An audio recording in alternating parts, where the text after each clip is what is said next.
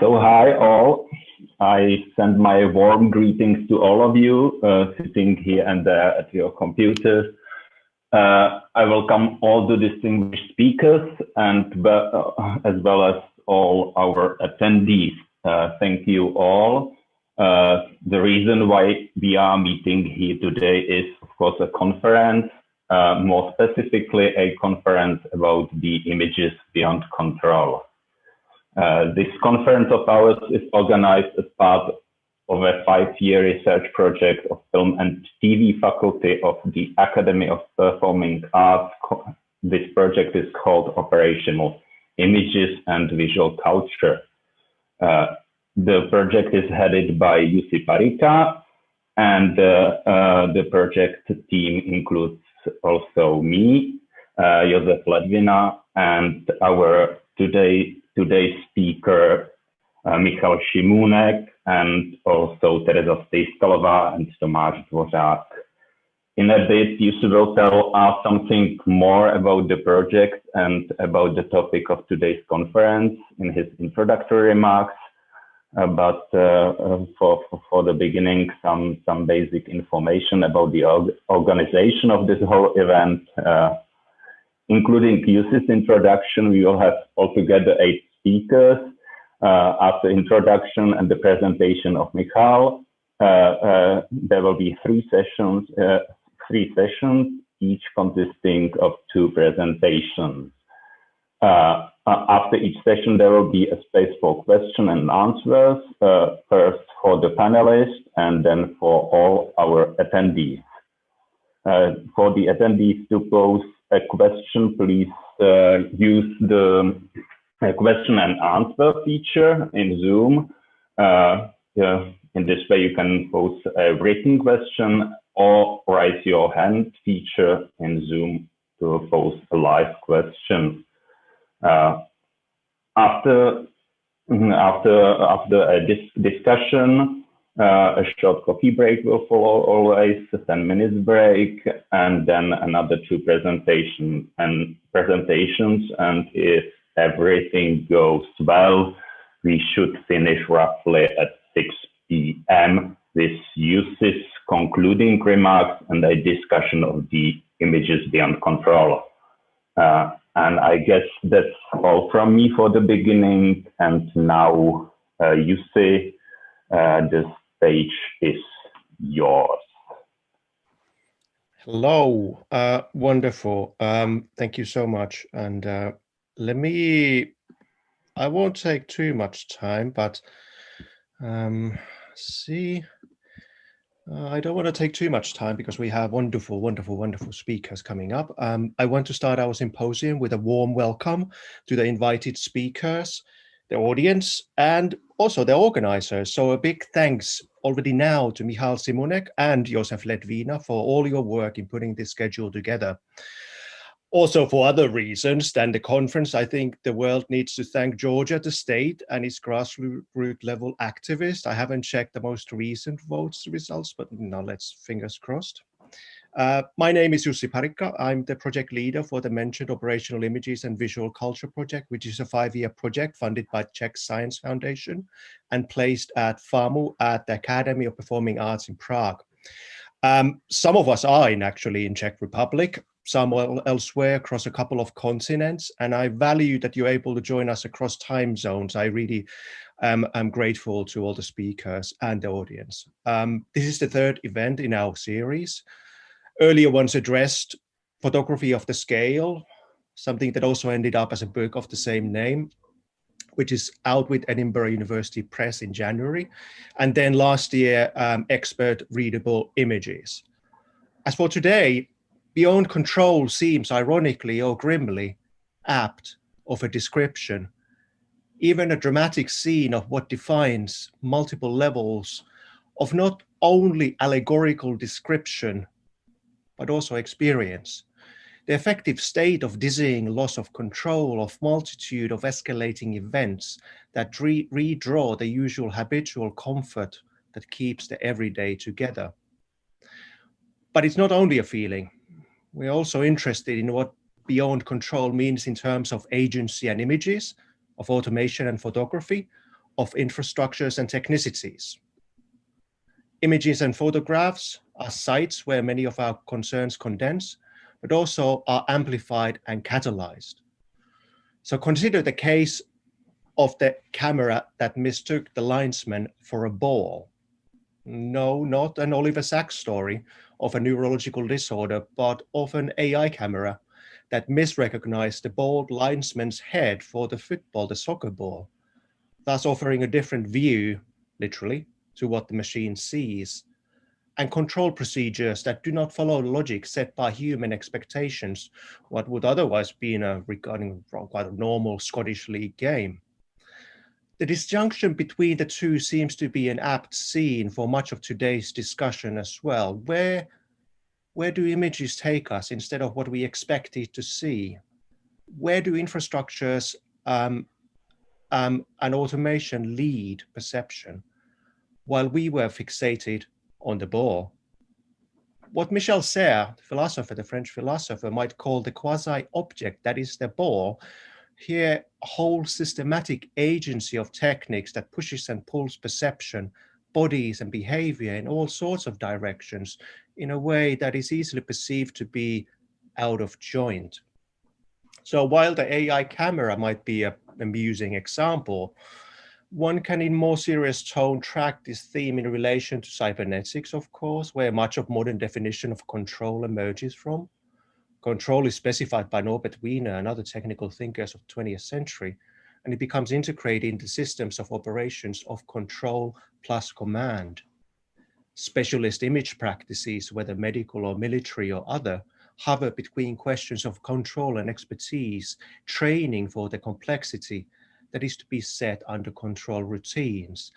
Control is in this sense systemic, not just a feeling. It is programmable, and yet this is also where it can become out of joint for good or bad or both. It is difficult to depict control, but there are many proxies that define a cultural history of control. A visual history of control is specified in diagrams of institutional work and in scenes of architectures of control. Control rooms would be an obvious example.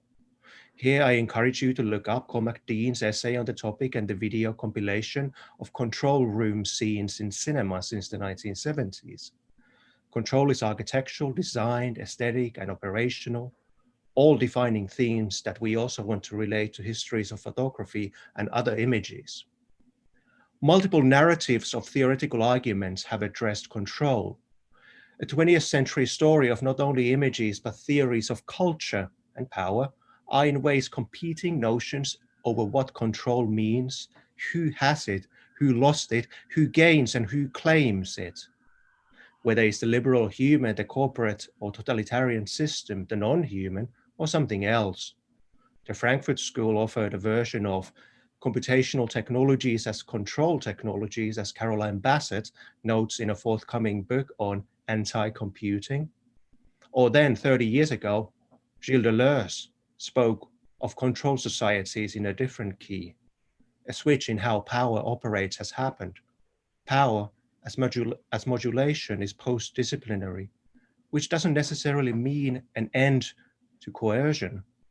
Instead, the little text, as we know, aimed to identify an emerging form, a tendency that relates to subjectivity and control technologies, one that in a fundamental sense decenters and distributes. Alex Galloway developed this into a version of protocols of control.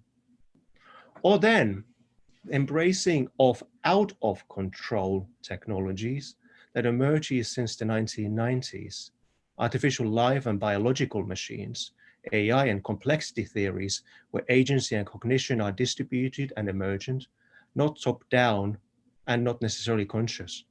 In some ways, one can read this argument going the other direction from Vilém Flusser's call for regaining control, or at least perhaps bypassing the illusions of the liberal subject that might be holding us back. At the very least, this would imply that politics cannot be placed on the blunt axis of having or not having control, but perhaps in the cultural techniques. Labor and agency defined not before, but through cultural techniques of observing, monitoring, controlling, regulating, interacting with screens and interfaces within complex socio-technical arrangements, as we wrote in our program text. Images in this sense can be defined both within what we traditionally would consider photographs and the transformation of the photographic from an image to its defining protocol. And images can be defined in relation to a variety of parallel control technologies, from spreadsheets to grids of other kinds, from techniques of data to automated tracking shots that operate upon expectations.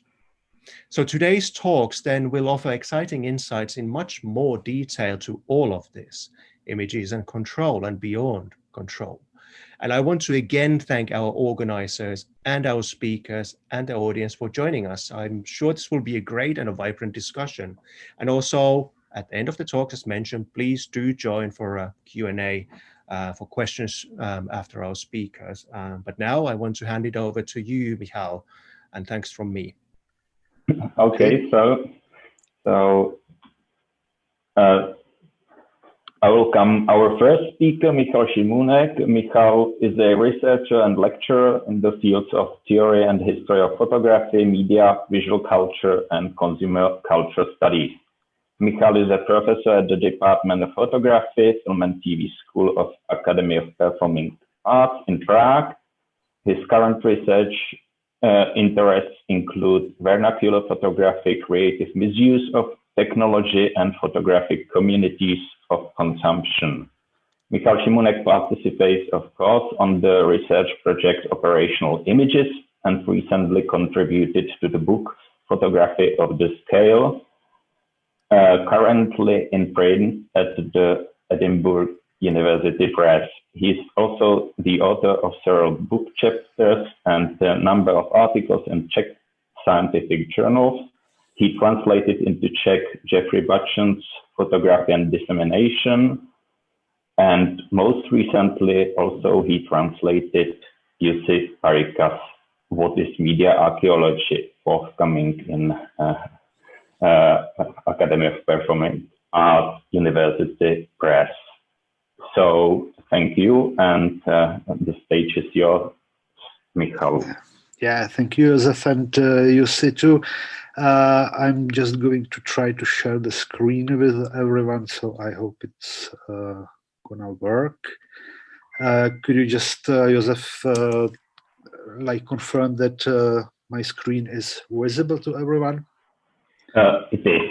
Yeah, okay, thank you. So, I'm going right ahead because I'm a little bit worried I'll be slightly over the time that is just scheduled for my paper. So my topic is buttonless cameras. And today I would like to give you a short report on my latest research project. What I'm trying to do is to trace the history, technical innovations, and transformations of a camera shutter release button, and consider how these transformations affect the role of a camera operator, change photographic gesture, influence photographic practices, and photography itself. In this regard, I focus mainly on photography practices in everyday life, that is a sort of home mode, family, popular, or in the broadest sense of the term, let's say vernacular photography. And one part of this more comprehensive project, and also the key point of my today's paper, is to draw attention to the buttonless cameras, which have recently begun to infiltrate the everyday photography practices and which possibly signal a future death of a shutter release button, possibly. I'm not sure, but it's just a sort of suggestion. Well, the paper proceeds in 3 moves. First, I frame my topic within the questions of automation and control, which are sort of central to our conference. Second, I briefly explain in what sense is the release button crucial to the modern conception of photography. These are going to be rather obvious things. And third, I discuss some examples of cameras that have been designed as buttonless, or that I consider as buttonless. sorry, this one. As a gesture of celebrating both Flusser's and Čapek's robot 100th anniversary, and of course as an opening and framing argument for my following thoughts, let me start my paper by reference to these two authors. In the second act of RUR play, Čapek depicts the first symptoms of an upcoming uprising of robots and their rebellion against humankind. Robots, most of them perfect, ultimate, and obedient machines, or in fact, robots are, according to contemporary science fiction vocabulary rather androids, but let's call them robots. Sometimes they have to be sent to the stamping mill and put on the scrap heap. The reason is that robots can go mad, suffer by a sort of technical disorder, a robot cramp, a sort of epileptic fit, which manifests by smashing whatever is in robot's hands, or very often also by standing still and grinding its teeth. When robot Radius got sick with this disorder, Helena, the most human and also humanist character of Čapek's science fiction drama, speaks to Radius in the following words. Poor Radius, you have caught it too? Now they will send you to the stamping mill. Couldn't you control yourself? Well, asking an artificial being or a machine to control itself actually means that it will have to take on life of its own and become fully autonomous. However, autonomous machines, as conceived by Čapek, are potentially dangerous. It was Radius who later turned from soulless creature into self-aware being and became the leader of robots' rebellion, which finally ended by the extinction of man. In the same way, Vilém Flusser used Čapek's word robot, particularly when he warned against the dangers of automatization and autonomous apparatuses. On the last pages of his famous book Towards a Philosophy of Photography, Flusser writes, "The camera is the ancestor of all those apparatuses that are in the process of robotizing all aspects of our lives, from one's most public acts to one's inner thoughts, feelings, and desires. The photographic universe and all apparatuses-based universes robotize the human being and society. Apparatuses were invented in order to function automatically, in other words, independently of future human involvement. This is the intention with which they were created, that the human being would be ruled out." Yeah, I forgot to go to the other slide, but this one is for the robot rebellion. These Flusser's observations and statements have been recently recalled when scholars and critics addressed increasing automation and robotization of technical images and visual culture. As a result, our critical vocabulary has been enriched by several conceptions pointing to automatic apparatuses equipped with sensors and fed with algorithms, images that are known as operational, non-human, soft, programmatic, computational, or mindless, for example, are characterized by their embeddedness in machine-to-machine interactions upon which human control could be applied only to a limited extent. However, these conceptions seem to be less useful outside the military and industrial context upon which they were mainly formulated and developed. When focusing, for example, on everyday family photography practices, one can hardly employ conceptions of, for example, operational and non-human photography. Family snaps still rather represent than operate. They can hardly fall into the category of non-human photography, as it was defined by Joanna Zelinská, because they are still photographs of, for, and also created by humans, by human beings. My aim is thus to contribute to the automatization and robotization debates by proposing a tentative conception of buttonless cameras. That is, cameras which are designed, imagined, and conceived as not being equipped with a shutter release button, or cameras that are at least designed to eliminate the human press the button gesture. Well, it is hard to overestimate the significance of a release button for the conception of photography. Probably only with the exception of cameraless photography, pressing the button is simply a crucial act and moment in the photographic process. However, I would like to summarize some arguments supporting the button significance, at least briefly.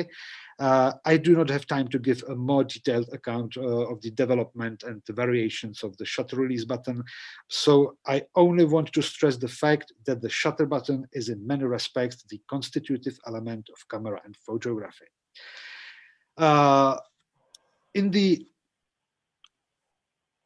In the early years, photography exposure usually was affected by removing and replacing the landscape manually. For example, the Giroux 1839's camera based on Daguerre's patent, that was also the world's first commercially produced camera, was fitted with the pivoted cover plate that was also operated manually. In the case of, for example, a concave mirror Walcott camera that was patented in early 1840s, the exposition was made by opening a round-shaped door on the camera front.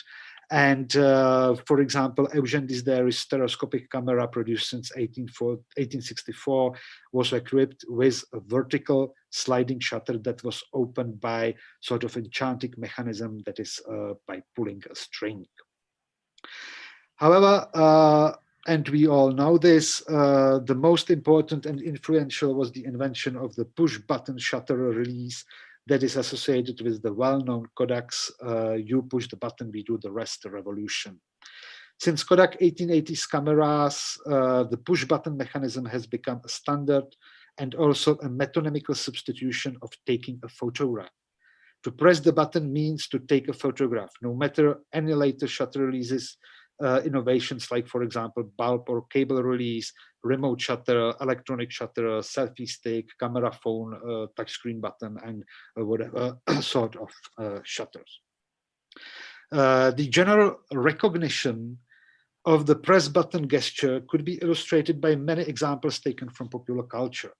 Manuals and journals for photography enthusiasts, that are the most extensive category of photographic literature, have always paid a lot of attention to how to press the button correctly. The illustration you can see is taken from the Manual of Photography in Practice, published in the 1950s in Czech Republic and Czech language. Advertising the camera usually means to show it in action, that is, when the camera is firmly held in the hands of its operator.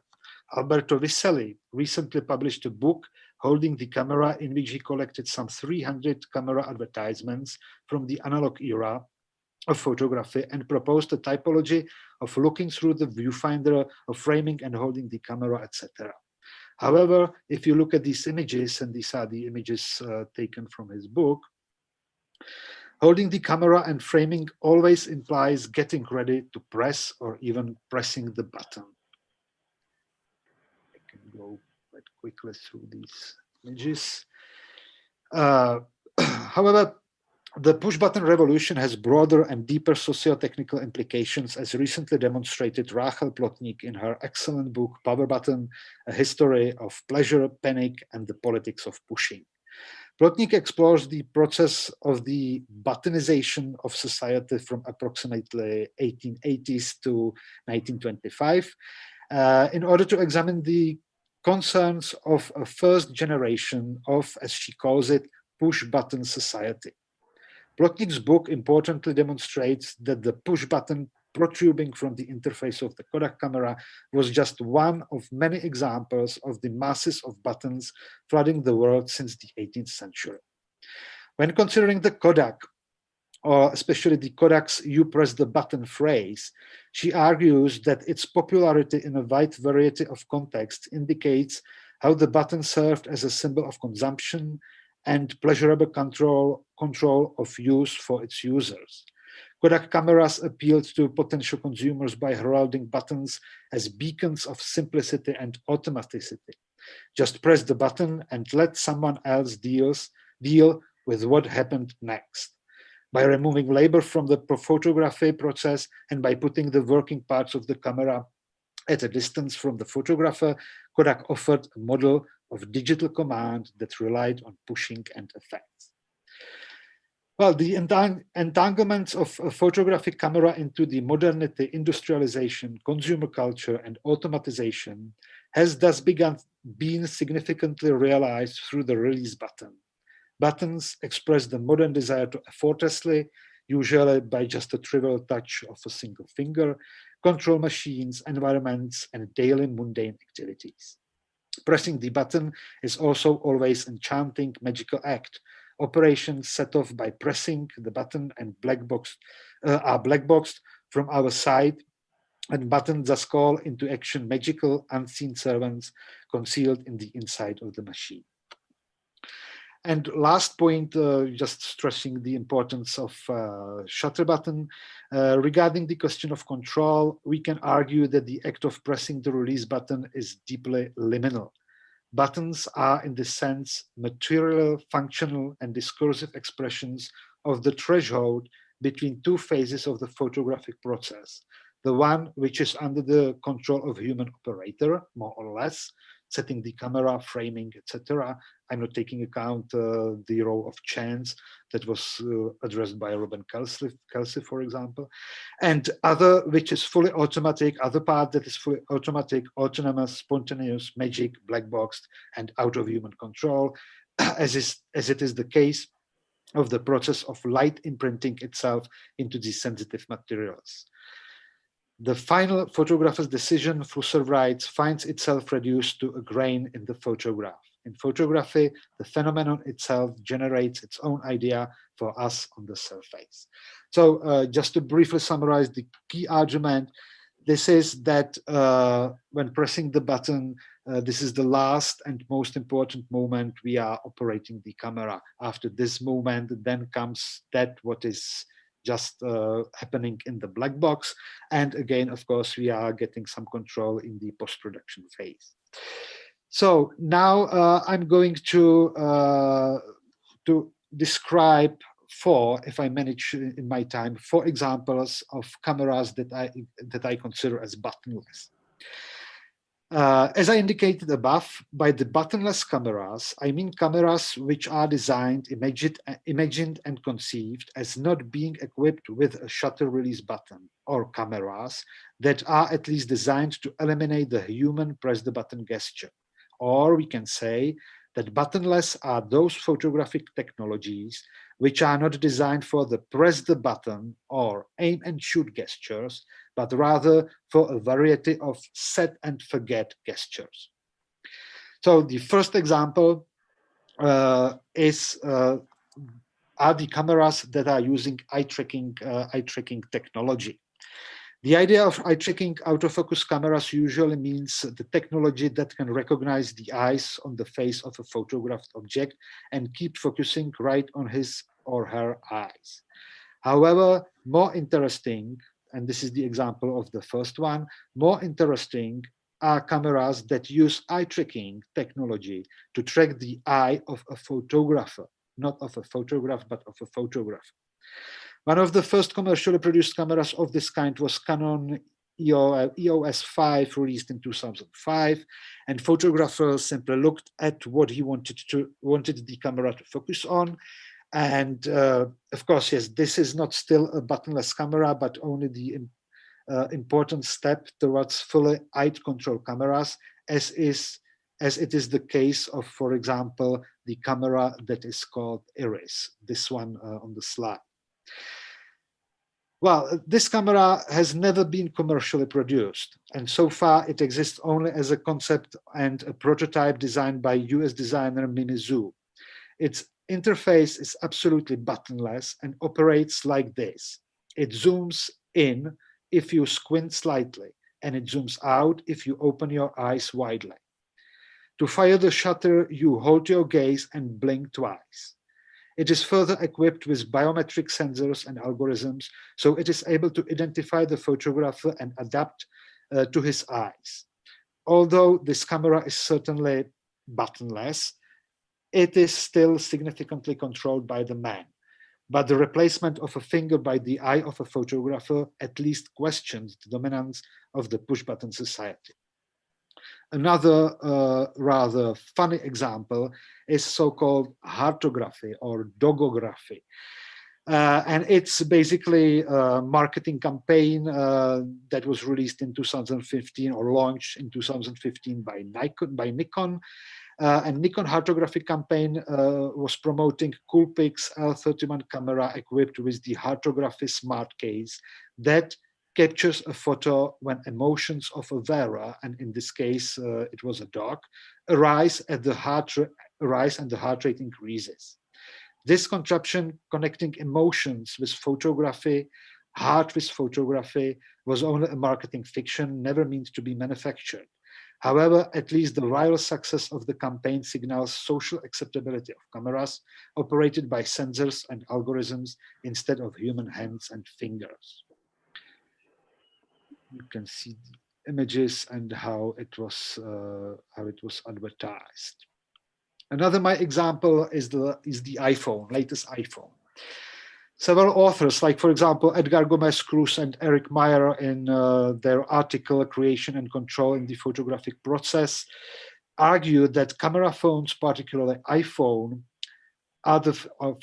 is the first device that combines all important elements of photography: the making, processing, editing, showing, and distributing of images. iPhone thus gives a human operator a power to control photography in its entirety, let's say. I can even add that iPhones are, or rather used to be, the most button-centric devices.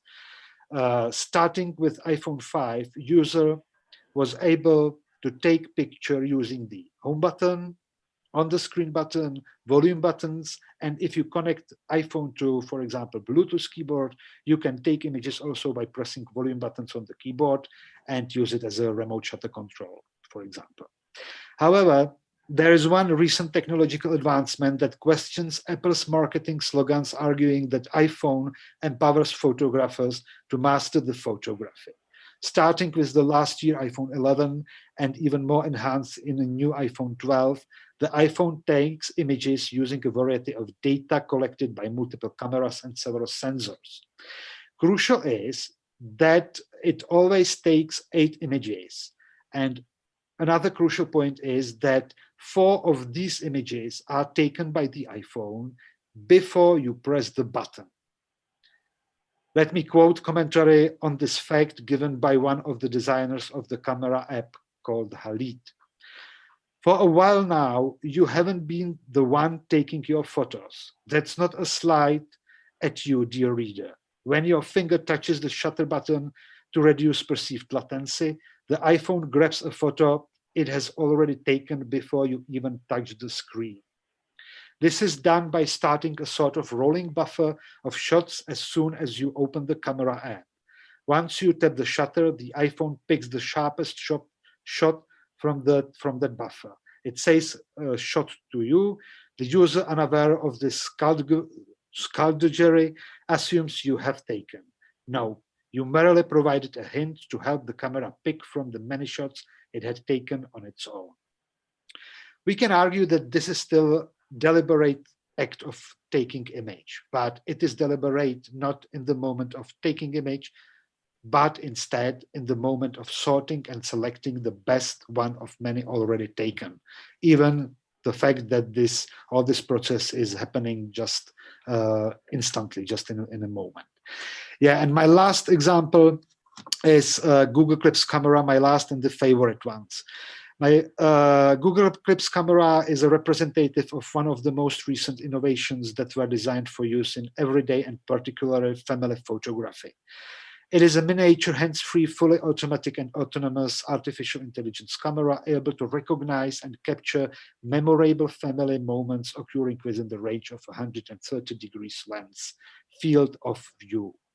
Following mainly Google's promotional formulas, see the bottom side of the box in which is camera packaged, notably the slogan, "Look, no hands." By the way, this slogan is also very often used when autonomous cars are advertised. Passing the camera from the hands of human operators to machines and artificial intelligence frees family members from traditional photographic labor. And this labor is just only pressing the button. Google argues that without being interrupted by the act of picture taking, one can enjoy everyday family life more spontaneously and authentically. Following these promises, Google Clips camera could have a potential to change relations between human and non-human operators and transform family photography practices and even family life itself, to make not only an authentic record of our life, but also to make the life itself more authentic and also, of course, surveilled.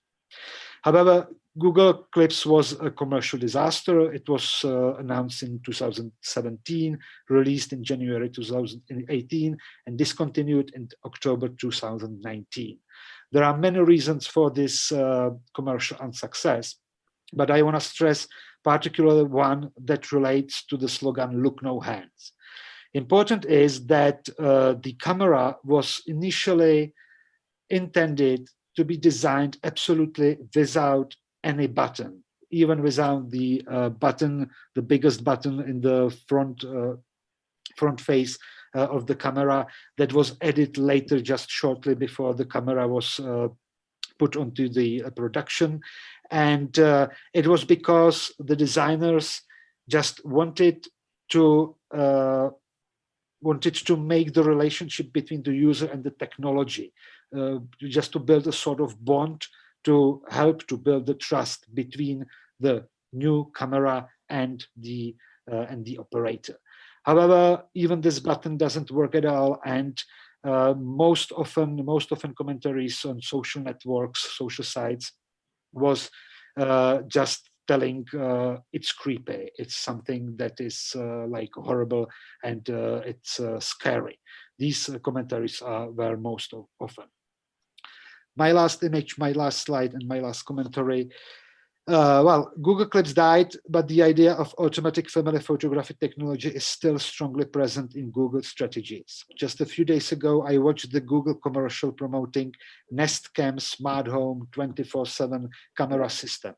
The commercial enumerates all wonderful uses and functions of this technology. Plus one, I did not expect at all. And this one is that, okay, I'm just finishing. And this one is that you can use these, let's say, smart or surveillance camera in your home just to browse back through the footage and select most impressive moments from your family life and build the family album of images from this footage. So I'm sorry if I was longer than I should be, but at the moment I'm at the end of my talk.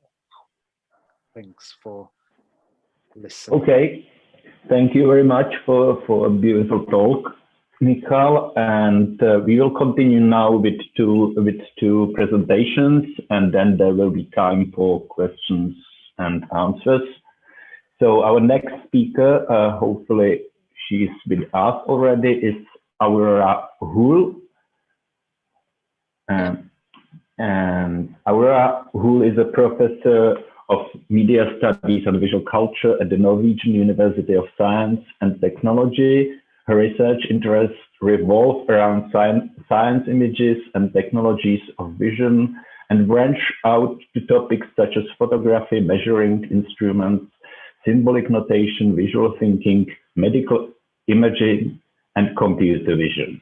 Currently, she is a Nordic Foundation visiting professor in art and art history at the School of Communication and Culture at Aarhus. Aurora Hoel is a co-principal investigator of the research project Face of Terror, Understanding Terrorism from the Perspective of Critical Media Aesthetics.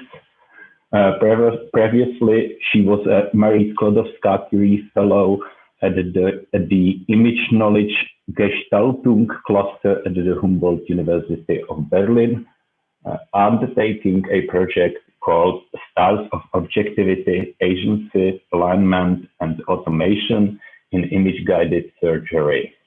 Before that, she was the principal investigator of the interdisciplinary research project Picturing the Brain, Perspectives on Neuroimaging.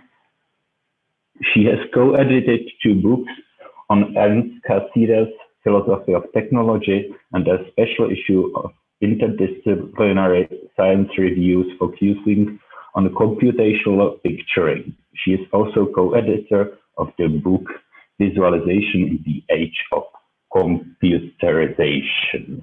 So And now the stage is yours. So thank you so much, Josef, for this very nice introduction. And also, before I start, I would just like to thank the organizers for this exciting event of images in and out and beyond control.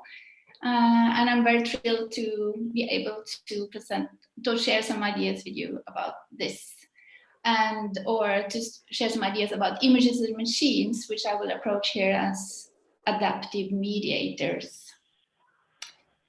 So, let's see. The approach that I will be presenting addresses two problems in the contemporary literature on operative images. The first is that there's much talk these days about images being operative and operational. However, it remains somewhat unclear what we are to make of the term operation in the context of image theory, where we are dealing with images and machines in their various mediating roles. In many cases, the term operation is simply imported from other domains, which is to say that the notion of operation remains under-theorized as a media theoretical concept, or so I argue at least. What we need then, is a notion of operation that is more than technical. So today I will introduce the notion of adaptive mediators so as to provide more specificity about what operation could mean as a media theoretical concept. The second problem, or maybe it's not a problem, but at least it's an observation, is that the discussion of technical images are often underpinned by a series of conceptual antinomies, such as agency and automation, intention and causality, decision and chance, cultural and natural, and the like. And also in the contemporary post-photographic discourse, focusing on operative images, they continue this tendency, except that human agency is now often claimed to be replaced by machine intelligence. So in this presentation, I will outline an approach to technical images that seek to avoid antagonistic treatments of humans and machines, including the sometimes hyperbolic claims of an imminent replacement of humans by machines. Can you hear me? Just checking. Yeah? yes. Okay, good. The antagonistic view of humans and machine could be referred back to frameworks that continue to rely on a Cartesian subject-object model, including its associated dualisms, such as mind and body, the animal machine, the body machine, the mind as the ghost in the machine, and the like. Or it could also spring from vitalist frameworks, which conceive machines as artificial beings and thus conceive them in sharp contradistinction to living beings. The notion of adaptive mediators that I will be presenting grows from an ecological framework that draws on an organized environment model. So in a way, related to the vitalist view, but still it differs in that it approaches technology quite differently. So the notion of adaptive mediator is extrapolated from the philosophy of Gilbert Simondon, more precisely from his theories of machines and images. For us, Simondon is mostly known for his philosophy of technology, but maybe not so much known is that he actually also have a theory of images. For all that, the approach I will be presenting also deeply resonates with contemporary approaches, which emphasizes, for example, media as conditions for our lived environments, media as material infrastructures, or media as apparatuses that perform ontological cuts. It also resonates with a related idea put forward by Jacques Rancière and others about the medium as milieu, of the medium that is as a means of participating in the configuration of a specific milieu. What is most exciting about Simondon's approach to machines is that it actually challenges mechanistic accounts of machines. So instead of opposing humans and machines, or or seeking to reduce humans to machines, he turns the problem on its head by approaching machines instead as a kind of organism or as a quasi-organism. He never goes so far to actually say that it is an organism, quasi-organism. And what this implies, among other things, is that machines are understood to operate by forging linkages to their environments, linkages that approximate the vital reciprocal linkages between living beings and their environments. It also implies that machines are understood to develop much in the same way as living beings, namely by adapting to these environments or their environments. Simondon's highly original ontogenetic account of technical development has far-reaching implications, including for the problem of technical mediation, which concerns how machines participate in the development of beings and realities other than themselves. In this presentation, then, I will focus primarily on Simondon's ideas about technical mediation, that is, on what he has to say about technical objects in their role as mediators between human and world. And this is where the notion of adaptive mediators comes in, and this is also where Simondon's theory of machines converge with his theory of images.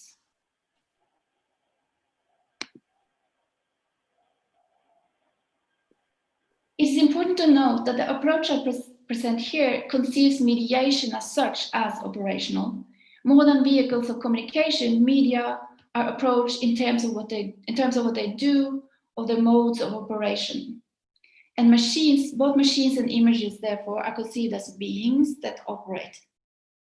This is to say that what we are concerned with here is technicity, technical objects considered in their efficacy or operational functioning. The philosophical significance of technicity resides in its power to shift the relation of human to the world. The point of departure is that human and world form a vital system already, comprising the living in its environment.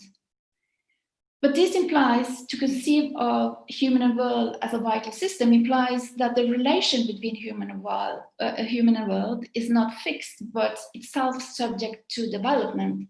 And this is where technology comes in, because technical objects then are assumed to impact human existence by participating in the evolution of the human-world relation. Machines, therefore, take on a broader philosophical import beyond the merely technical, because they intervene as mediators between human and world. However, and this is where it becomes interesting, technical objects do more than simply create a mediation between human and world. According to Simondon, the intervention of technicity builds an intermediate structured world through which the relation of human to nature takes on the status of stability, of consistency, making it a reality that has laws and ordered permanence. It mediates, in other words, by instituting a new crossover environment, which Simondon calls technical reality. And technical reality, thus conceived, is a hybrid reality. According to Simondon, it's a stable mixture of the human and the natural, which allows for the integration of human reality into the world of natural causes and effects. So it's really between the human and the natural. Technical reality is not opposed to human and the natural. It allows the stable mixture of the two. In Simondon's term, it allows a heterogeneous orders to communicate by instituting a third order, a middle order that cuts across. And by so doing, it provokes a change of level in the human world system by preparing a new readiness for action that was not there, or at least not in the same way, in the primitive or less evolved system.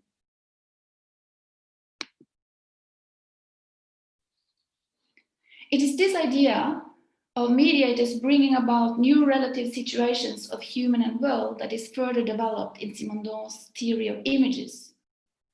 Mediators are now defined in broad terms and characterized in terms of their image value.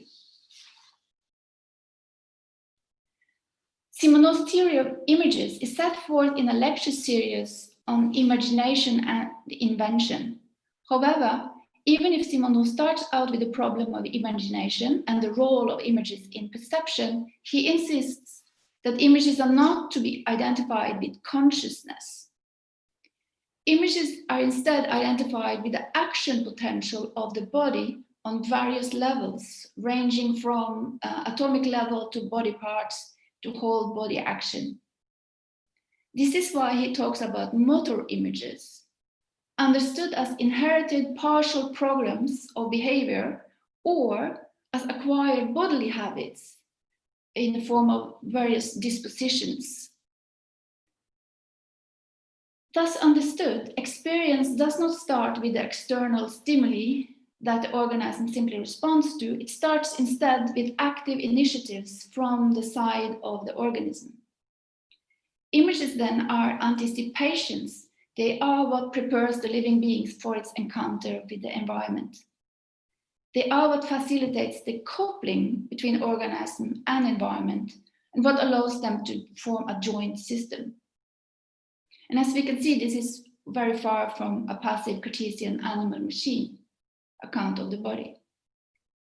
Moreover, there is invention involved already here, already when it comes to motor images, in that through the development of these images or the acquisition of new bodily habits, new anticipations are formed and new actions potentials are released. So there's always this amplificatory circle going on. Simondon's theory of images defined images broadly. In addition to motor images, there are also what he calls object images, cultural artifacts such as clothing, artworks, and machines. And these are the examples he mentions. Strange combination, maybe. And that can take on a similar role as the motor images and amplify the human world system.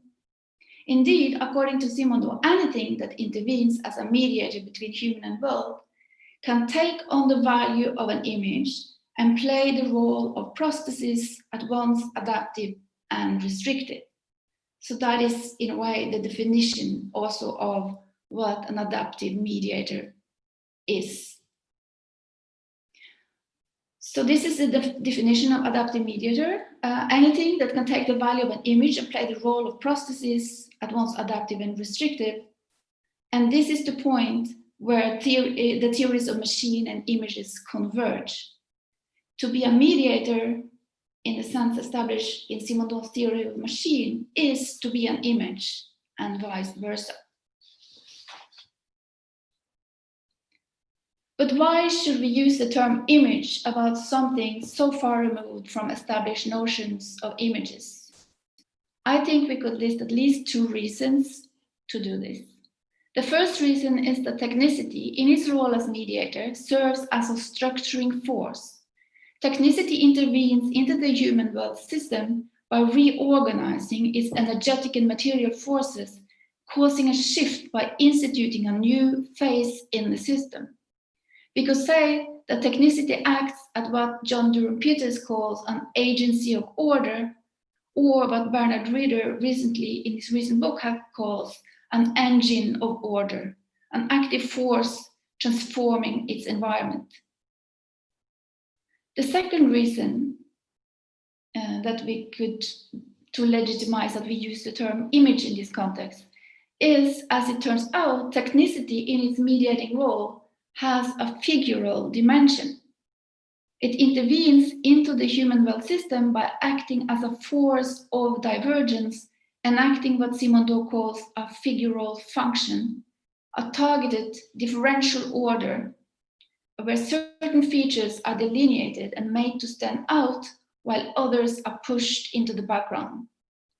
It redistributes the sensible, to speak with Rancière, by instituting new, more evolved differential regimes of visibility or what amounts to the same, since we are dealing with an operational framework, regimes of intelligibility and action.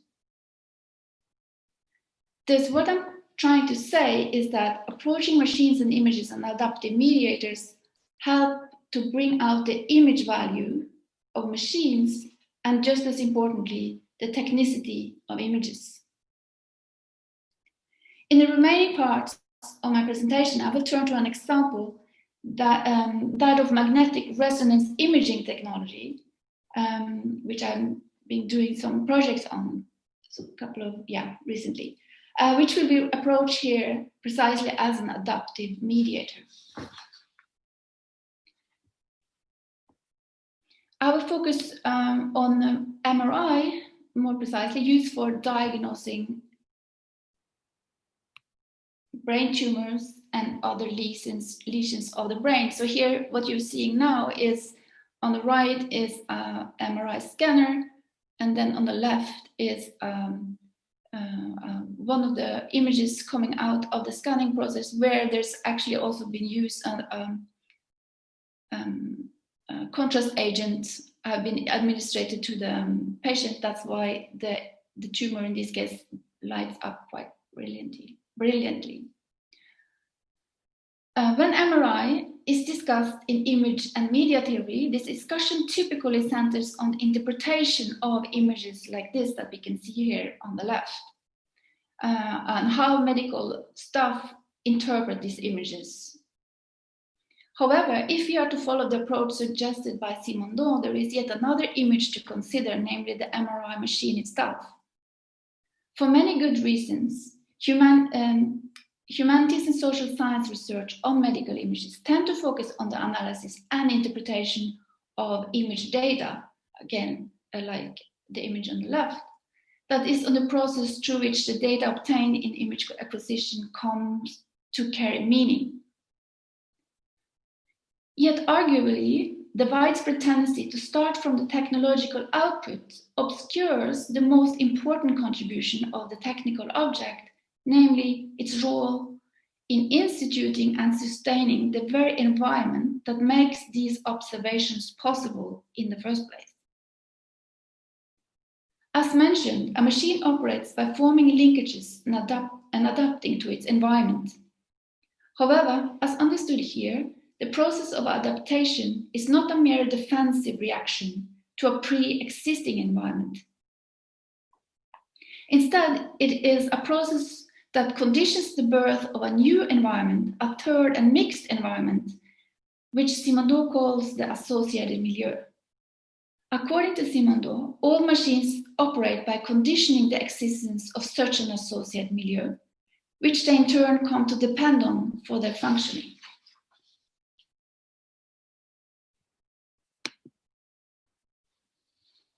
I will now have a look at how this happens in the case of MRI. MRI is an imaging technique that exploits the magnetic capacities of the protons in the body. In their natural state in the body, protons spin happily in random directions. However, as soon as the patient is placed inside the strong magnetic field of an MRI scanner, something happens.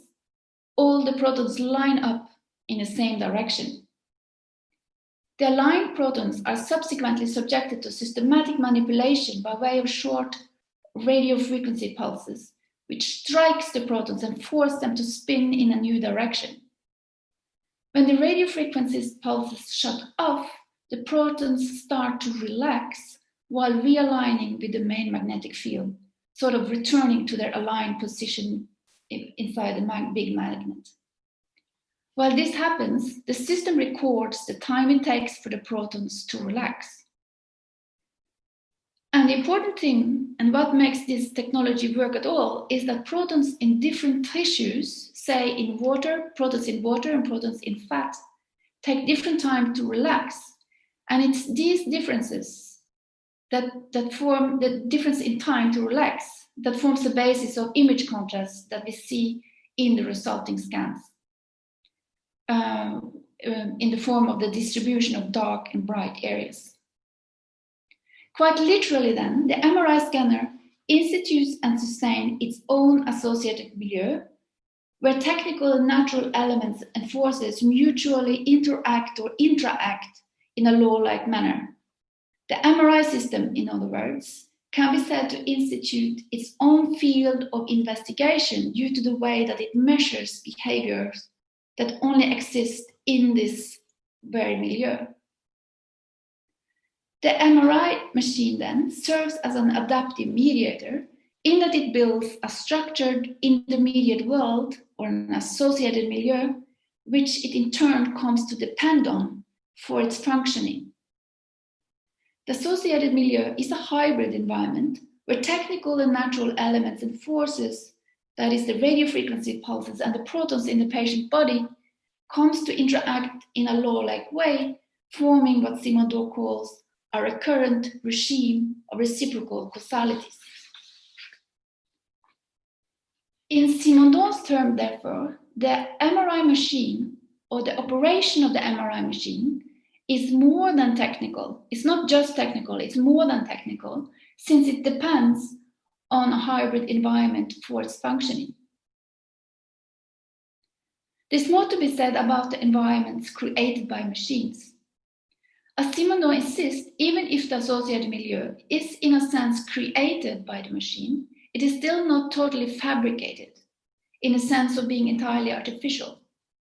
The associated milieu of a machine is not fabricated because it incorporates a part of the natural world that comes to intervene as a condition of functioning and is thus part of the system of causes and effects.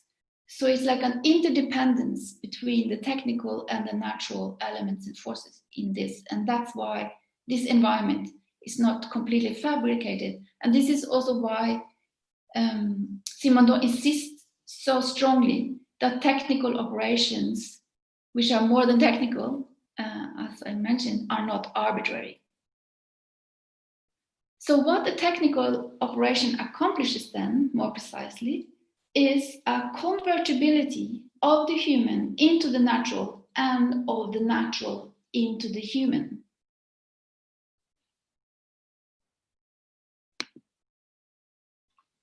I will stay with the medical example a little longer.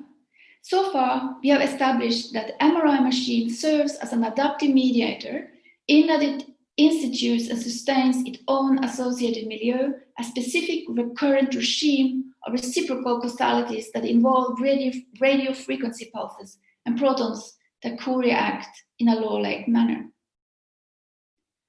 Moreover, by recording the different relaxation times of protons in different tissues, the differences that form the basis of the image context we can see in these four different images that you see on the screen now.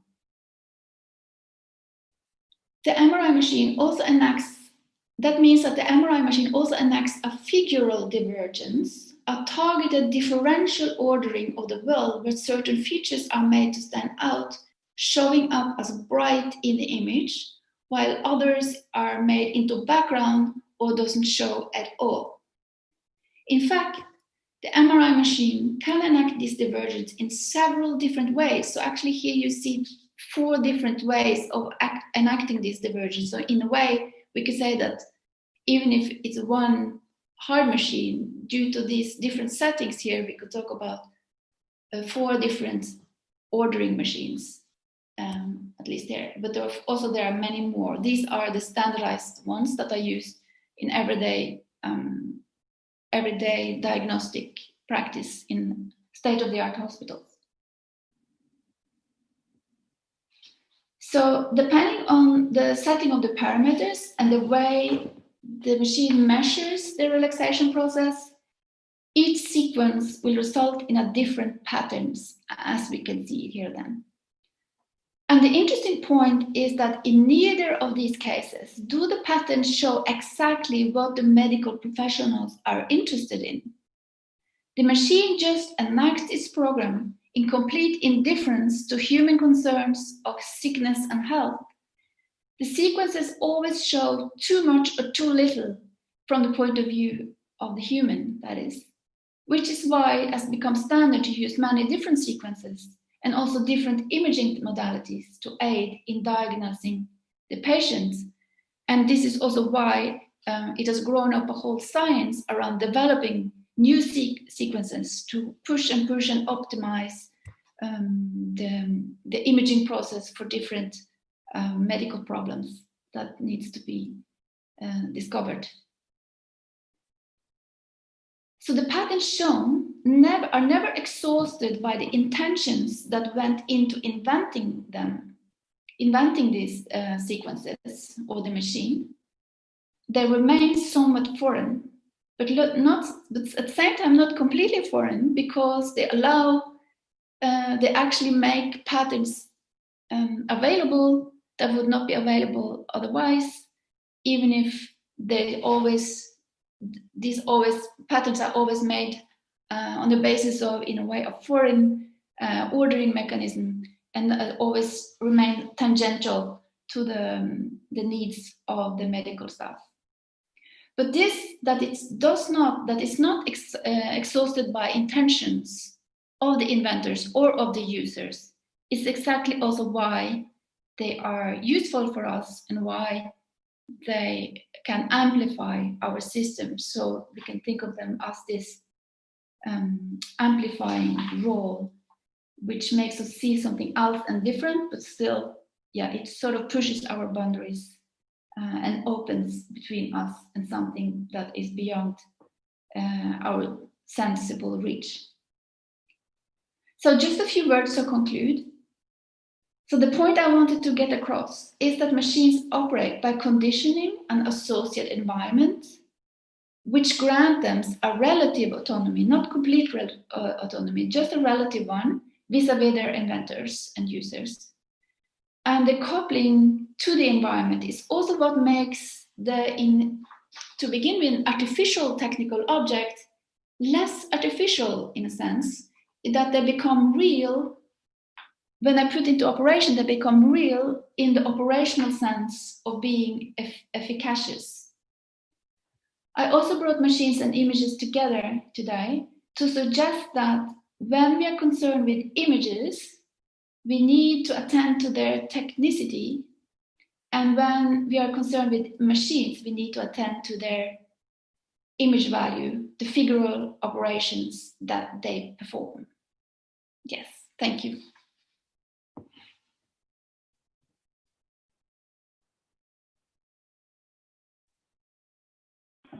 Okay, thank you very much for exciting talk.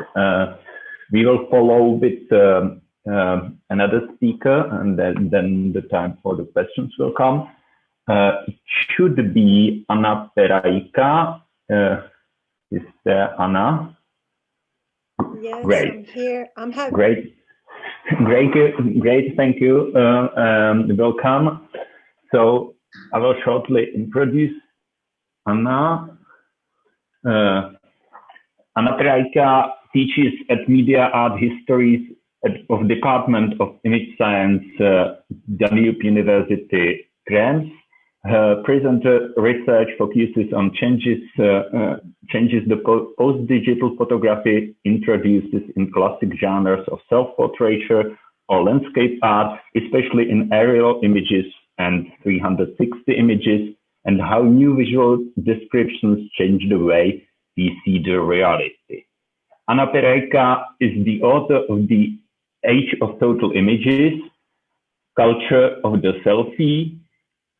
She is also editor of Smuggling Anthologies, Victim Symptom, and currently works on the book Post-Digital Arcadia and co-edits Intelligent Agent Reader with Patrick Lichty. Okay, so that's it, and the stage is yours. Thank you very much. I hope that you hear me well, because I'm having some kind of delays with the image sending with my internet connection. It is a bit slow. I hope it works. So, okay, great. So thanks everyone who is organizing this event for inviting me here. I'm really looking forward to the rest of presentations. It was really interesting to listen to previous ones. And I would try to save us some time with just jumping into my presentation. So we are going to Let me just try to find it. Okay. So is it visible, the presentation for you? Not really. Really? Okay, there is some. Okay, yeah, I can see it now. You see it? Okay. It was just delayed, I guess. Okay, so it's there. So as some of you might know, my theoretical preoccupation in the last years were based recent technological and structural changes of photography conditioned and real human natural perception, changing the interpretation of whatever we call reality. By now, in my focus were mostly spatial descriptions. I elaborated on the construction of the backworld in selfies, which I approached by the analysis of a growing number of deaths of new photographers by stepping back into the abyss. Most recently, I analyzed the disappearance of the idea of spherical Earth, which I related to flattening of subjective perspective in hypermaps, using photography as merely one layer among complex structure of layers of interrelated maps and other data and databases, bringing only realistic effects. In this presentation, I would like to go a step further from hypermaps between those two areas of thought, and one capturing how photography drills our perception. So we apply reading of one genre onto another, and my theme would be basically deep images.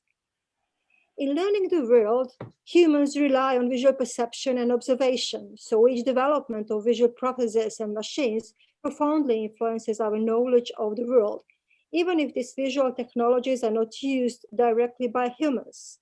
So happens also with operational images, or images that are part of the operation and initially not meant to expand human perception, and which more often are not visible to us at all. Those serving expansion of our visual world rather are simulative images, to employ the distinction by Harun Farocki.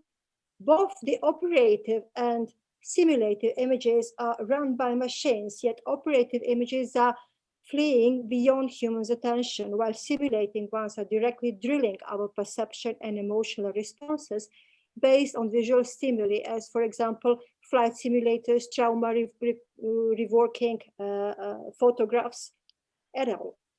So the distinction between the operative and simulative images may be grounded in an older distinction present in spatial humanities, which is somehow an area really interested for the research in photography, which is based on the difference between maps and landscapes. And this difference was also suggested by Harun Farocki. The distinction was elaborated between these two genres by many authors, just to name the few: Dennis Cosgrove, Vijay Michal, and others. So these authors were dealing with different visualization of spaces, as operative images often include maps and mapping, while simulative images tend to provide an upgraded landscape. All differences are present basically in this distinction. Maps and landscapes are both genres of visual representation of the space, but varying in the amount of data loaded, view angle, and the way selection operation is done.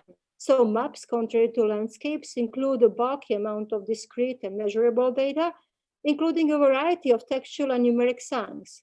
The difference between maps and landscapes is also in perspectivity, or the existence of perspective at all.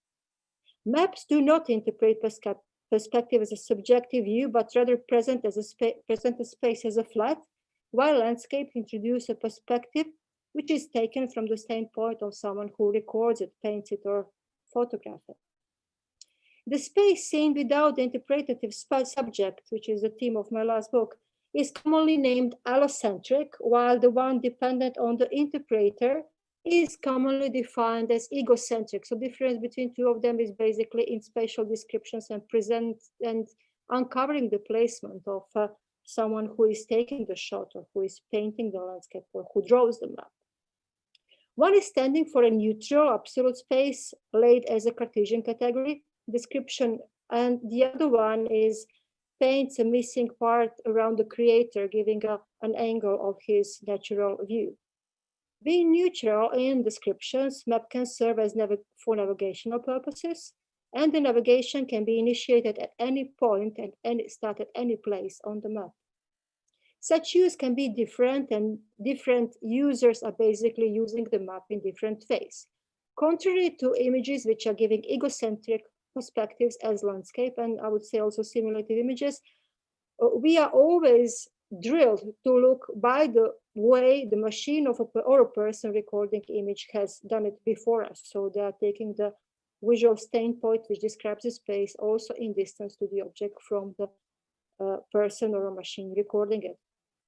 So, contrary to maps which are operated by the users, landscapes are inoperable in the way that they provide a surplus description of egocentric space of the maker.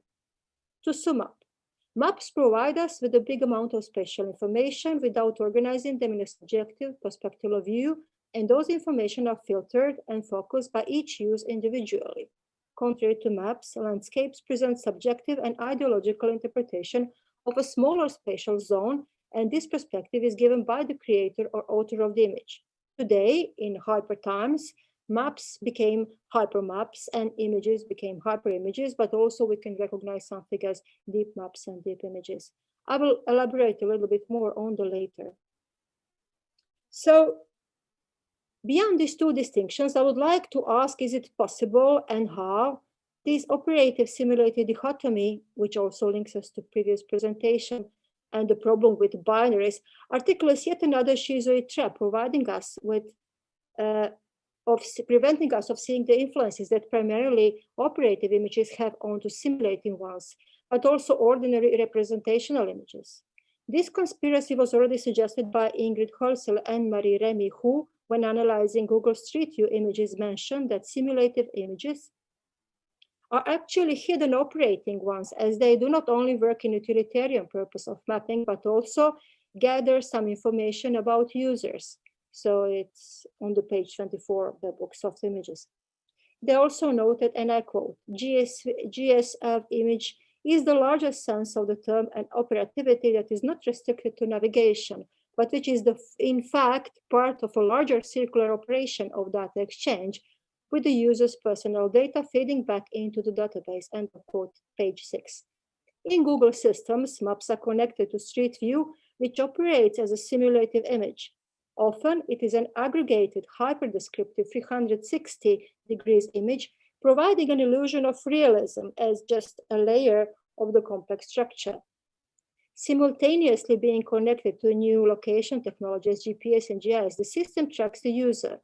So instead that users operate with the maps are operating with people, or images watch us, as Trevor Paglen noted that operating images are doing. So according to this definition, the difference between operative and simulative images is whether the image is having a photographic layer and in regard to the quality of other present layers, as for example, mapping.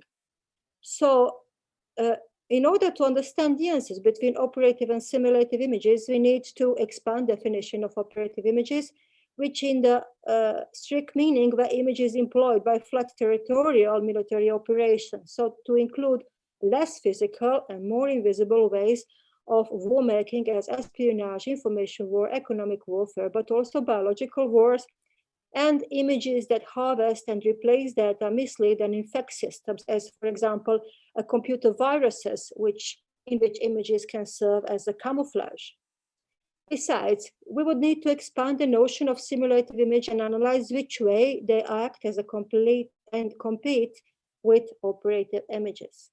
So in a realm of the former, I would like to try to define the most simulative of photographs at all. So deep images or deep photographs, which were already mentioned by Paul Virilio in 1994 in his definition of deep pictures, referring to grand scale optics, are today being recorded and being meshed basically by machines. Deep images often used in flight simulation replace experience and conclude a line of development of simulative images initiated with panoramic and stereographic images crossing over for photographic use of virtual reality, which in its final stage makes the obsolete and as accessing limit of human definitions of photograph. I would like to move a step further from hyperimages as hypermaps using seducing photographic layer and see how simulation images are actually also conditioned by new non-visuality. So deep image is a cameraless machine aggregated photographic image consisting of other photographic pictures, which recently are also produced by deep convolutional networks. Fading images are remodeled by the machine in traditional systems by denoising, sharpening, contrasting, light evening, or automated dehazing, relighting, and contrasting, and then merge one to another. The best known of such image is an image of a black hole by Event Horizon Telescope, merging images non-linearly. When not used with hot telescopes, but rather with wide view photography, images are added in a linear way, producing a 360-degree image. The largest quality of the image is so-called super or ultra resolution, and as such, it is providing an enormously large and detailed insight into a particular real or constructed landscape, or here a being, simulating informative richness of a machine deep learning process for whose processing humans are basically incapacitated for, and they are mirroring the development of deep mapping simultaneously as a method. Run by machine, it may also be said it is producing image larger than reality, in parallel to map larger than reality in a Borgesian map, or also in Lewis Carroll Hunting of the Snark, as such images become really vast images. So once seeing such an image, spatial images become, without instruction on how to use them, become simulative images. They pose a couple of questions. First of all, because they are too large, where should we be looking at all? The second, how close should we be going into the space in trying to uncover what is the motive and what is the idea of the whole photograph? And the third, what are we looking for? What are we trying to hunt?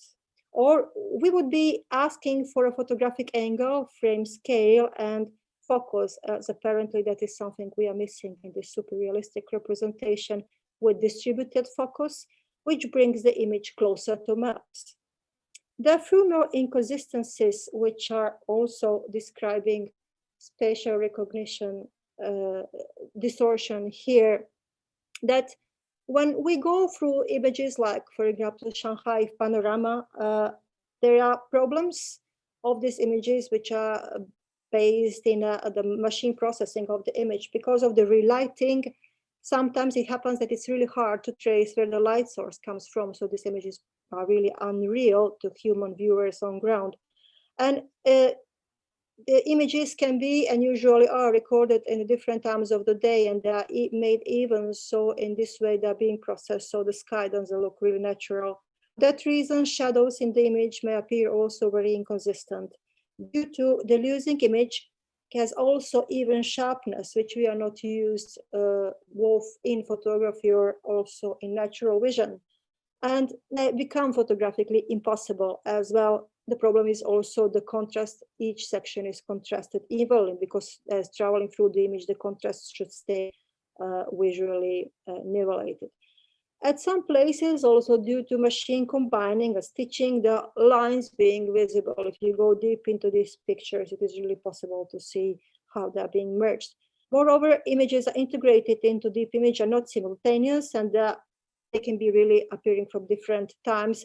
And there are some non-indexical elements being rendered by the machine. So the reality represented basically appears as fractured, discontinuous, smashed, and unreal. Yet, the largest problem with this type of images is that we as users cannot approach to a detail and the whole of the image simultaneously, which machines can, especially during the flight and simulators. Concerning this particular image, Mark Andreevich, who was analyzing it, told that for human viewer, and I quote, "For human viewers, such an image can function as little more than a novelty in that they would have to spend days or weeks poring over in order to see the detail of it, contrary to automated image classification systems, because it helps transform the city into machine readable data that can be scanned at superhuman speed, end of quotes. And then he continues, and I quote again, such systems confront us with our own limitations and finitude of a human viewer walking through Shanghai and is unable to notice everything that can be seen or heard, and thus incapable of absorbing or recalling the totality or even his or her own potential experience, end of quote, Andreevich, 2019, page 77. So I just took some random walk from Shanghai. I've never been there. And so the images are, as I told, evilly constructed, totally sharped, and they come really close to the people on the street, almost like Google Street, but they are compressed into a single image.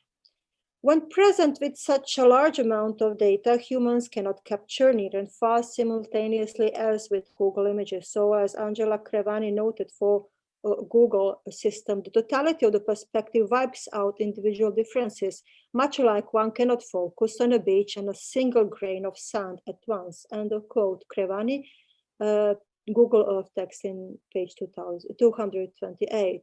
These new geographies and photography, as Trevor Paglen defined them, define the way machines are involved in the production of material, relative, and relational geographies by collapsing, and I quote Paglen here, near into distant and the present into past and future, end of quote, Blogspot by Paglen. Apparently, photography went exceeding the framework of spatial descriptions captured by static and inherently photographic view angle, frame, and focus, now replaced with dynamic visibility, data load, and pattern recognition, as well as automated behavior, organizing quantity, data, and scale of information system. So it introduces changes of conditions of knowing all the world through photographs and setting really high expectations on our natural perception in which we still perceive these images. Thus, although looking like hypermaps, these images are not functional in terms of operativity. And once the operativity of the image is actually being set as a criteria, it asks for functionality and purposiveness of a deep image at all, providing the paradigm of the operation actually conditioning the simulation-based medium by producing a massive, vast hyperphoto, which has lost any purpose in photography, but ever had even the basic decorative function of printed photography on the wall. So writing on operationalism as criteria, Andreevich in 2019 defines a triumph of efficiency, displacement of narrative accounts and explanations by automated responses. And contrary to deep maps and deep photographs, I would like to add here, it is the experience they offer is more like Canberra's movement through a flat universe of a photograph rather than virtual reality. This problem of immovability comes with plenty of elements, some of which are also notable for Google Street View, as already noted, which although invite us for traveling everywhere, as Hoel and Marie analyzed, become, and I quote Hoel and Marie, image traps that allow us to travel nowhere. We are stuck in a frustrating, immobilized, and to use Crit Paulson's description from 2017, glowing and fully saturated reality in which we cannot act otherwise than by observation. Or in reality, a like image, worst of all, that do not exist as an imaginary landscape, more like paintings and photographs. So, being a huge object that doubles reality, not only in descriptive qualities, but also quantities and sizes, but also forging realities when it's related to gun imaginary landscapes, becoming yet another superfluous product in a digital environment, these images are producing a para-reality. Yet this reality backup is unlivable and it is unconsumable because it is heavily unoperable and hardly movable space, or it is simply does not relate to anything at all we expected from photographs. While in deep maps, we can enter many parallel spaces, deep images or super images here offer a load in indexicality that does not parallel external reality, producing tighter relationship to such a reality, while bringing the machine a centric image space that is rather condensed on dynamic data system of a cloud, then spread into and ironed in a Cartesian categories. as machines basically do not exist in the same way in a spatial reality. So somehow to relate it to old-fashioned AI tests in which humans were competing with machines, I would like to draw a parallel with this type of images by claiming that they actually test onto us. So we are living in a certain machinocentric universe in which we are being competed in our perception by a new type of operative images that we, with our natural perception, are unable to produce.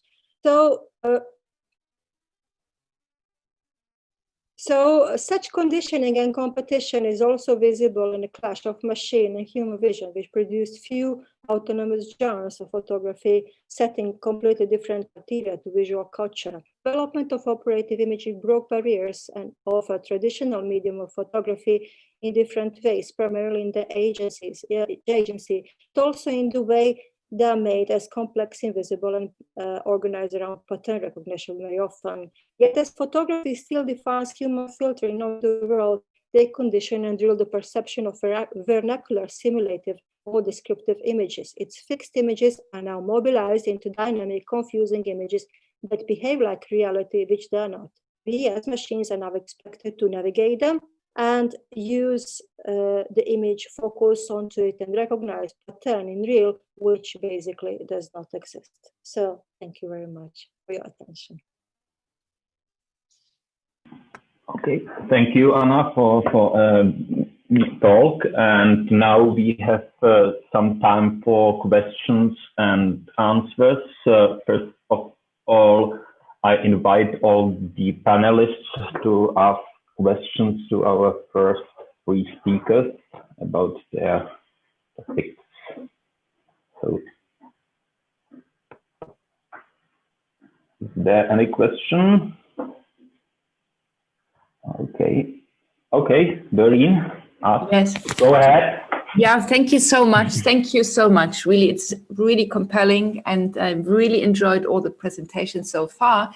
And I wanted to ask Aurora, please. I really was compelled by your elaboration of the operational image. Specifically, you said like technical operations are not arbitrary.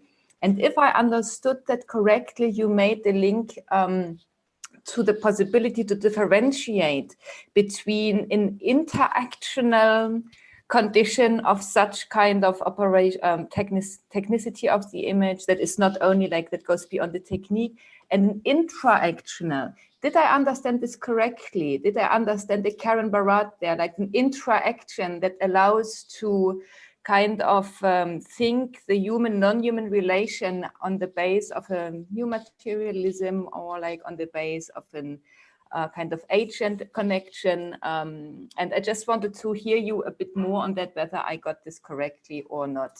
Thank you. Thank you for your great question. I think I didn't seek out to differentiate interaction and interaction. I think since most of the time I wanted to use interaction because, or it's the interesting thing that in a way you can think of that there's already a system. So if you think of the technology that is going to intervene, it sort of starts from the outside. And then it intervenes, and then there's a shift. So from coming from the outside, being external force, it institutes a new environment, which it is the basis of, and that's how it organizes. In this case, and for Simondon, that it is not arbitrary. It has to do with that it actually works. That it's so he thinks it talks about like machines in very like concrete machines, like that there are codependent relations between them. So it's not just, so this is a different than just a network, for example. It's this internal interdependence, which I think is so exciting about this. But then of course that also limits what it can be used for, but there's something there. And actually I think it's an interesting connection to or I've been playing with the idea to photography. Maybe we can rethink photography as well in terms of this, but I haven't really worked that out yet, but there's a potential there, I think. Thank you. Thanks. Any other questions from our panelists? Or alternatively, if there are no questions from our panelists, also they are our attendees. So if any of our attendees would like to pose a question, please use the raise hand feature and go ahead. There's a question in the chat if you yourself want to read it aloud. There. Question for Aurora. What is the role of political or institutional power in the scheme you presented? That's a question from Robin Kelsey to Aurora. Yes, thank you so much. That's also a great question. And this approach differs somewhat from, for example, I don't know, SDS studies or other, it starts from a different angle by focusing more narrowly on operations. But still, I think, at least the way I like to think about this is that this inventive force, in a way, this approach is in a way like a happy theory about technology. So it differs from the more, it talks about dispositive in more like the creative sense and inventive sense, and not so much in the more suppressive sense. But still, I think these two has to be taken care of at the same time, and that this inventive force that is going on within the inventive force that happens when technical object institutes a certain environment has to be taken into account as well critically. So it is a political angle to it, even if it's different from the way this is treated normally. I'm not think that was a very good answer, but it's I would like to see, is it possible to see the person that Robin Kelsey? Yes, You want to comment more, please? Hello, there you are. Hello. Yeah, it is clearly a happy interpretation, and maybe a little too happy for me. I'm a little too dystopian for it, but I appreciated it very much. I was just curious as to how you thought about that dimension. Yes, but I'm glad you noticed that you made that comment, but then also one of the things that I like to pursue this more happy angle is that I think that one has to be part as well. So it's not to to push away the more critical angle, but to supplement it as well, to get hold of the creative side of technologies and the interventional side, and there is a problematic side to that as well. So it's also, for example, to correct these ideas about if we. So I like now to think of these terms in terms. I've started to move into the AI-driven image applications, and to sort of confront this idea of data-driven, to point to all the inventive steps inside the system as well, to pull those out critically is important, I think. So I think there is a political angle to it, but from a different end. Thank you. Okay. Any other questions? Or is there some in a chat?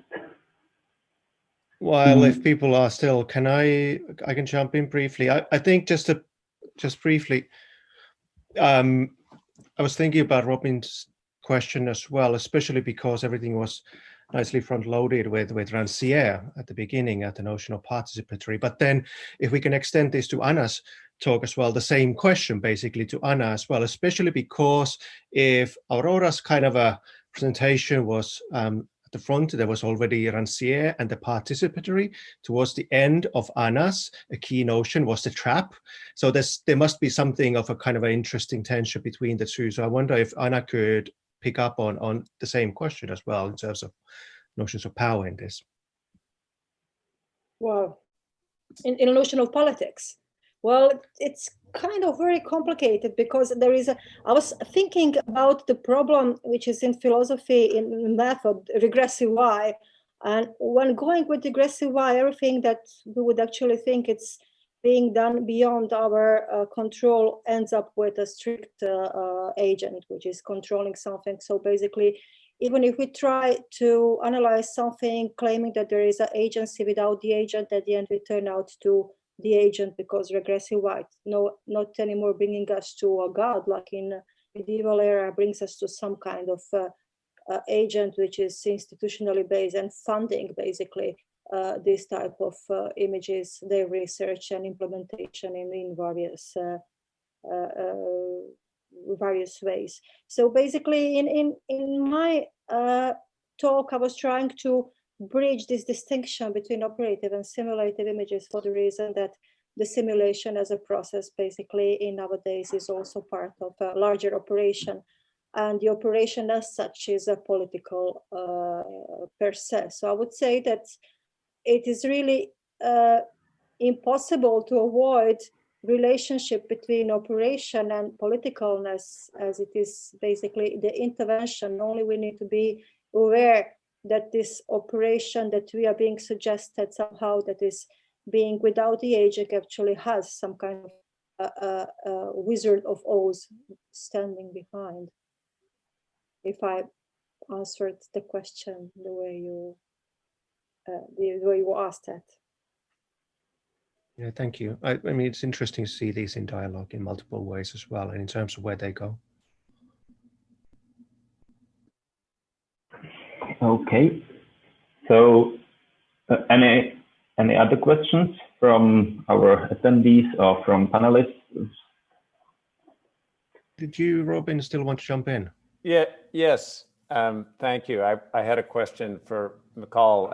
I thought that was a very interesting. All the talks were very interesting. I loved your talk on button pressing, and I wanted to ask, because the pressing of the button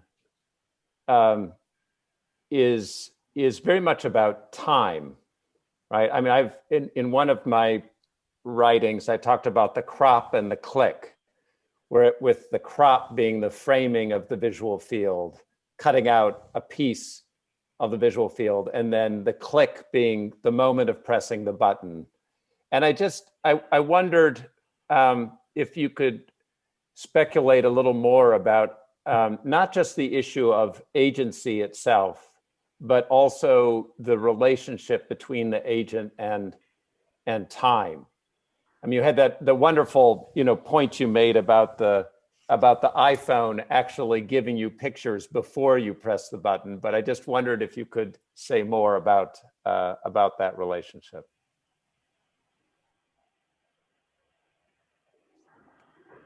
Michal? Yeah. I'm just unmuting my video. I'm trying to click on the small button.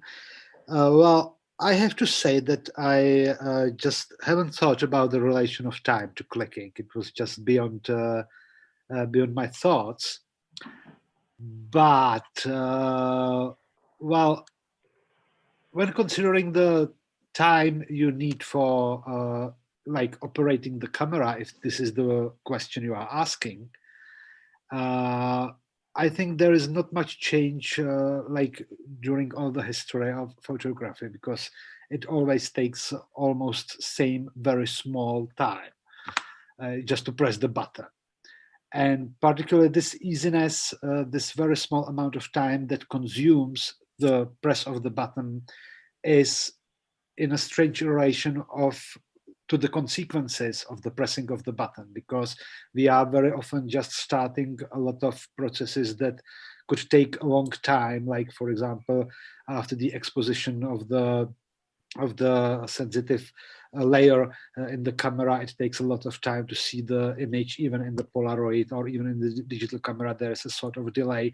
So what I feel as important is that this balance between the effort and time, the amount of time we need to press the button to start anything, like, I don't know, switching the light on and off and things like this, and what's going on after. But I'm really not sure if I'm answering your question at the moment. I have to say I'm just speculating really on the green ground at the moment. So if you maybe just can get a slight precision of your question or precise. So it is true that the amount of time to make a photograph hasn't changed much for many decades, going back to very early photography. I was thinking more about choosing a particular time and how the relationship between choosing the particular moment in time at the moment that moment occurs, as opposed to choosing that moment in time afterward, and how that changes the agent's relationship to time. You mean like, for example, Bresson's Le Moment Décisif, the decisive moment, like, observing, searching for the proper moment, and then just clicking. Well, I think that if I recall my last example of the Nest Cam technology, that is just the smart surveillance technology at homes, we can just install in our homes. It's a absolutely different logic. It's just a sort of opposite, because the footage is or the taking of the images is just 24/7. It's constantly, and we just have a huge amount of visual information, and we can go back and pick whatever small moment we want. But it's totally opposite from the past, or from the Cartier-Bresson's the decisive moment, because he just experience the environment, the life, just watching around him and trying to find the proper moment. And now we are doing it afterwards. We can do it afterwards. So in this sense, I think that regarding the new technologies I was talking about, they are sort of mixing the times of operator and those who are, let's say, photographed or covered by these technologies. And they are just transmuting them in many different ways, but not in some kind of one direction or one way. There could be a lot of different interpretations. I think it's just a sort of many different ways how the times of different actors are related to image production, consumption, and so on. Yeah, maybe there is also a question. Yeah. If this is okay, Robin, Kelsey, I'm not really sure. I'm hitting the point, but okay. Well, maybe I can read myself. What about the long exposure photography of people like Michael Vesely and Sigmoto? Yes. I'm not really sure whether Vesely and Sigmoto even press the button, if their cameras even have the button, because exposure times of, like in the case of Michal Vesely, like in days, weeks, or even years, they require a special technology, low sensitive materials, and they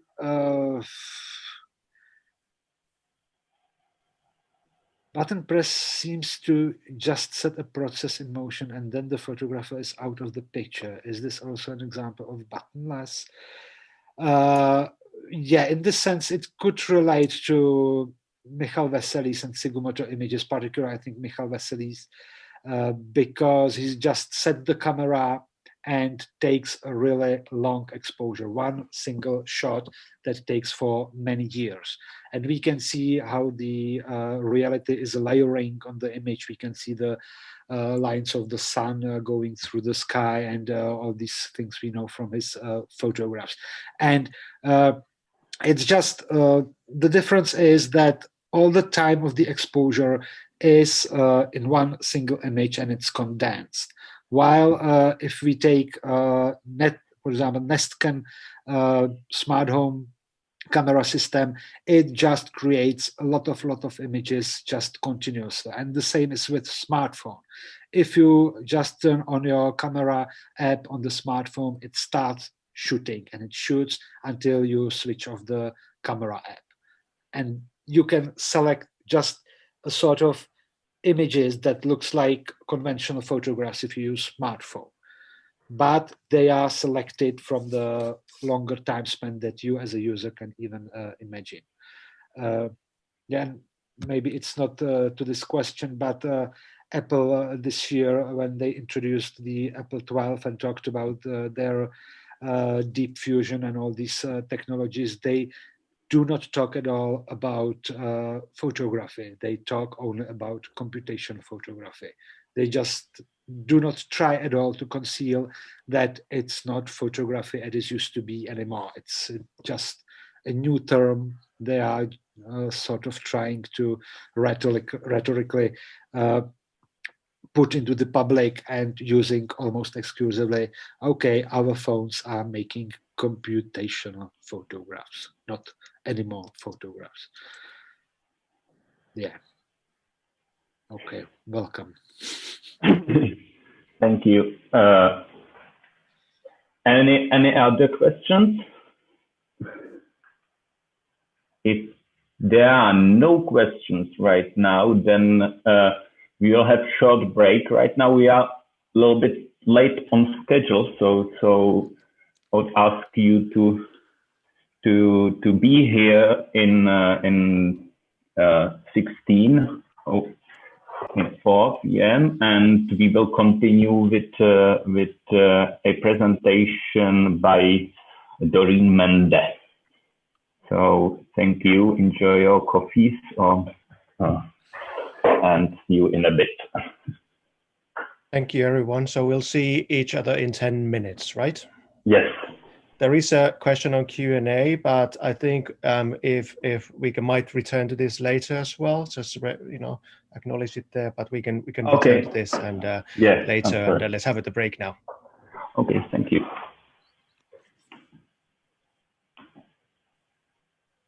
Okay. The 10-minute break is kind of over right now, so we should continue. But first, the next talk will be by Doreen Mende. But first of all, there was one question from attendees directed to all the panelists that I forgot about. I'm not sure whether you can see actually the question yourself. I will read it, but better also if you have a look at it yourself. It's from Niels Erhardsen.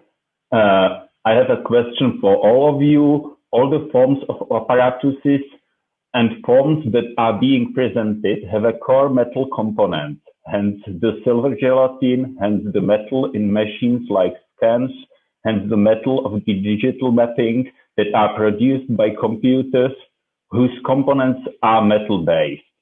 So my question is is the image somehow fixed in its own processes of robot state, since it originally lays in the metal and therefore never goes out of this state? So that's the question. And I would ask the panelists if they have any comments on it or answers to these questions. Only if you have any thoughts. We can sort of also leave it to sort of cook there at the background, not to take anyone's time at all, but if not to put pressure either. Yes. Okay. Okay. So I welcome here Doreen, and I'll shortly introduce her. Doreen Mende is a curator, theorist, researcher, and writer. She is Associate Professor of the Visual Arts Department at HET in Geneva and Associate Faculty Member of the Dutch Art Institute. She co-founded Harun Farocki Institute in Berlin. Her concept-driven projects evolve around analyzing processes of making public, i.e. exhibiting, through concrete examples of techno-geospatial practices. In 2016, she started the collaborative slow research project, The Navigation Principle.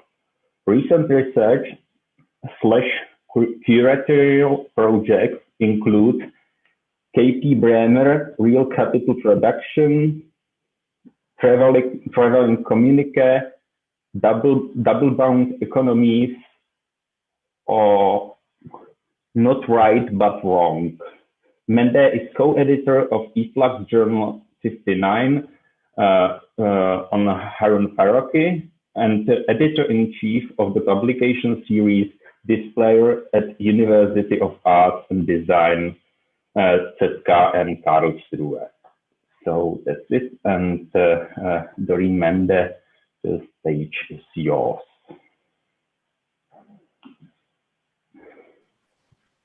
Thank you so much, Josef. And also, can you hear me? And are we all back? Yes, I do. I hope so. Yeah, it looks like at least panelists should be there. Okay, it's so weird to speak into this kind of domestic space. So thank you so much, Michal, and also Jussi. It's a pleasure to be on board. By the way, the biography is like 6 years old, but never mind. Never mind. I've worked since then actually continuously on the question of navigation, as I have been in conversation with Jussi here and then. That comes out from the kind of conversations also with Harun Farocki when he was still alive. I changed my title, I have to admit. Well, you know, that's great. Yeah, that's also, I can see some comments that things are rolling. Thank you for feedbacking. So I will share the screen, and I hope I know how to do this. Share. Okay. How is this security? But well, so maybe we should have tested this before, I have to say. Doreen, if you can hear me, just down on the screen, there is a sort of strip with buttons, if you've got the same interface as me. And just in the middle, there is a share screen button. It's a sort of arrow. I have it, but it asks me to open system preferences. Oh, yeah. My goodness me. Mm-hmm. Honestly, I mean, what I could do is perhaps just, how do we do this now? Because I don't know what to do now in my system preferences. You should allow sharing the screen to Zoom. But warte mal. Yes, so perhaps let's do this because I saw this button. Sorry about this, but I guess this is what we have to. Oh no, Zoom will not able to record the contents of your screen until it is quit.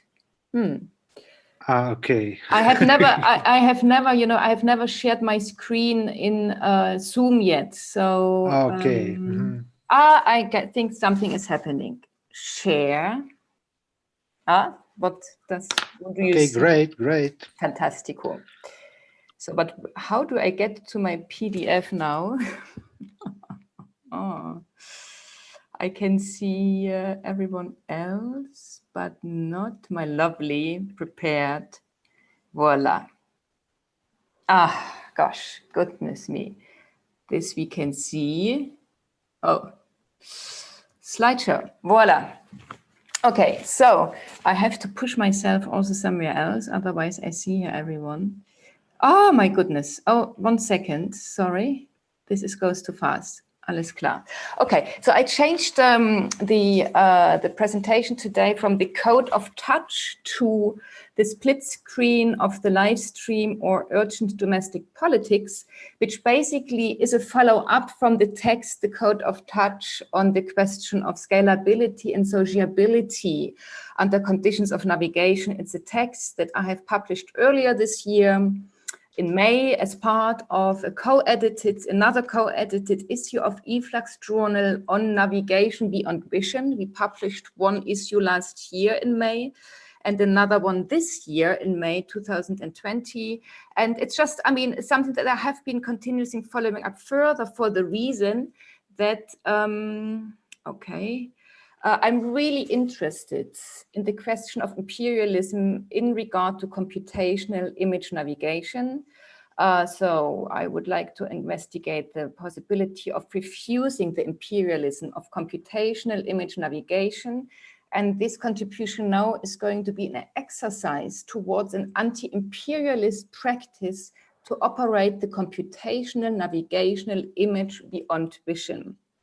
My thinking is very much informed by Ariella Aisha Azoulay, who I'm sure that everyone is familiar with, engaging into the political ontology of photography. You see the book that Ariella Aisha Azoulay published around 2009, maybe even earlier. The most recent one is Potential History Unlearning Imperialism, that published 2019, that exactly speaks to the imperialism of photography around the mechanics of the shutter. So Michal, thank you so much for pointing out also the kind of very differentiated perspective on the shutter.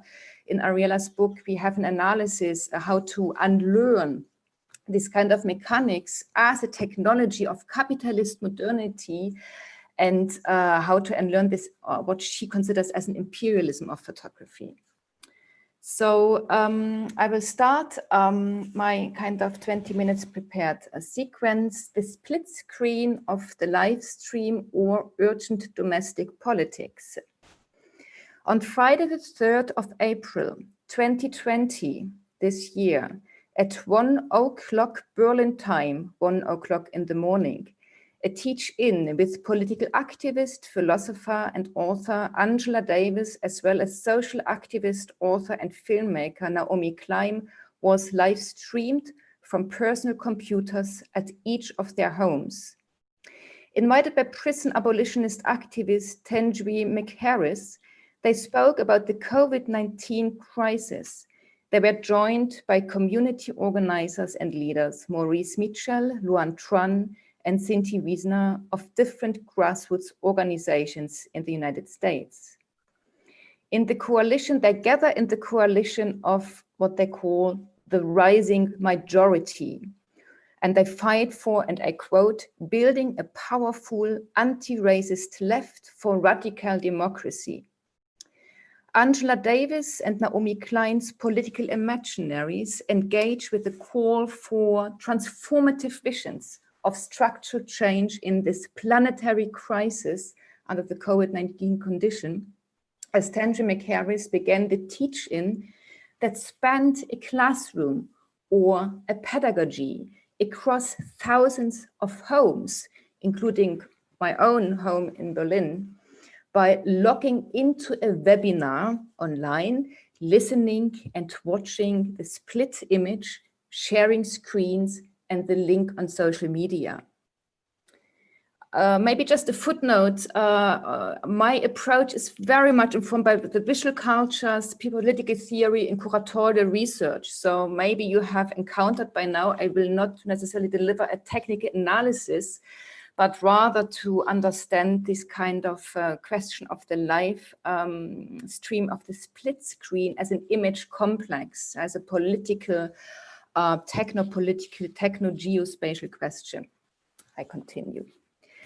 Shouldn't this crisis we are living at this very moment now demand an urgent politics of the domestic, specifically of those who have the privilege to stay at home?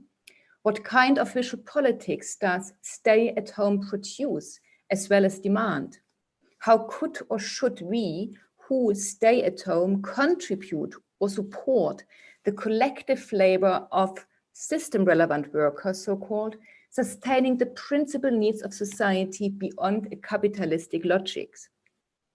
In other words, instead of waiting for a new left to arise from the ashes of the trauma of 1989, we could make sure that this virus called SARS-CoV-2 will not leave us alone before its anti-capitalist instinct expires, as David Harvey suggested on democracy@work.info, while he is reflecting on his domestic politics of cooking at home.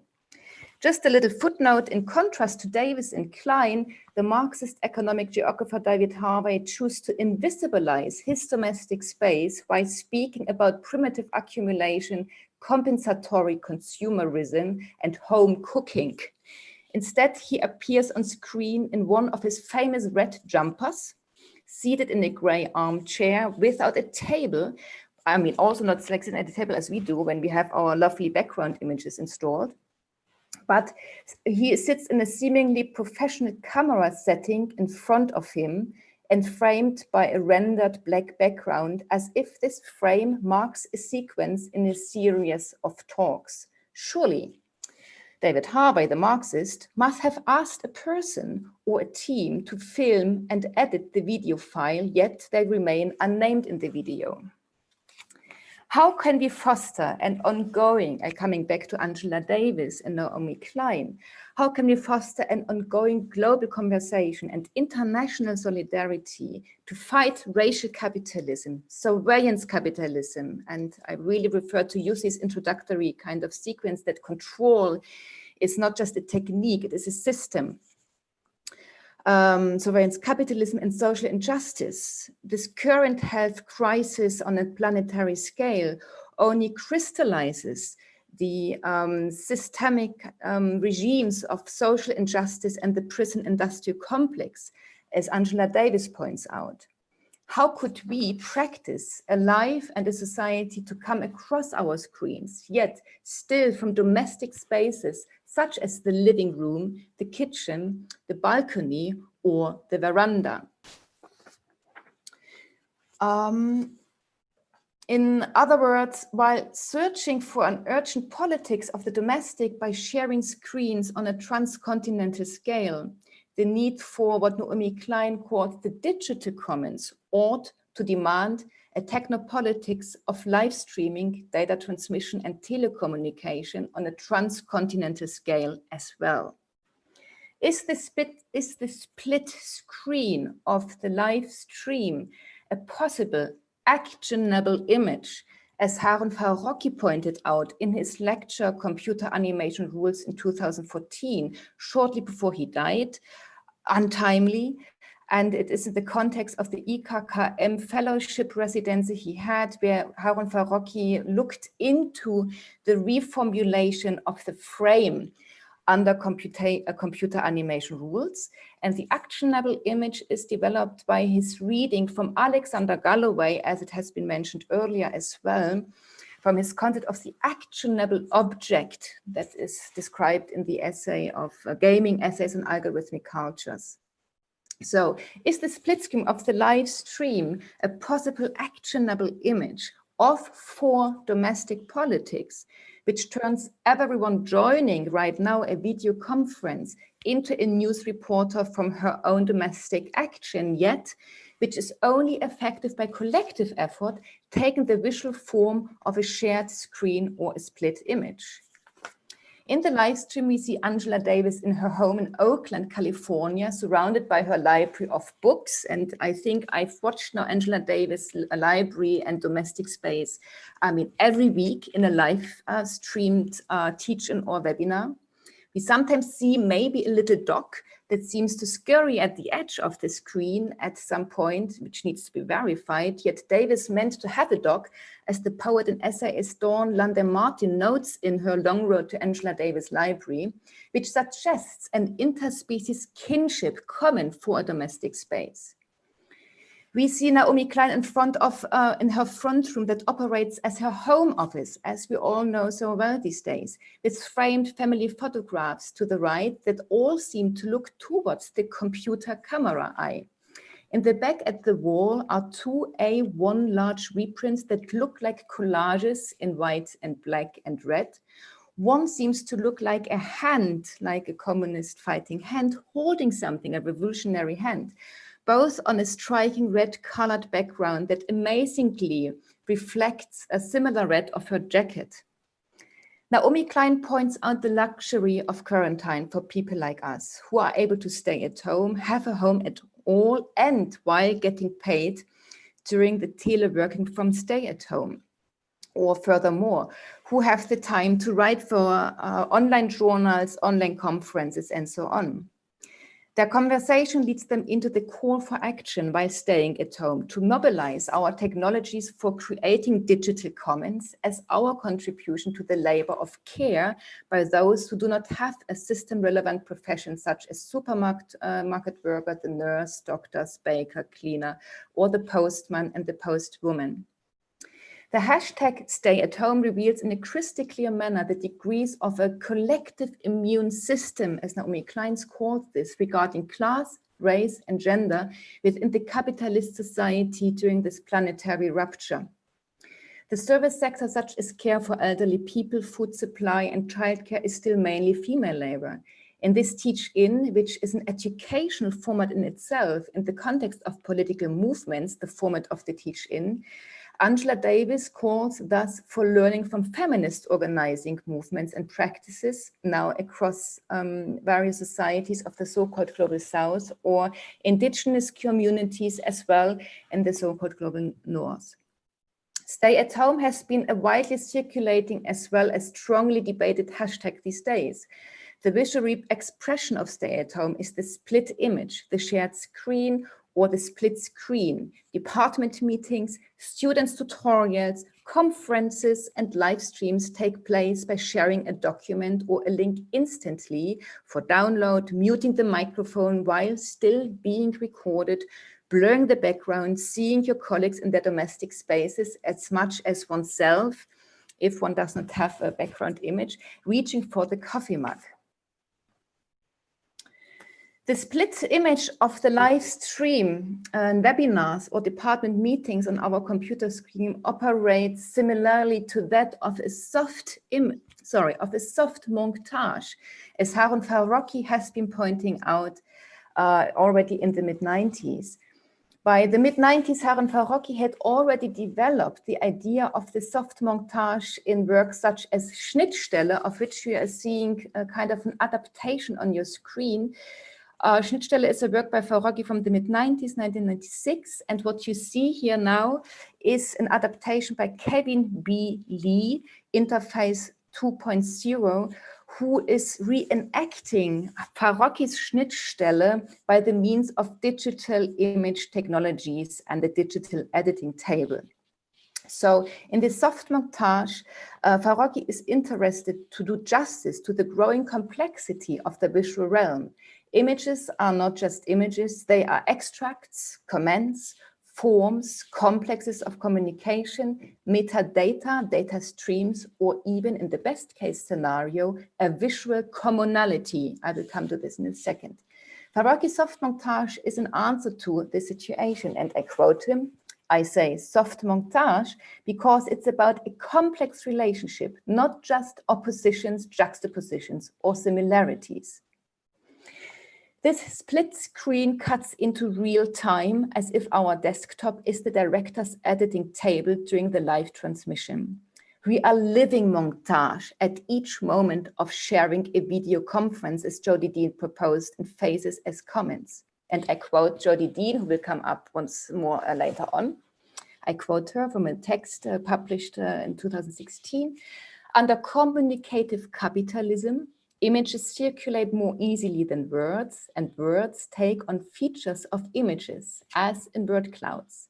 This new visualism is not just a matter of advertising, television, brands, mainstream media, and the like. It characterizes one-to-one, one-to-few, one-to-many, few-to-many, many-to-few, and many-to-many communication. Social media and texting rely on images of all sorts, emojis, photos, videos, memes, deploying them in multiple combinations. We live montage. This is where the complexity comes in. Yet, the current conditions of live streaming, video conferencing, teleworking, cyber learning, or distance teaching operate through a live montage of this many to one to few to many domestic spaces, fostering a telefatigue. Okay, I have to check, where am I? Could the shared screen and the multi-split image in real time across real spaces mobilize an infrastructure, both visually as well as socially, for a collective world building, or, as Naomi Klein suggests in her talk with Angela Davis, for the rising majority, a collective kick to open the doors for huge possibilities as wide as open for anti-imperialist politics? Could this split image of our living rooms push an always already existing yet invisible oikopolitics to the front? That means a political economy of the household, this oikopolitics, that fosters forms of digital organizing and feminist organizing, which we will need in order to prepare us for the time after the sovereign will have declared the end of the state of exception. Probably the teleworking imperative, I think I have to go already one further. Yes, so this is a screenshot from a, well, I mean, a YouTube produced interference on a live stream YouTube transmission early April when just the first lockdown happened. So this is what you see on the screen now is basically interference YouTube produced, as we all know this. I mean, this, I think, where it comes kind of machine produced visuality into the play. Probably the teleworking imperative of the present that comes under names such as CyberLearn, Moodle, Zoom, Teams, Whereby, Big Blue Button, Skype, Jitsi, you name it, will push the neoliberalization of education into a further chapter. Probably the corona-enforced global halt of work comes across like an imposed strike for artists who will need any possibility soon after to stay at home to exhibit again, an imposed strike as if anticipating as well as suppressing a strike to come. Yet, as much as Angela Davis and Naomi Klein observed, for a left, a better position in this current crisis under COVID-19 than the financial crisis 2008 and 9, as much as we should search for a visual imaginary by demanding an urgent domestic politics of organizing ourselves beyond stay at home. While system relative workers make sure that those who stay at home have food, electricity, water, the many workers of visual cultures ought to look for possible articulations that speak specifically from and to an oikopolitics towards a transformative vision of a structural change in order, and I quote Naomi Klein, to be prepared for hitting the ground when we are finally able to be in contact again with each other in the classroom, the exhibition space, in real life, or the street. Voilà. The violence of tying power to capital through technology is not only complex, it is also several centuries old. And this, I think, it's totally, I mean, really amazing and important to revisit the history of photography with regard to the question of computational navigational images. Yes, the two can only, the power and capital, the two can only be decoupled or delinked collectively and in several different ways together. As Angela Davis said during a talk at the Akademie der Künste in Berlin in June 2018, we can assume we won't achieve this shift in our lifetimes. This highlights the importance of intergenerational solidarities between members of different social movements. At the same time, it addresses the politics inherent in the so-called global technologies of split screens, liked and shared images, live streams, video conferences, teach-ins, webinars. Why shouldn't these tools of global technologies or planetary computation not also be expropriated into tools for a digital internationalism of the 21st century? As a way of conclusion, I return to one important question that remains kind of pertinent in the Code of Touch, but also in our conversations at the Farocki Institute. If computer-generated images constitute the ruling class of images today, as Harun Farocki notably suggested in 2014, thus implicating the image viewer or image navigator, aka screen operator, into the production or creation of a model world, then how could the image of this ruling class or living under this ruling class of images navigate against its own ruling power? In her essay Faces as Comments, this is a part of the conclusion, the American political scientist Jodi Dean writes about how the exorbitant influence of images on mass media digital platforms such as Facebook, Instagram, or Twitter creates a secondary visuality. Metadata, likes and clicks, algorithmic calculations, and a sort of data behaviorism contribute significantly to the secondary visuality, which only becomes visible not as an image but as data when we look past the surface image. It makes the specificities of an individual image, its primary visuality, disappear. Jodi Dean contextualizes her thoughts in the mechanisms of what she calls communicative capitalism, which transforms the knowledge of a specific image into capital in the form of generic data. Secondary visuality can hardly be visualized itself, and this is important. We go here an image beyond vision, but it itself can easily be narrated or described. And here my last picture. The 6th of June 2020, around 4:15 in the afternoon, Alexanderplatz, Berlin, the silent demo against racism in Berlin has been going on for over 2 hours, while hundreds of thousands more people demonstrate against fascism, police brutality, and injustice around the world. Things are starting to wind down because there are so many people. It takes time for them all to reach the metro station. Some of them still carry their posters in hand, while others are already reaching for their smartphones, even though they are still among their peers. During the train ride, they are already looking at the photographs they just took of protest banners bearing slogans like "No justice, no peace" or "White silence is violence," while another poster shows an exceptional montage of about 12 portraits of different Black feminist thinkers, such as Maya Angelou, Maya Ayim, Angela Davis, Audre Lorde, Solange Knowles, Toni Morrison, Chimamanda Ngozi Adichie, and others. If the protest footage wasn't already live streamed in real time during the protest, the photos of the banners will now quickly be edited, tagged, and uploaded on social media platform before it's time to change train. Many participants, especially younger people, are still heading away from the protest in all directions, but they are no longer uploading their own photographs. Instead, they are scrolling through the flood of images that just have been uploaded, often with one thumb that scrolls adeptly through the live news feed or keeps swiping up until an individual image seems to completely disappear into the communicative form. In reference to such a circulatory capacity of an image as a crowd, the political theorist Jodi Dean writes, and I repeat, this new visualism is not just a matter of advertising, television brands, mainstream media, and the like. It characterizes a one-to-one, one-to-few, one-to-many, few-to-many, many-to-few, and many-to-many communications.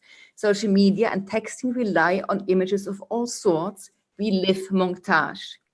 Jodi Dean sees an opportunity for countering the iconic treasured portrait with a visual common or a visual commonality in the culture of excessive selfies, or what Jodi Dean calls a selfie communism. In the case of the silent demo and how it pertains to this topic, Dean, a self-professed communist herself, promises, and I quote her once more, a power of images that comes from the crowd, the face as a crowd, an emphasis that emphasizes, the necessity for collectivity and common good, instead of letting a specific individual image become a logo or making a single portrait into the icon of a revolutionary moment, but instead modeling a world in the navigational kind of condition and under navigational kind of possibilities. Instead, this kind of images has the capacity of modeling a world towards the liminality as a possibility of a rising Black feminist internationalism. Thank you. Thank you very much, Doreen. Now we will continue with Andreas Broeckmann, and then there will be a space for questions and answers. So is Andreas present? I can see. So Andreas Broeckmann is an art historian and curator. He's a lecturer at Leuphana University Lüneburg. In the university courses, curatorial projects and lectures, he deals with art, technology, digital culture, and aesthetics of the machinic. Since 2015, Andreas Broeckmann has been engaged in the research and documentation project Les Matériaux Research. He was visiting professor for art history and media theory at the Academy of Fine Arts, Leipzig. He was a curator of the V2 organization in Rotterdam and artistic director of Transmediale.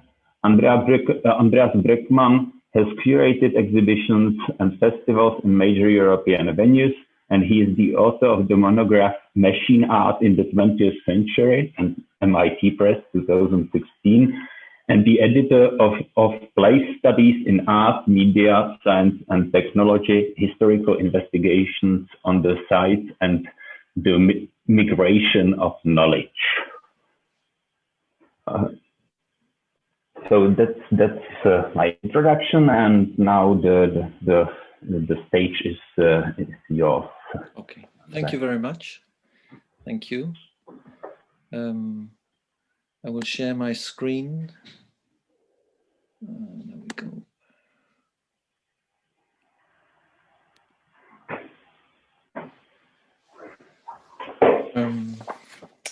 Thank you to Michal and Jussi and the whole team for the kind invitation to participate in this. I would much rather be with all of you in Prague now, and also for a drink later in the evening. But it's like this, and I'm happy that at least in this way we can exchange ideas and share what we are working on at the moment.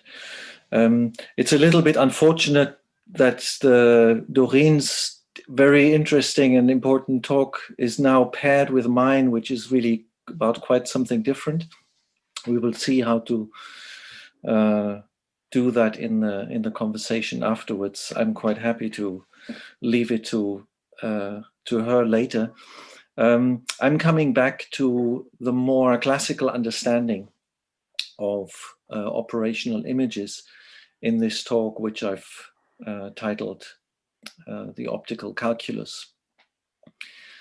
And in my talk today, I want to take a critical look at the concepts that we use to talk about so-called operational images. So,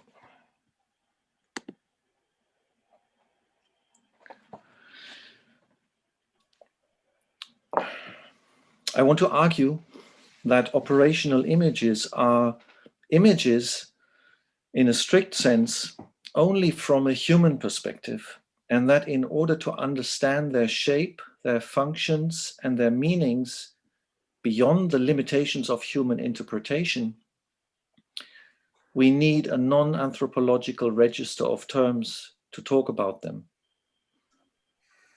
Somewhat polemically, I think we can say that human and machine only appear to be dealing with the same things. In fact, they look at quite different things. And maybe it's interesting to have to pair this with the presentation of Aurora earlier in the afternoon. Paul Virilio has called this difference a form of blindness, and the look of the technical apparatus he has called a non-gaze. Similarly, Harun Farokhi has emphasized that machine vision is based on a deliberate reduction, a disavowal or denial of most of what the human eye would see at that same moment. And Fabian Offert and Peter Bell have recently argued that the shape of machine perception, what they call its perceptual topology, is radically different from and irreconcilable with human perception. My talk today departs from the argument on operational images that I developed in the book on machine art, and I have uploaded the respective section to my academia account the other day for those of you who want to look that up.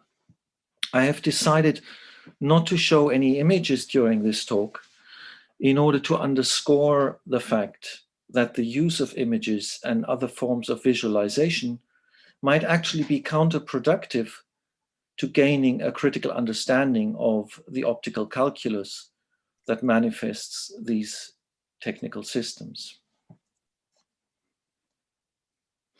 A word about the notion of the machine. Those of you who have read my book or my text on the myth of the machine as artist will know that I try to use the word machine only sparingly, because it is a complicated concept that, if used carelessly, troubles any thought on technology more than it clarifies. I cannot develop that argument here, but I want to hint at it because it leads us to a differentiation in the understanding of technical systems that will be useful for the rest of my argument today. It sounds a bit counterintuitive, but I believe that the machine is not a technical system or an apparatus, but the notion of the machine describes a particular type of relationship that humans have with such technical systems. It is a relationship characterized by antagonism. The machine is always considered as an adversarial other, potentially threatening and as something to worry about, which is why I would like to talk to Aurora about the terminology in Simondon, or whether, I'm not sure whether it's Simondon or whether she is using the word machine here, because I think that shifting the terminology might actually already be helpful for opening up a less antagonistic relationship between humans and technical systems. The use of the word machine also marks the conviction that the speaker is a human and not a technical being.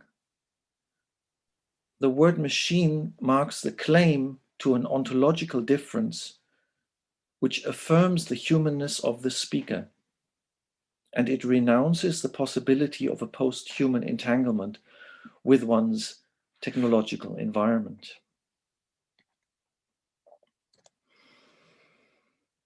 In the context of this conference, I don't really need to spend much time explaining what we mean by operational images. Around 2003, the German filmmaker Harun Farokhi coined the term for, as he wrote, images that are not simply meant to reproduce something, but instead are part of an operation.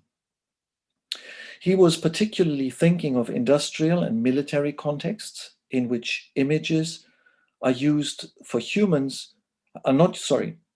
he was particularly thinking of industrial and military contexts in which images are not used for humans to survey and control certain operational procedures, but the technical system itself analyzes the images, for instance, directing a construction robot in a car factory to hit the head of a screw, or a computer vision system that enables a cruise missile to hit its target. However, the operational image is an image only from a human perspective, while from a technical perspective, it is what I heuristically call an optical calculus. That is, an element in a technical procedure in which data are collected through optical devices and thus made available to computations, which are in turn used to take decisions about a specific task, like steering a car or a cruise missile.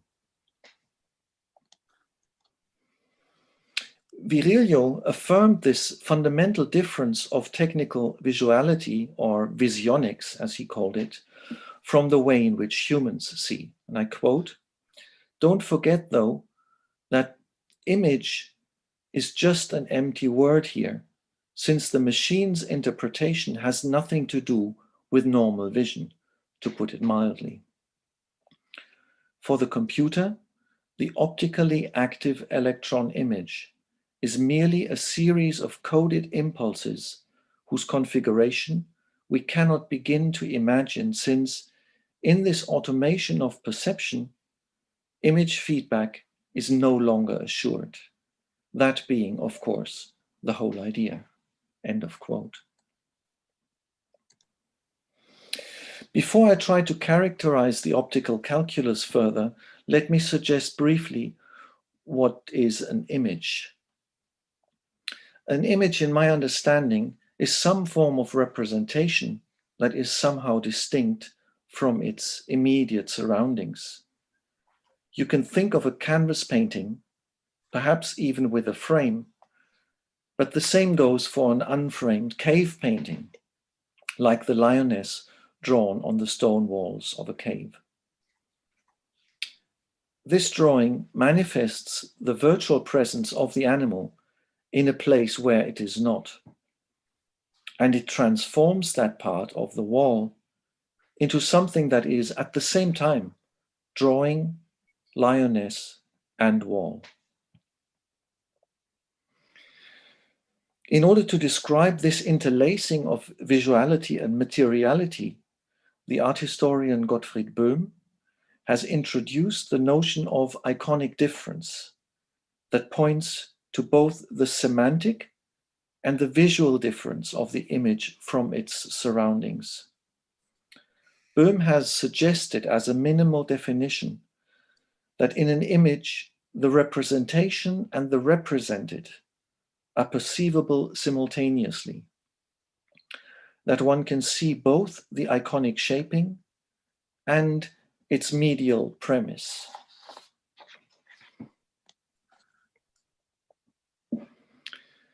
The main claim of this talk is that, from a technical point of view, operational images aren't images at all. Any useful notion of the image is close to what Böhm describes. The image is a way in which humans open up their environment for virtuality. It is understandable that people have the desire to interpret the optical calculus as an image, and that they try to understand the technical process by looking at its visual output. How can we distinguish, though, the optical calculus with its specific perceptual topology of optically based data collection and computation from such an anthropological conception of the image? An important aspect is that of the contextual periphery. What in our perception of images is happening outside the frame, outside the image field. This hors champ is spatial, that is, the physical things that are beside and, importantly, behind the image medium, the picture. And this hors champ is also semiotic, in the sense of the associations and references that we may connect with whatever the image shows.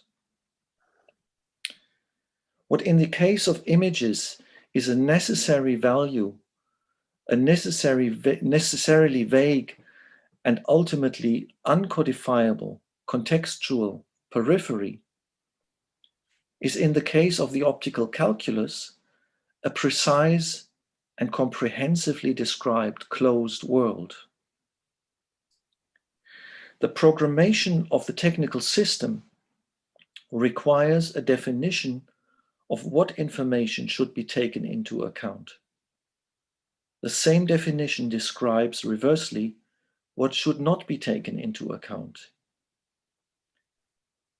Even when it is programmed to observe contextual elements, these will, ontologically, only exist in this particular world insofar as they are integrated. The optical calculus recognizes no hors champ. It registers no outside the frame. In contrast, the image, in Böhm's sense, is characterized by the very fact that it is distinct from its physical and semantic context.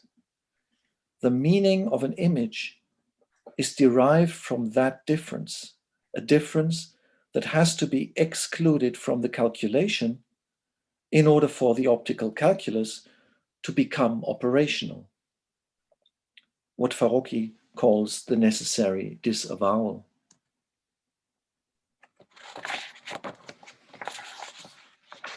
The optical calculus is an unthinking, mindless mechanism. It is a calculation based on optically derived input data, abstracted into calculable values, which can become part of computational procedures and operations. From the perspective of the technical system, the visual input data are purely instrumental element in a sequence of programmed steps, an object crafted according to the rules of information theory. To conclude, I would like to make some comments on a remarkable new research paper by Fabian Offert and Daniel Bell that addresses my topic from a slightly different angle.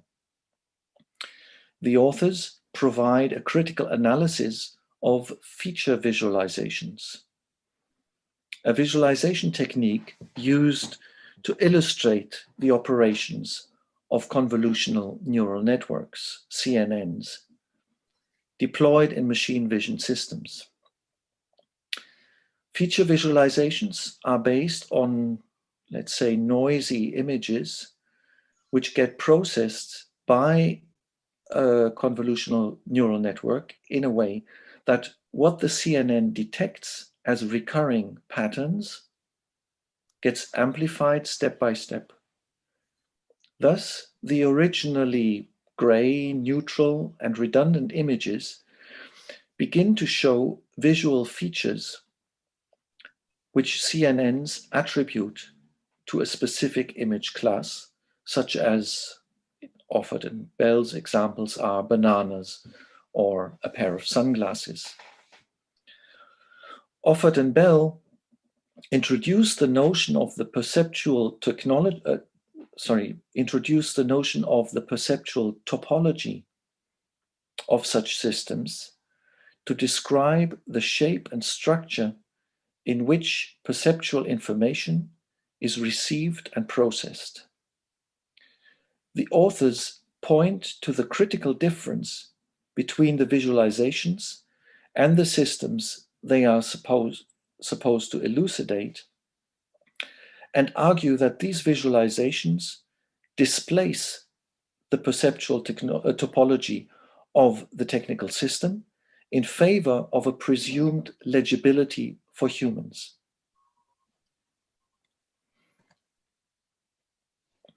Offert and Bell write that feature visualization exemplifies an essential dilemma.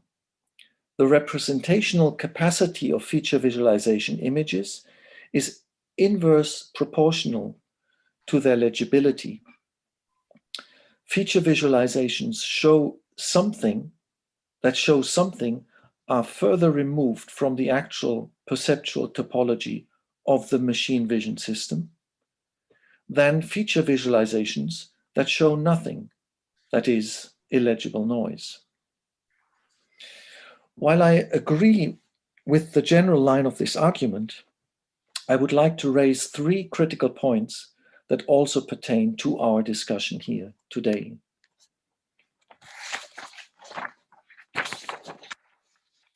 Firstly, the question of academic disciplines and research methodologies. The authors make an effort to keep their own field of visual studies in the game, even though the evidence which they present seems to contradict that. Of course, aspects of the non-visual can be significant subjects of visual studies. However, the very fact that the neural networks are looked at with regard to their visuality seems to undermine Offert and Bell's important insight that their functionality is likely to be misunderstood if approached from that perspective. For the sake of consistency, the authors then limit their argument to a critique of feature visualizations, rather than addressing the more urgent question of the perceptual topology of neural networks. Secondly, and more problematically, their text is rife with unnecessary anthropomorphisms. In their presentation, the technical system sees, it learns, it deals with concepts like meaning, image, and machine. In my understanding, they derive from a humanistic register that may get deployed in order to make the argument more easily human readable, but its usage undermines Bell and Offert's core effort to develop a critique of the perceptual topology of computer vision systems. They describe these systems with an anthropomorphic register and thus fall victim to the very mechanism that they so elegantly identified as the flaw of feature visualizations. Thirdly, the authors link the concept of a perceptual topology with the notion of a perceptual bias, a somewhat moralizing term here used to describe some sort of inappropriate or inaccurate, non-realistic functionality. This perceptual bias is associated with a lack of the systems to be intuitively understandable. A recurring sub-theme in the text is a longing for explainability, interpretability, understandability of such technical systems, and for their intuitive accessibility. The authors remain opaque on the question what motivates the desire for such intuitiveness, and where such, I presume, human intuition might be sourced from, which may be understandable from the perspective of enlightened and humanistic curiosity, but which seems inadequate in the face of technical systems whose very function is to be inhumanly complex and fast. Of course, the question of explainability arises because this is not simply a set of mathematical and informational models, but they get computationally implemented and used in societally relevant contexts. Yet on this path of explainability, the mathematical abstraction germane to these systems is replaced by anthropomorphisms. The human desire to understand such processes is commendable, but it appears incompatible with the technical and physical reality of such systems.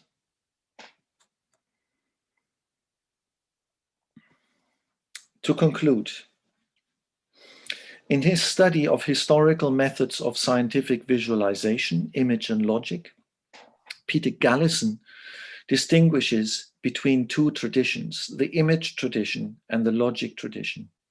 The latter, Galison maintains, is based on mathematics and on statistics, and it thus falls into a different register and has recourse to a different set of academic disciplines than the other, the image tradition. I believe that we have to recognize that the subjects of study in our engagement with so-called operational images are mathematical and computational objects whose sensibility for optical phenomena begins and ends with more or less advanced forms of pattern recognition, an observation that I take from Leipzig-based artist and scholar Francis Hunger. The related systems don't see, and they certainly don't see images, but they perform calculations on optically derived data sets. Thank you.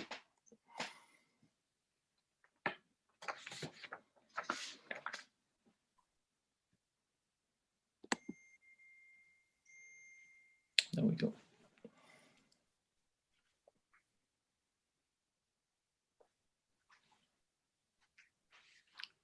Josef, your sound is switched off.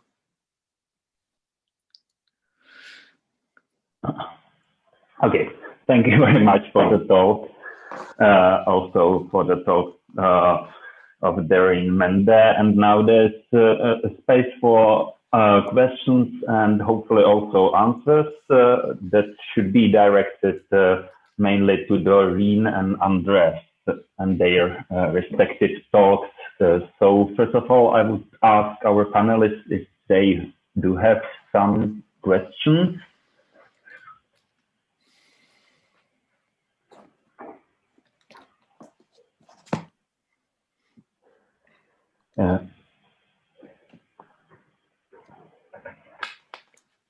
If there are no questions, and I can't see, I will just the chat.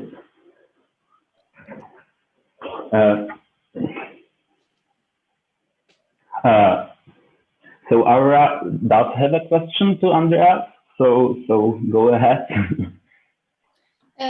Thank you to both for great presentations, and I have a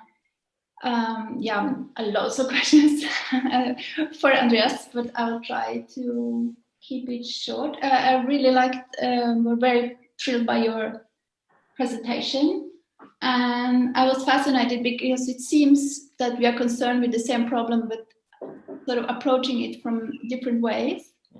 And it seems that my way is to, instead of emphasizing the difference between image and mathematical, I try to challenge the notion of image in a way what I didn't get into here, but what I'm also very inspired by is diagrammatic thinking.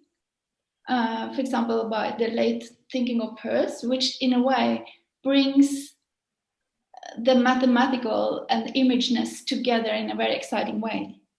And what that means to bring it out of the visual. And so I guess I can start with one question maybe. So you had this, I really liked your notion of optical calculus. But I was curious then why you retain the word optical if there's no relation to seeing at all in that.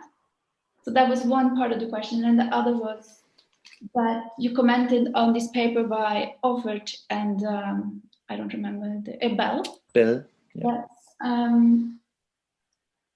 Because they use this anthropomorphic language, and that is a concern. I also think we need a new language to discuss these things. But I'm also struck by how the anthropomorphic language is also used a lot in the technological discourse itself. And because you talk about how this is an unthinking, mindless mechanism, and it's a big paradox that this unthinking, mindless mechanism is now what counts as intelligence, right? Yes, absolutely. So if you could comment on that. Well, thank you very much. I think we should really find time to compare notes, because you know things about Simondon that I've never understood. And so I would be very curious to understand that part better. So I'm very glad that you opened that dialogue. The optic, you can see that I'm also, what I try to do with the notion of the machine, I'm trying to differentiate between words, and those are always heuristical tools, number one. Yeah. So if I know that not everything is totally consistent, number one. I think that, I differentiate as systematically as I can between the visual and the optical. The visual, I always understand as something that a mind, like the human mind, sees. So it is something that is processed in a brain. It is something that is perceived with a purpose, and from which more or less intuitive decisions or responses are taken. So I would talk about visuality also, for instance, in relation to animals, of course. Optical is in physics. Yeah, there's light, and if you have a sensor in a camera that is sensitive to a specific spectrum of waves that human eyes see as light, then that sensor will record something, and it will, record a certain electromagnetic frequency and translate that into digital data, for instance. So, and the optical in that sense only means that there's a lens or something that translates the waves into something else. And so when I talk about the optical calculus, I mean really a physical, in the sense of physics, signal being translated into something that can then be calculated. So through that, in my terminology, optical here really means something that doesn't require any meaning. So that maybe that's an answer to the first question. And yes, I completely agree that the anthropomorphism is rife. It's everywhere. It's crazy. And the point why I'm putting forward these arguments, also the reason why I, extracted the myth of the machine in that other paper, is because I really believe that the lax or misguided use of language in that case really puts us on the wrong tracks. Like, I'm a little bit obsessed now with this notion of the machine because I've spent so much time with it. But I really think that when, in your discourse, for instance, if you want to disentangle the technical and the human, try to get rid of the word machine, and it will already open up doors. I try to not use the word machine, and whenever I want to talk about technical apparatuses, and I think that Simondon does the same. When we want to talk about technical apparatuses, let's talk about technical apparatuses. Talk about techniques when you think about technical systems. Talk about technology when you want to talk about the ideology or the kind of the whole thinking complex around techniques. and start using the machine only when you talk about the relationship between humans and techniques. It's very interesting what happens. And this doesn't stop other people from using the words in the usual lax way.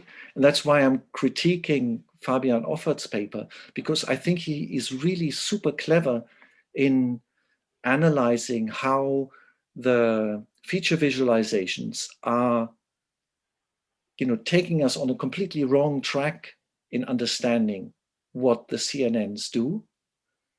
But the language that he uses in order to explain that phenomenon blinds us to the very phenomenon that he wants to point out. So I know that, it's not a battle that I can win. I know that it's never going to, get through, but I hope that some people will understand that the language, like if we can kind of knead out at least some of the anthropomorphisms out of that discourse, then we can really break through to another level of understanding about how we are implicated in those technical systems. I would like to answer, but I don't want to occupy the whole space. So maybe we can continue discussing this somewhere. Okay, maybe I would myself have an answer for Andreas. Like this distinction between logical and visual, it seems to me that's rather graded and then somehow categorical, this distinction between logical and visual. And also, if we are talking already, when we are talking about technologies in terms of technologies and calculus, and that the machines are counting something, that's in a way something I think very similar when we are saying that the machines are seeing, because like counting is also like anthropological minded, not mindless activity to count something, this kind of. So to completely get rid of the anthropomorphism in discussion of technology, it would mean to get rid of all these things, also like calculating and these kind of notions that are essentially notions for tools that serve to our purposes and we are interacting with and so on. So maybe this. If you can comment on the distinction between logical and visual, how?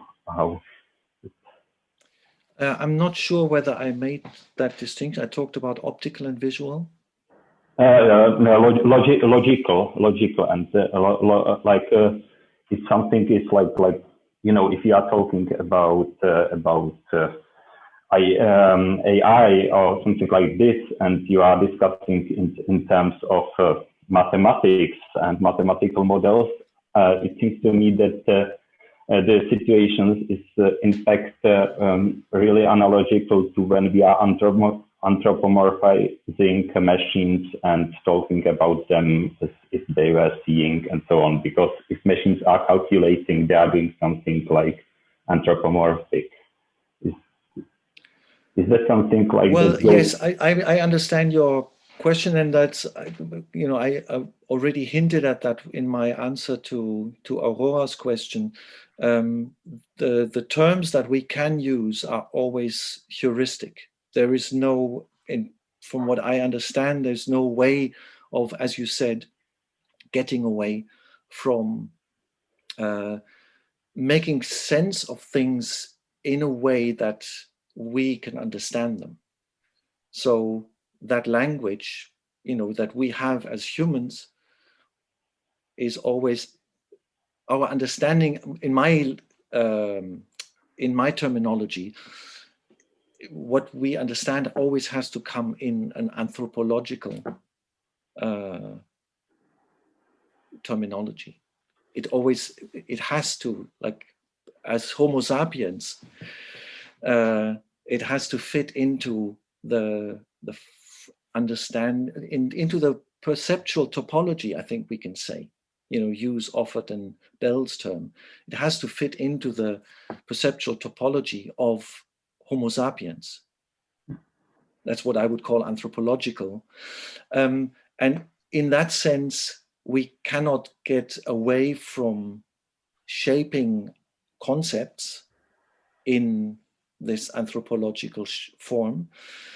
I think the problem with anthropomorphism is when we deliberately presume that something has a shape that somehow fits into our human understanding, even though we could know that it has a different logic, that it follows a different logic. And so the proposition that I would make is, just as an exercise, to put quotation marks around all the words, so that it becomes, this is something that we should be doing all the time anyway, just in order to make ourselves aware of what the language does and how the language is always separated from the reality. But especially with terms like these, let's use quotation marks for all of the words and see which ones come out as being useful tools or useful crutches in our struggle, and which are the terms that we should get rid of because they are really saying something wrong, saying something that we don't really want to say.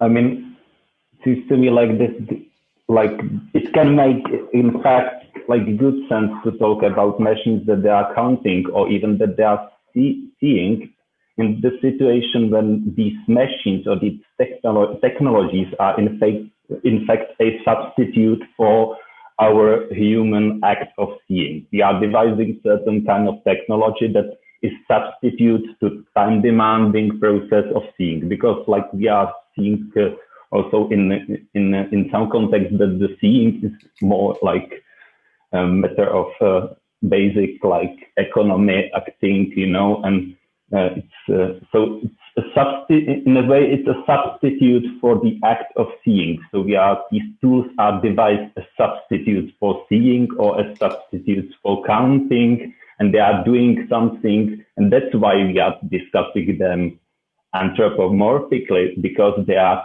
in fact tools that skip the human, at some stage. That would be like my thinking about it, but the small kind of a comment, so I'm sorry.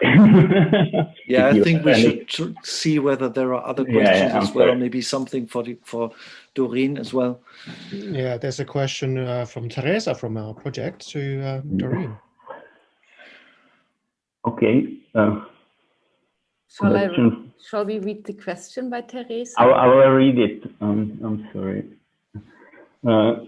A comment and question for Doreen. During your talk, I was reminded of a colleague of mine, art curator and scholar, who is notorious for always Skyping, Zooming from his bathroom, sitting on the toilet, as this is the only quiet place in his household where he can escape his family and concentrate on work. So how this shared screen condition reveals certain conditions, the availability or non-availability of the room of one's own, that under normal condition remains more invisible.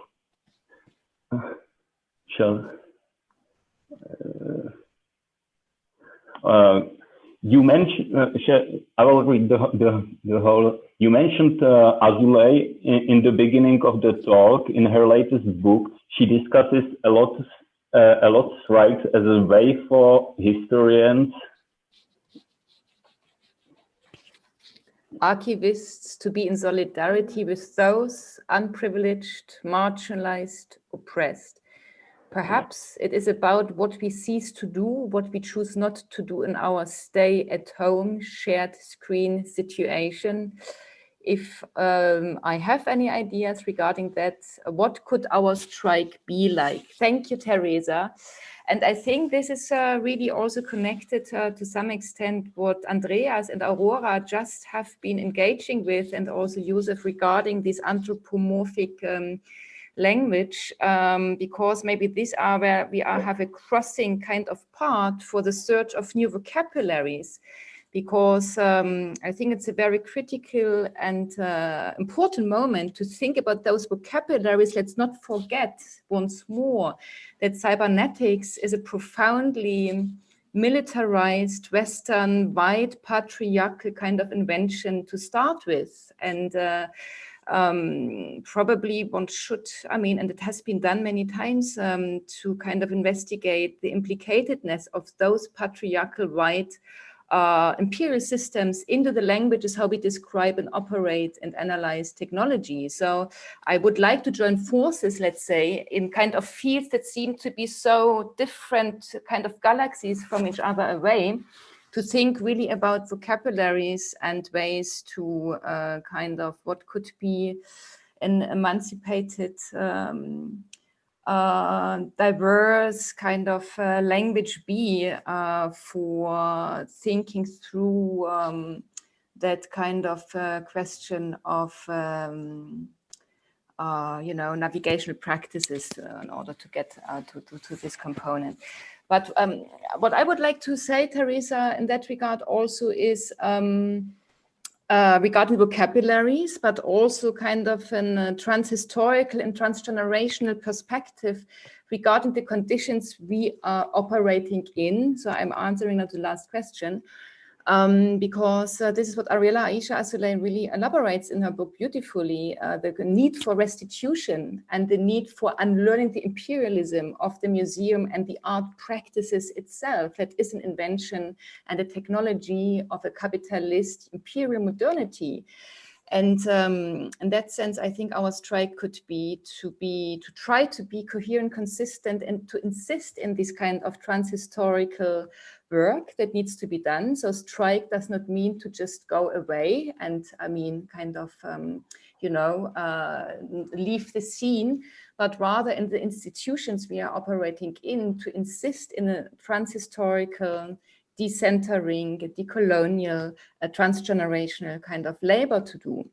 And this means to look into kind of feminist history. So for me, for example, the work of Sojourner Truth, Black feminist abolitionist who turned the gaze of the photography against itself, its colonial operating system around 1856 or 46, if I have to look it up again, when she makes this very important statement that I sell my shadow to sustain the substance, as a way to redefine the photographic event, not to be photographed as a kind of an object, but take back subjecthood on the position of the person that is photographed. And this photographic event, I think, is continuously accompanying us. The same with the question of cinema and the image editing process, where Esfir Schub, close collaborator of Sergei Eisenstein, filmmaker and an editor, has been developed a whole vocabulary to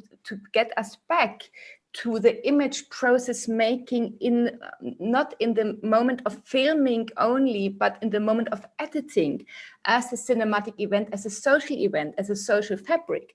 And this is what I'm interested in, to get to this point in the question of navigation in order to unlearn the imperialism of navigation. In the Code of Touch, in the essay that I published in May, I'm trying to make this linkage between the cinema moment of Esfir Schub, Sergei Eisenstein, when they develop montage as a principle that takes place in the moment of a revolution, the Bolsheviki revolution, the revolution that is kind of installing the possibility of an anti-capitalist, anti-imperialist, anti-fascist kind of horizon, let's say. And what would it mean to use the means we have when it comes to navigation? I'm really very grateful about this kind of context and this precise work on technicalities, means of production and wording when it comes to the computation navigational image. What could that be that to reuse, to rewind, and to rearticulate that operationality of navigation when it comes to images? So I think this is where I would situate this. It takes much longer time. It takes takes safe space. It takes the right to take the space. And it takes a kind of distance a bit from an outcome kind of production imperative, you know, and this is not easy when we look in our current art academies that are all kind of tied towards outcome production, and, you know, something has to come out immediately. So what would it mean to have a process-oriented practice that also we could feed back to Antoine Roufroy's critique on data behaviorism, where she insistently articulates the need to criticality around the question of a process-related understanding, also intervention of the data behaviorism. And with regard to the first point, Teresa, I couldn't agree more. And this became really apparent in the first kind of COVID condition lockdown, specifically in the educational kind of environment, where a lot of students in the US, for example, I remember some pictures, images, where students had to quit and finish their kind of studies because they had to go back to their parents to help them to somehow sustain their businesses at home, while other students would retreat in a cottage house somewhere in the forest. Of course, the COVID condition reveals a world we are living in regarding its injustices, systems of injustices, structural racism, the prison industrial complex, and so on and so forth.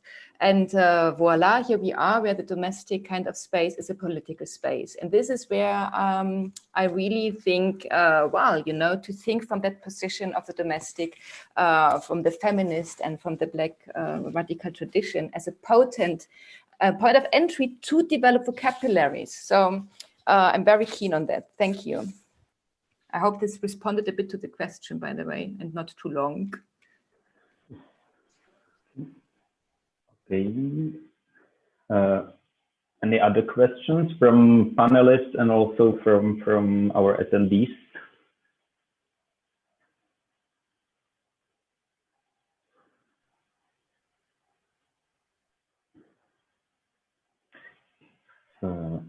If there are no questions, and I can't see any, then we now shall take again a 10-minute break, and then we shall meet here again and listen to talks, another 2 talks, and then the concluding remarks and concluding discussions finally will come. So thank you, and see you in 10 minutes.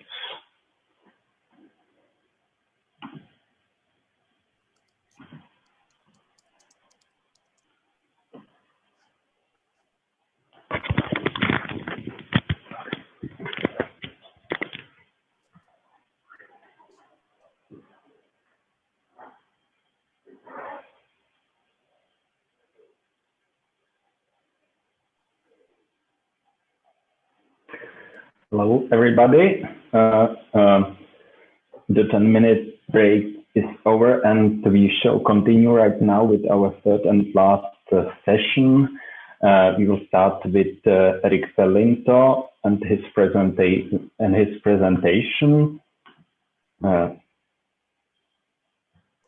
Erick Felinto is a professor in the Department of Media Studies at the University of Rio de Janeiro since 1999. His research consists in an attempt to explain the strongly mythological character of cybercultural discourses, as well as an archaeological analysis of the emergence of the theoretical appraisals of digital culture. He is the author of 5 books in Portuguese on film studies, literary theory, and cyberculture. He also worked for the Flusser archive on the production of DVD We Shall Survive in the Memory of Others.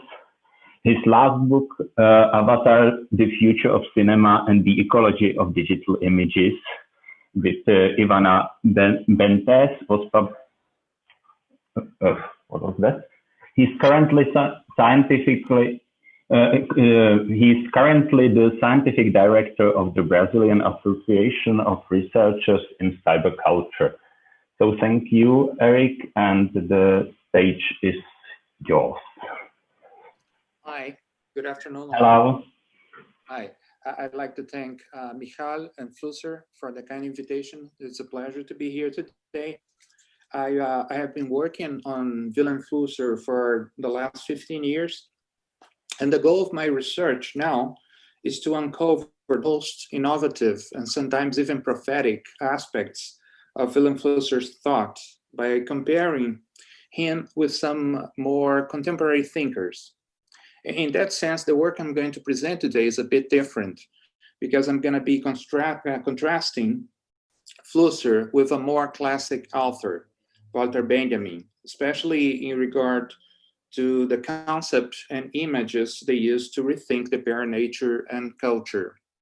Also, in that sense, it's going to be quite different from most of the presentations here today. I'm not going to talk about photography and not even technology in a strict sense, and rather I'm going to do something a little bit more philosophical and more abstract by trying to get into the territory of post-humanism by means of Flusser and Walter Benjamin. So I'm gonna begin my presentation now,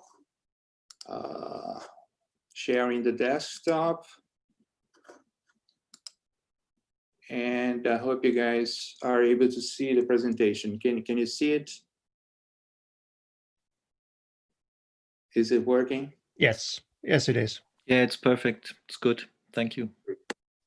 So history was built on the basis of a radical cleavage between nature and culture.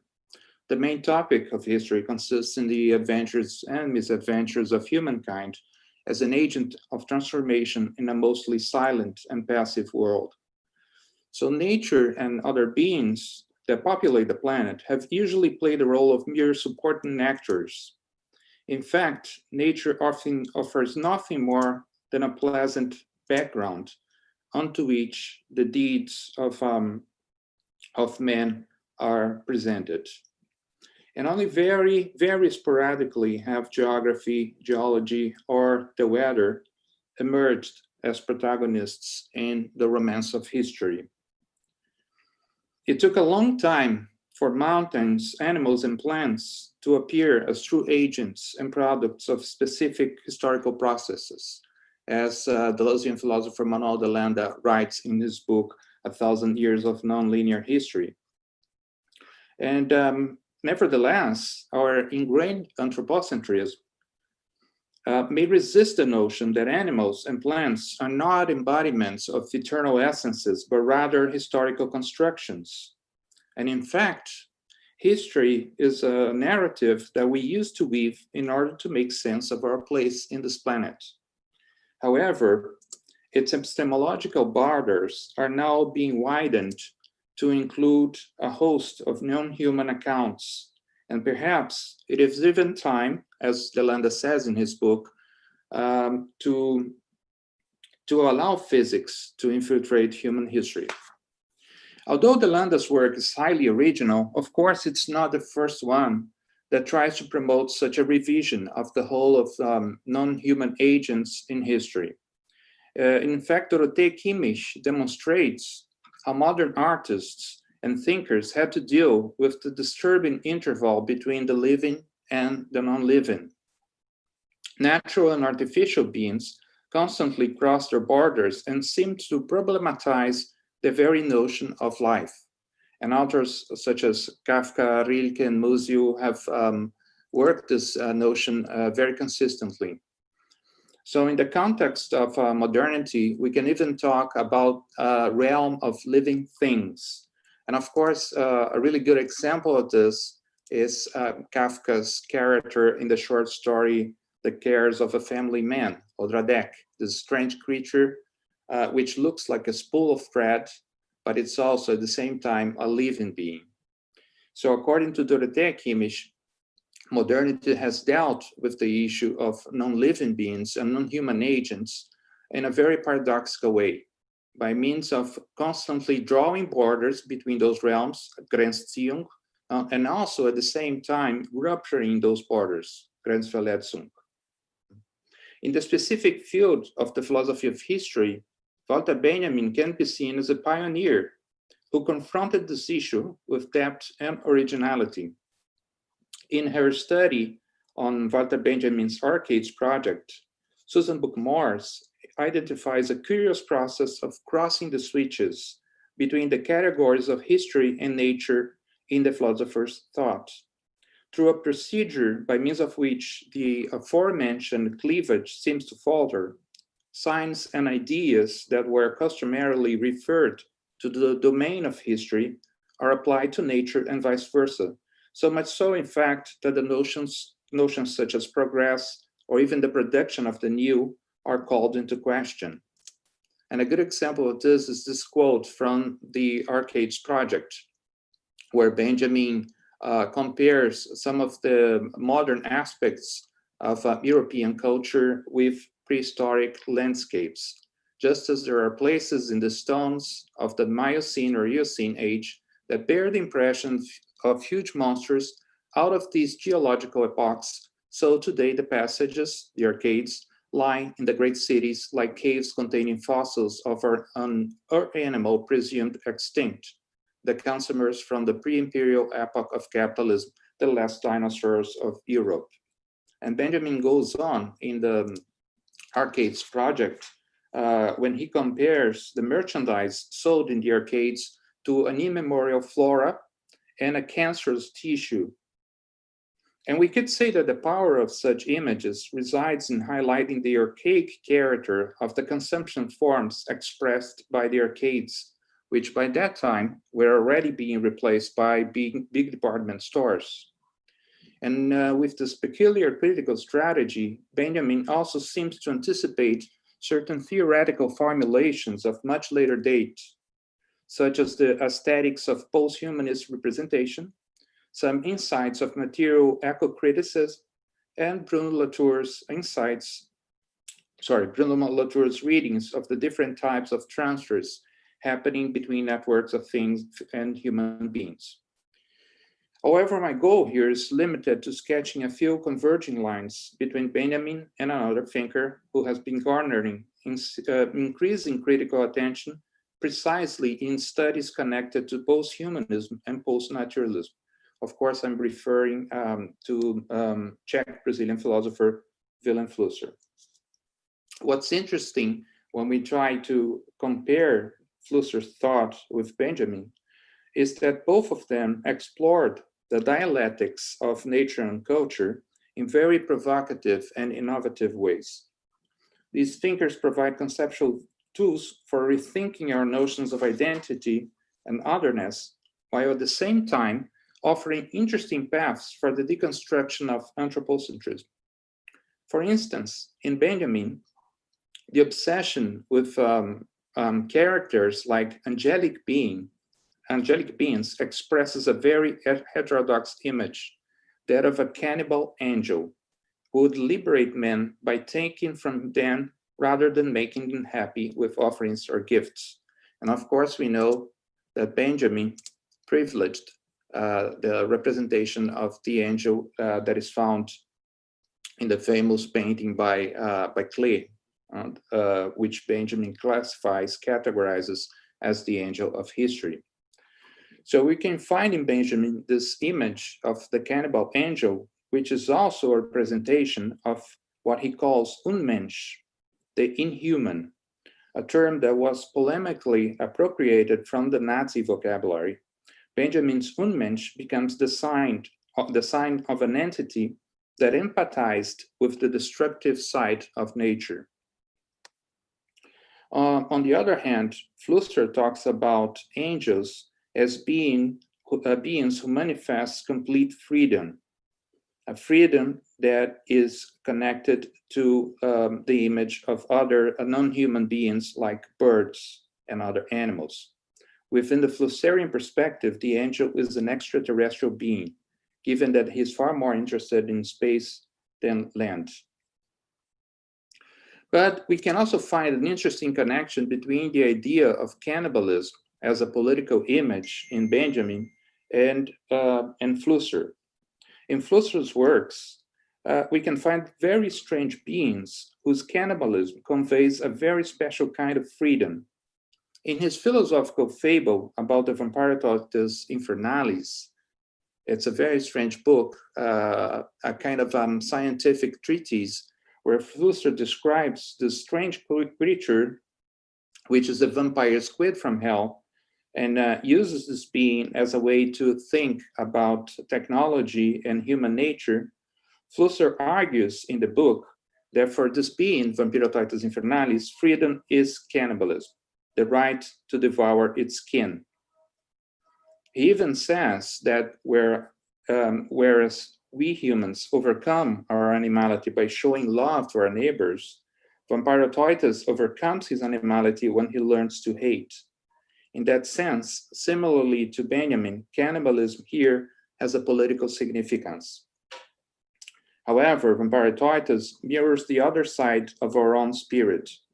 A Vampirotoitus hides in each one of us, writes Flusser, just like a human spirit lies disguised in each vampire squid.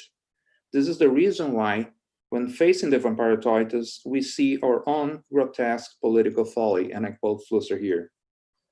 While for Benjamin, the devouring angel brings a new revolutionary barbarism, for Flusser, the cannibalistic aspect of Vampirotoitus is perceived at the same time with allure and mistrust.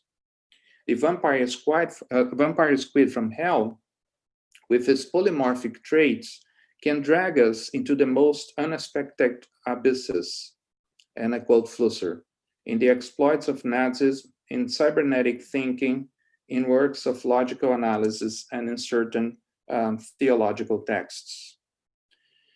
To Benjamin, the inhuman correlates to a notion of history that is no longer purely anthropocentric in nature or anchored solely in the concerns of a human subject. Those are the words of Beatrice Hansen in her very interesting book about the role of non-human creatures in Benjamin's works. In other words, a history in which animals, things, and other non-human beings have a decisive protagonism. Benjamin uncovers this notion in the ancient idea of natural history, Naturgeschichte, whose roots are to be found already in the Naturphilosophie of the 18th century. The philosophy of nature was founded on the premise that nature also has a history, and this history is of mythical character. Like many other of his conceptual constructs, Benjamin's proposition of a natural history was inspired by the German theosophists, mystics, and romantics. Winfried Menninghaus, for instance, demonstrates the importance of Kabbalistic mysticism and theosophists such as Jakob Böhme and Franz von Baader in the development of Benjamin's philosophy of language. The idea of a magic of language, Sprachmagie, in Benjamin, comes from these Kabbalistic influences and sources. According to Benjamin, language is magic in its capacity to immediately express itself, or rather what Benjamin calls its spiritual essence, which can be understood as its mediality and infiniteness. This interest in mysticism as a domain for processes of conceptual appropriation, even if aestheticized, a secularized appropriation in Menninghaus' worlds, has often baffled Benjamin's interpreters. However, we should notice that the same strategy was extensively employed by Flusser. His reflections on the theme of freedom and its relations to otherness are interwoven with theological motives. And this is evident in this beautiful passage from Communicologie Weiterdenken, where Flusser says that God created the world with the intention of placing it at man's disposal. Man reigns over it as God's image and semblance. In order for man to reign, God was compelled to give him freedom. Freedom means the liberty to sin. Man brings into the world the possibility of sin. Maybe this is not a very orthodox interpretation. Adama means earth, Adam means man. After having modeled the earth on his image, God instilled in it the spirit, ruach. This is the origin of writing. And he goes on until the end of the passage, where he concludes that we can no longer sin, peccare non posset. This is a strange and not always present way of experiencing freedom, but we carry it inside of us. We still have the feeling that freedom has a bitter flavor. It's fascinating to note how those passages are extremely similar to some of Benjamin's reasonings in his essay on language as such and on the language of men, when Benjamin discussed the notion of the magic of judgment, Magie des Urteils. For Benjamin, and we could say maybe also for Flusser, the symbolic event of the fall affects not only language, but also nature, which then becomes sad and mute, according to Benjamin. The great sorrow of nature is speechlessness, and the task of art and philosophy, according to Benjamin, is to restore what has been altered in the fall, the language of names. And for Flusser, on the other hand, nature still talks.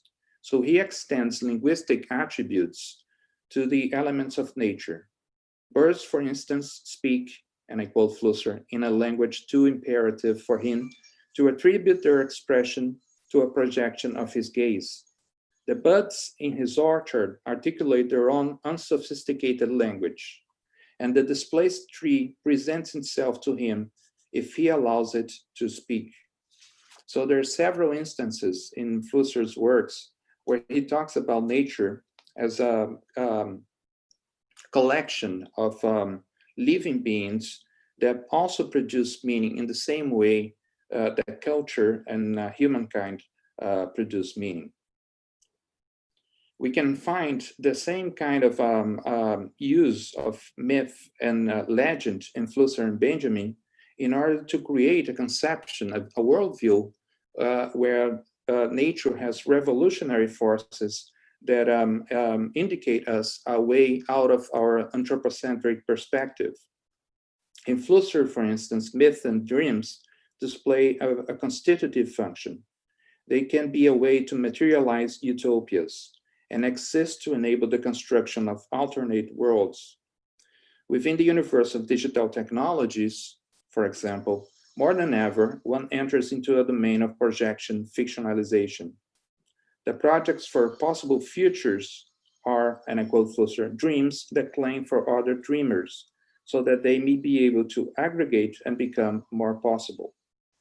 With this strategy of using dreams, fictions, and myths to multiply points of view, Standpunkten, Flusser frequently set side by side signs of nature and signs of culture.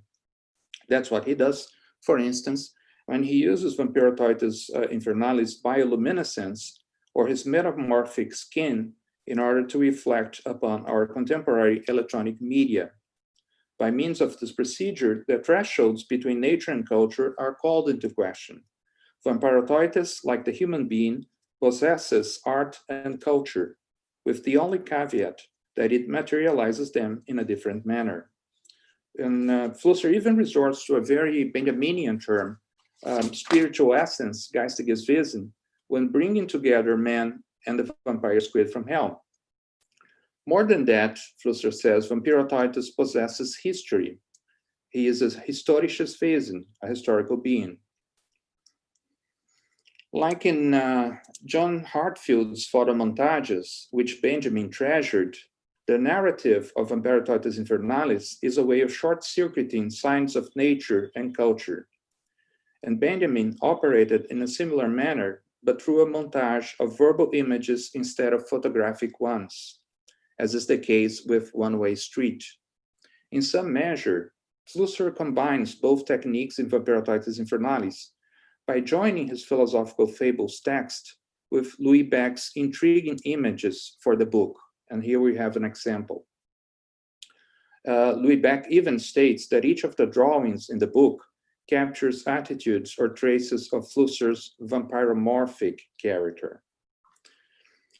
So perhaps this is the most instigating perspective of the encounter between Flusser's and Benjamin's projects. Both thinkers work with concepts of life and history that extend to things. Flusser explicitly affirms that mountains are things that have a history, or more precisely, a biography. In the same vein, Benjamin claims that the concept of life is given its due only if everything that has a history of its own and is not merely the setting for history is credited with life. This is the reason why we should not understand the word survival, Überleben, and continued life, Fortleben, used in the task of the translator in a metaphorical sense, but rather in objective terms.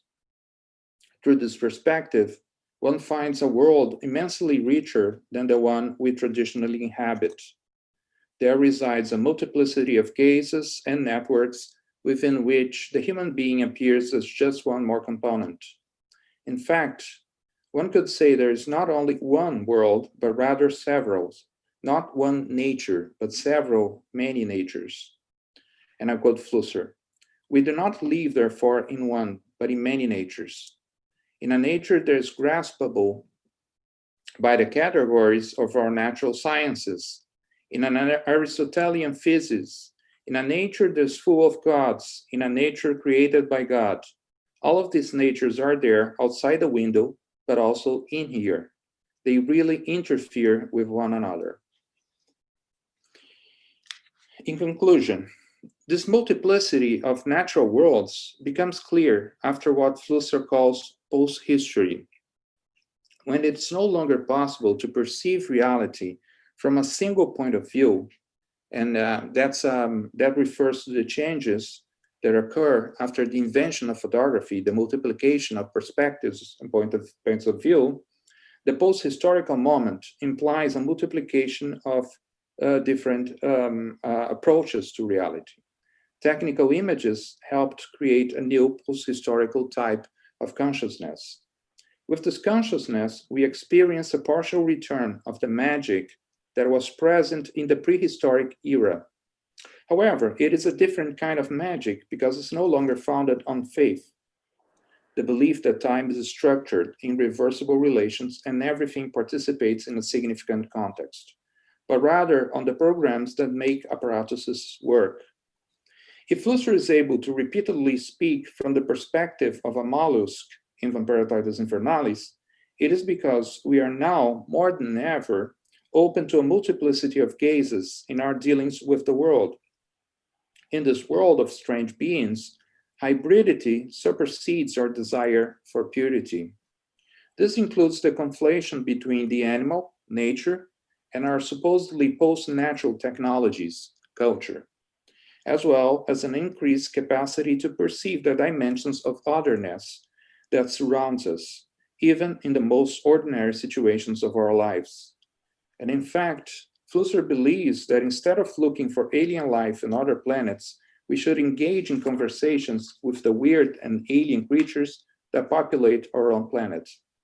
Vampiratoides is one such alien being that is simultaneously close to and extremely distant from us. In a very interesting essay, Van den Egeden coins the expression alien natures to refer to Flusser and his fable about the Vampiratoides Infernalis. Not only Flusser's octopodal beings, but also Benjamin's angels and stones might fit into this nature that is unknown and yet imaginable, a nature that is elsewhere and yet somehow present in a here. These alien spaces are sites for the encounter with the other in all its radicalness, for an interspecies dialogue by means of which mankind can learn about itself and the world that surrounds us in innovative ways. Therein, one no longer faces the dichotomy nature-culture because all beings present themselves as an agglomerate of multidimensional realities. It is for that reason that Flusser manages to see Oedipus in his orchard, in one of his texts in the amazing book Natural Mind, while Benjamin also manages to see a biological theory of fashion in zebras and horses, as he states in the Arcades project. In times of deep ecological crisis, this other history and this other way of thinking might offer us valuable tools to imagine different futures, less dark, deserted, and lonely futures that would entail possibilities nourished by the hope for a new humankind. Thank you. Thank you to Erick Felinto for his talk. And now is the time for our last talk by Robin Kelsey.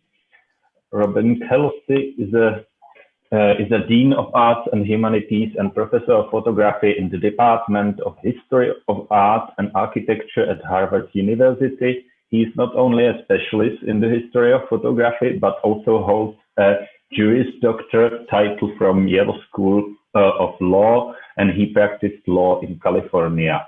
Robin Kelsey is the author of Photography and the Art of Chance, published by Harvard University Press in 2015, and archive-style photographs and illustrations for U.S. surveys, published by the University of California Press in 2007.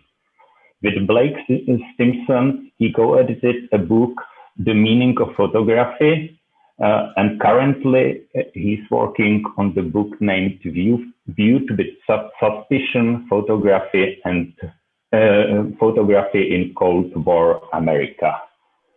So thank you for joining us, and the stage is yours. Thank you so much. I will try to share my screen here in hopes that works. Fine. Good? Yes. All right, excellent. Well, thanks to Jussi and Josef and Michal for putting together this conference. It's been wonderful to hear the talks and wonderful to be distracted from the US presidential election at this particular moment. So one of the things we've been experimenting with at Harvard in some of our classes is teaching history in reverse. And that's applicable to my talk because I'm going to return us to the origins of photography, and perhaps we can think them through differently in light of all that we have heard. So this has been a wonderful occasion to think through Vilém Flusser's writings on photography and other matters. And to a certain extent, my talk is an extended meditation on the relationship between early photography and Flusser's statement in Towards a Philosophy of Photography: apparatuses now function as an end in themselves. But also in the course of today, a question that's been on my mind, and I'm not the first person to hijack Bruno Latour's syntax to ask the question, have we ever been human? But it's been very much on my mind. So I'm an art historian, so you will get images. So in the Western tradition, reverence for spontaneous creation was usually pursued through painstaking skill. And in this work by the French artist Claude Milan, represents the Sudarium of Saint Veronica. As you may know, according to the legend of Veronica, she encountered Christ on his way to the crucifixion and wiped the sweat from his face with a cloth, which afterward miraculously bore an image of Christ. And the Sudarium established the paradigm of the spontaneous image in the Western tradition that gave the religious icon its authority. And of course, Hans Belting has written extensively on this. And this is a paradigm that photography would later occupy and succeed. And you may know this work, but if you look at the detail on the right, you can see that this engraving has been created through one continuous spiral beginning at the tip of Christ's nose and moving outward. So it's an act of tremendous virtuosity as an engraver to modulate the angle and pressure of the burin to create this image with a single line.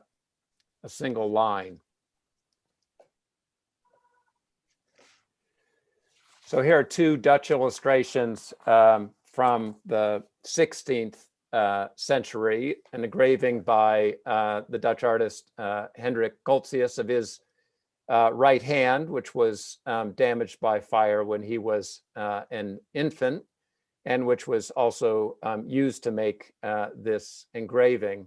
And on the right, an engraving of the operation of the camera obscura by the Dutch polymath Gemma Frisius. As these images might suggest, there was a way to produce a spontaneous image without the use of the hand, known since ancient times, and it was the camera obscura. And by use of the camera obscura, nature, as it was understood, was able to cast an image of itself. And as I'm sure most, if not all of you know, this was taken by Descartes and others to model the operations of the human eye. And with the arrival of photography in 1839, the camera obscura could now produce a fixed image. And I decided that for the sake of this talk, given what we heard from Michal, I would use a button. This one not to press, but actually a button used on articles of clothing. This one bearing a miniature daguerreotype of two hands folded on a book. And I show this in part because of the interesting combination of the hands in the image, the fact that the button is such a tactile object, and yet this is, for me, representing the withdrawal of the hand from the making of such images. Early writing on photography recognized the supplanting of human agency with the operation of the apparatus and its harnessing of natural forces. And I just give you two of course, what are many attestations of this, but these are striking ones. So Yanin, the first, we live in a singular epoch. Today, we no longer consider making anything ourselves.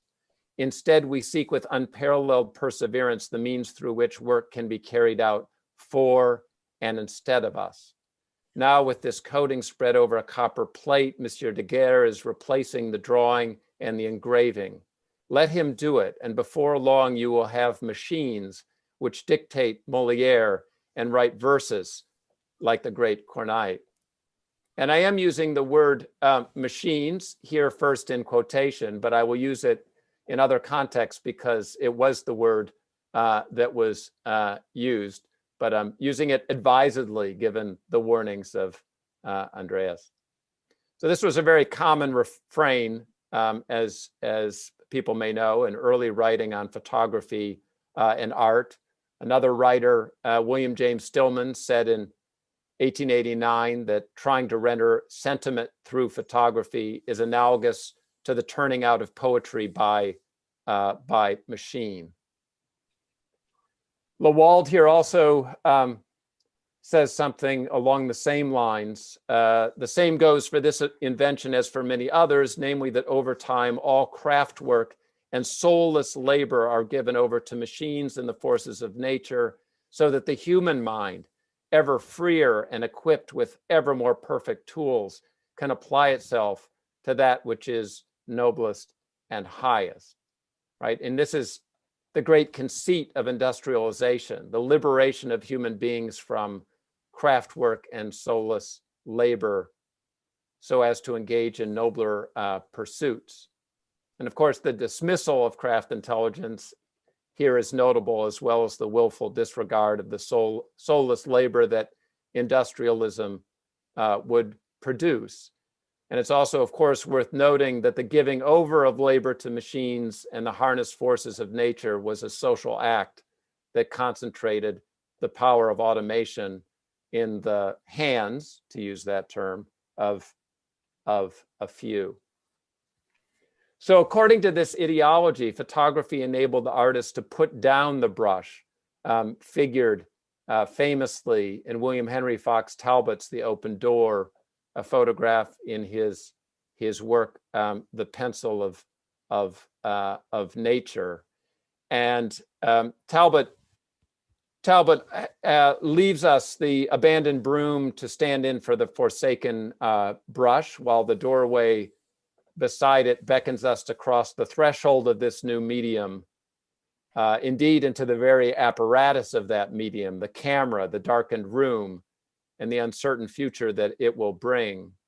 And thinking of the distinction that Anna was drawing between landscapes and maps, it's noteworthy that the origins of photography, both in France and England, were distinctly with landscape, to an extent that's often underappreciated in histories of photography. So this was decidedly an egocentric medium and constructed as such. In describing the photograph, Talbot wrote, "A painter's eye will often be arrested where ordinary people see nothing remarkable, a casual gleam of sunshine or a shadow thrown across his path or other picturesque details." So Talbot suggesting here that art derives not from the painstaking manual skill combined with creative invention, but rather from the exercise of the opportunistic eye, right? Once the picturesque has been seen in nature, the transfer to the pictorial surface becomes a brute matter of means. And it's notable that the word mechanical in English actually very much predates industrialization and really refers more to the work of manual laborers. And so the social, the social dimensions of the mechanical, I think, always need to be kept in view. So if a particular view could be selected by the operator of the apparatus with the painter's eye, there were also occasions for photography to more indiscriminately take in an inventory of objects, such as in Talbot's famous photograph of articles of China. And in relationship to this photograph, Talbot said, it may be said to, the camera may be said to make a picture of whatever it sees. The object glass is the eye of the instrument. The sensitive paper may be compared to the retina, and the eye should not have too large a pupil. That is to say, the glass should be diminished by placing a screen on the diaphragm before it, having a small circular hole through which alone the rays of light may pass. When the instrument is made to look at the objects through this contracted aperture, the resulting image is more sharp and correct. And what I want to underscore here is that whereas with respect to the open door, he talks about the eye of the painter, here he is actually according the eye to the instrument itself. And this is an ambiguity that runs through Talbot and his attempts to negotiate how to introduce his invention to the world. And here you see articles of China from one of Granville's wonderful prints from another world, coincidentally made pretty much at the same time.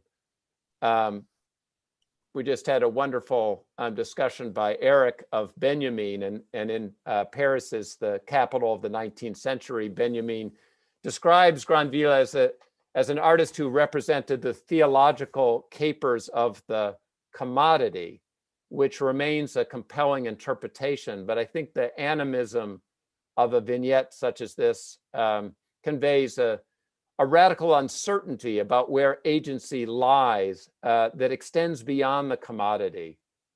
So I'm just noting that these instruments seem to be using their own eyes, looking for themselves, right? So there were doubts about whether the prosthesis might detach itself, leading to uncanny results.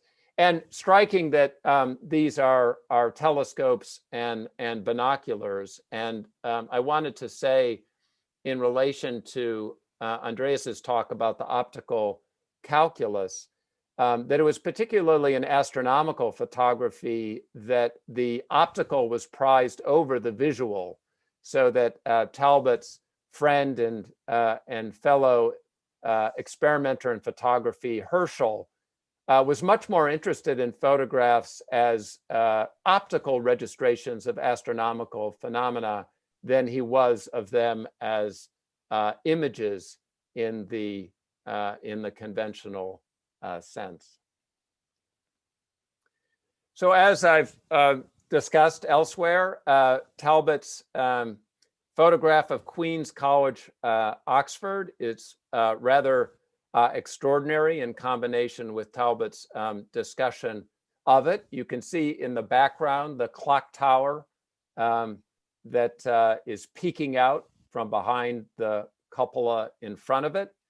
And the text that Talbot includes in the pencil of nature accompanying this photograph reads as follows: in examining photographic pictures of a certain degree of perfection, the use of a large lens is recommended, such as elderly persons frequently employ in reading. This magnifies the objects 2 or 3 times and often discloses a multitude of minute details which were previously unobserved or unsuspected. I want to stop there to note that what Talbot is already recognizing is what's come up in multiple talks, which is the mismatch between the image that the apparatus can produce and the human optical apparatus. So you're already seeing here the beginnings, I think, of operational images, the beginnings of images which are really speaking from machine to machine in the way that Trevor Pegulin and others, Feroki and others have talked about, right? So the prosthesis of the camera must be met by the prosthesis of the magnifying glass in order for the full opticality of this record to register.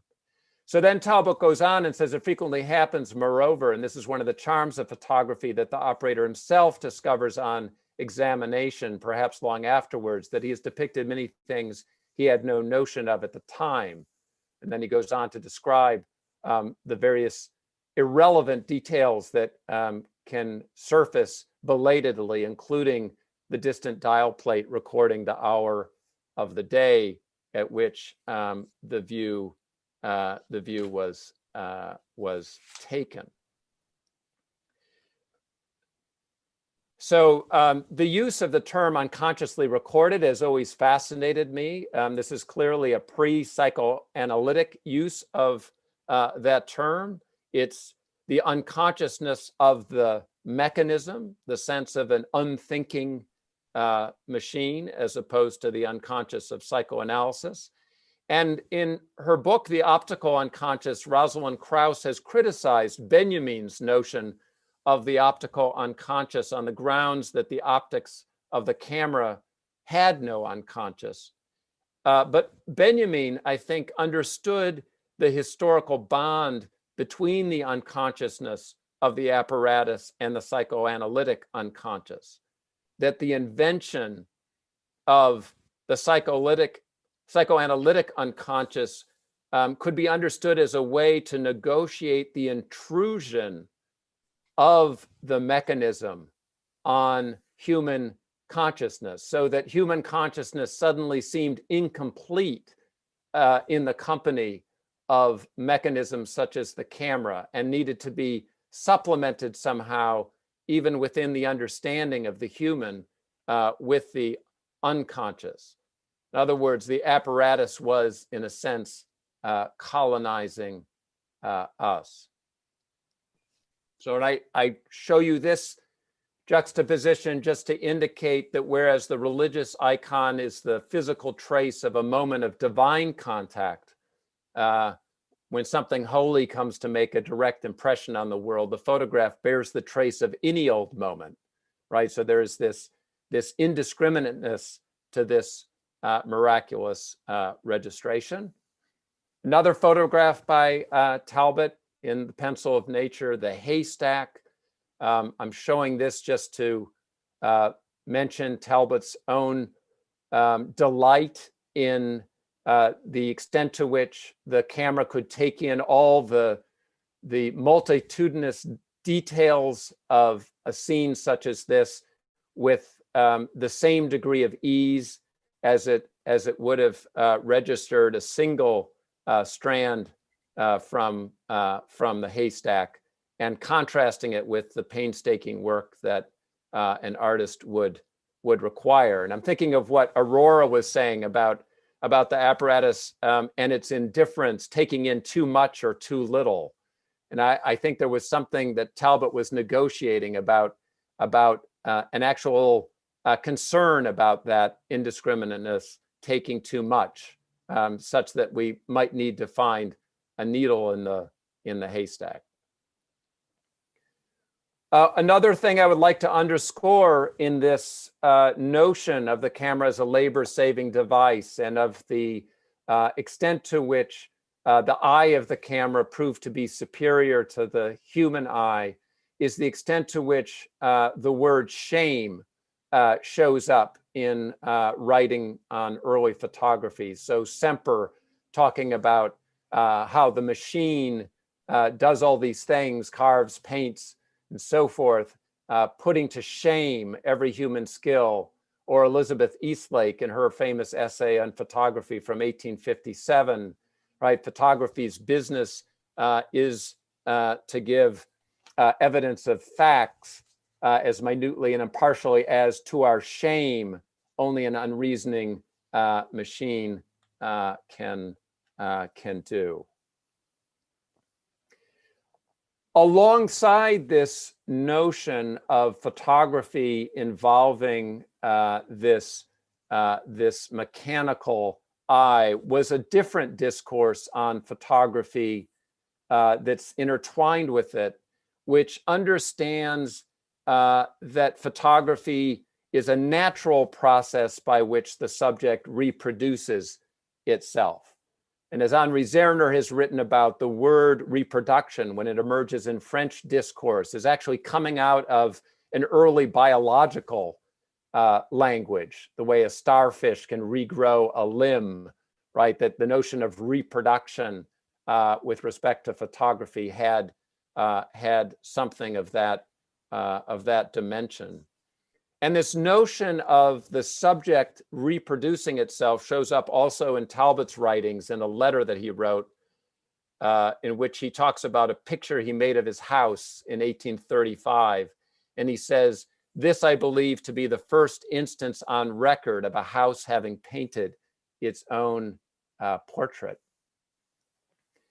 And this language of the agency in photography not being the apparatus, but actually being the subject of the image surfaces in many places quite wonderfully in an article that appears in Blackwood's Edinburgh magazine in 1839, being written by someone that we presume actually had not yet seen a photograph, but had read about them.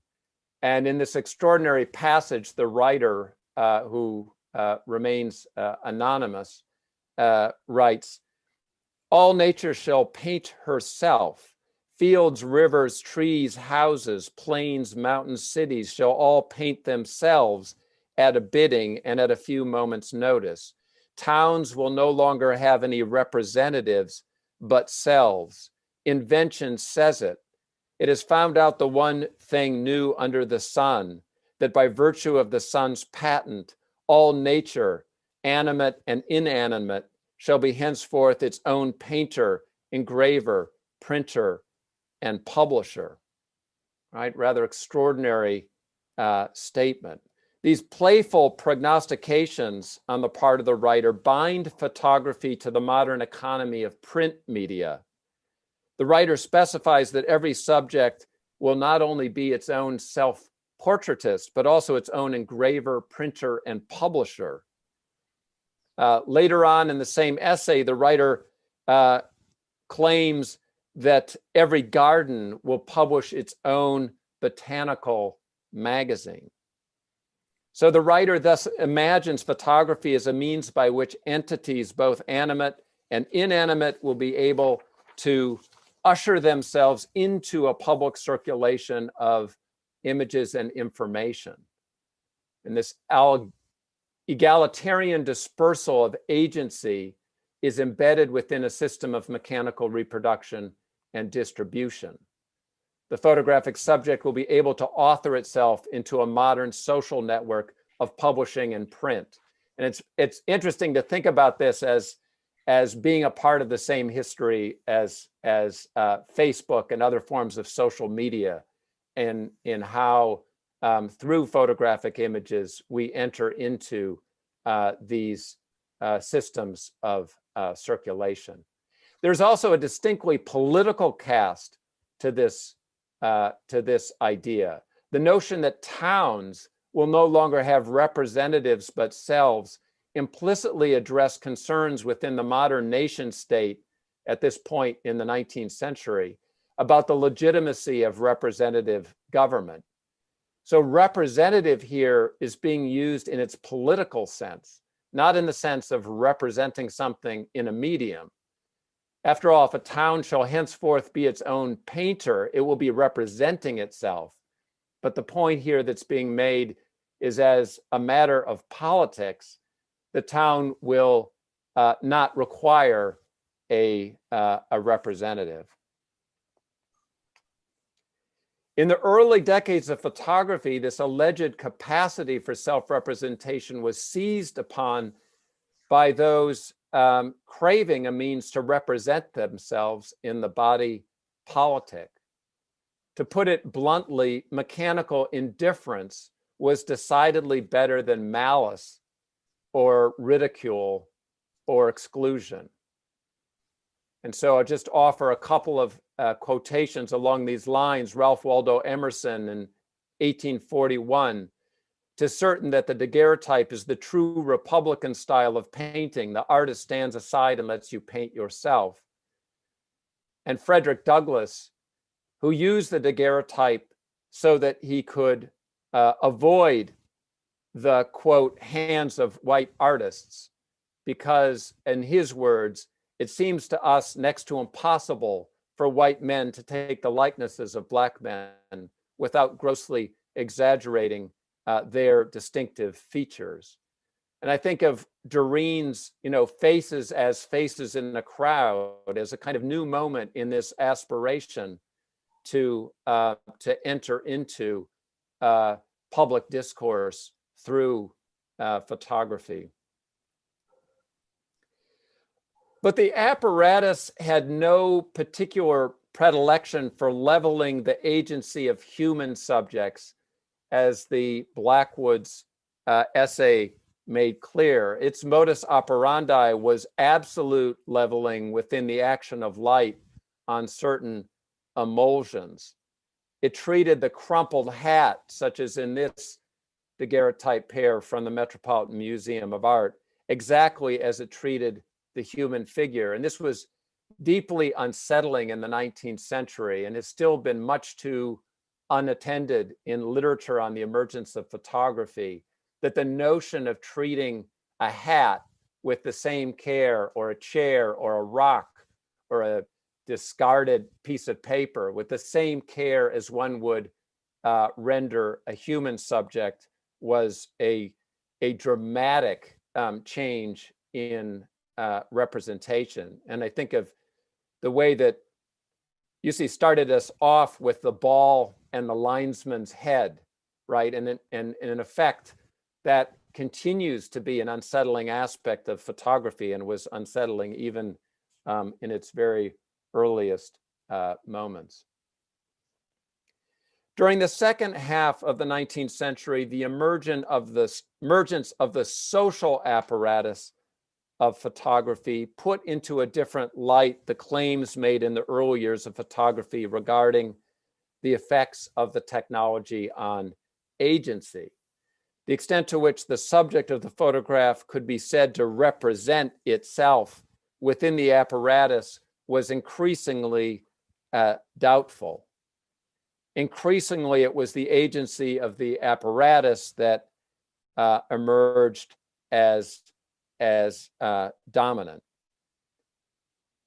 And I think the extent to which ordinary photography has been disciplinary in the name of the machine, as in smile for the camera, still could use more scholarly attention. And I loved Michal's example of selecting family photographs from the household surveillance footage. It's a mind-blowing example of the collapse of the honorific and disciplinary strands of Alan Sekula's work on the portrait.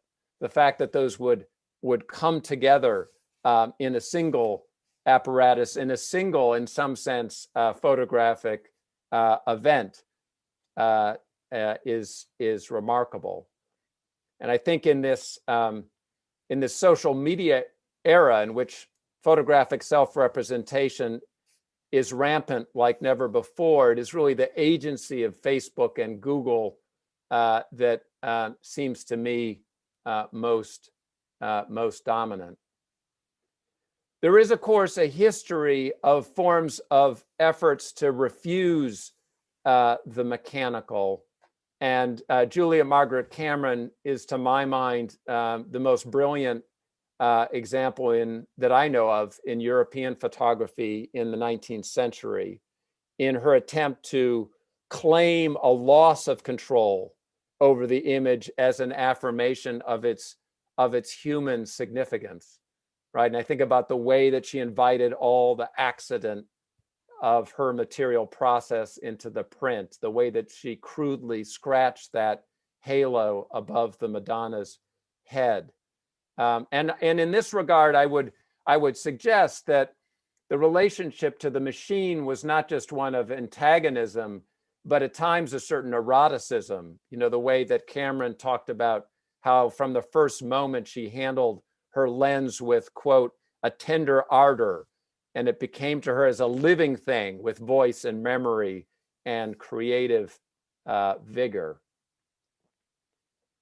And you can see the gulf between Milan and Cameron, between the painstaking, deliberate production of the iconic image of Saint Veronica on the right, and the invitation to a kind of messy spontaneity in the image on the left.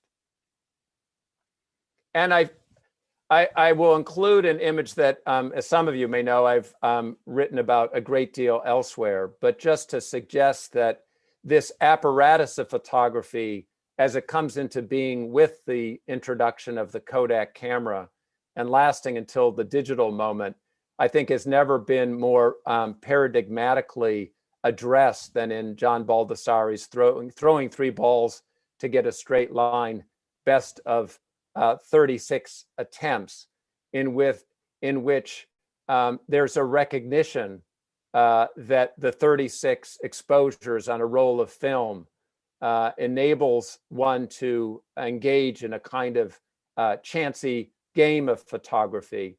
And to return to something that along the lines of what Doreen was saying, the extent to which at this moment the RAND Corporation and other parts of the American military industrial complex were harnessing chance in their Monte Carlo simulations to gain control over the world precisely through the randomness that was thought to lie outside that control.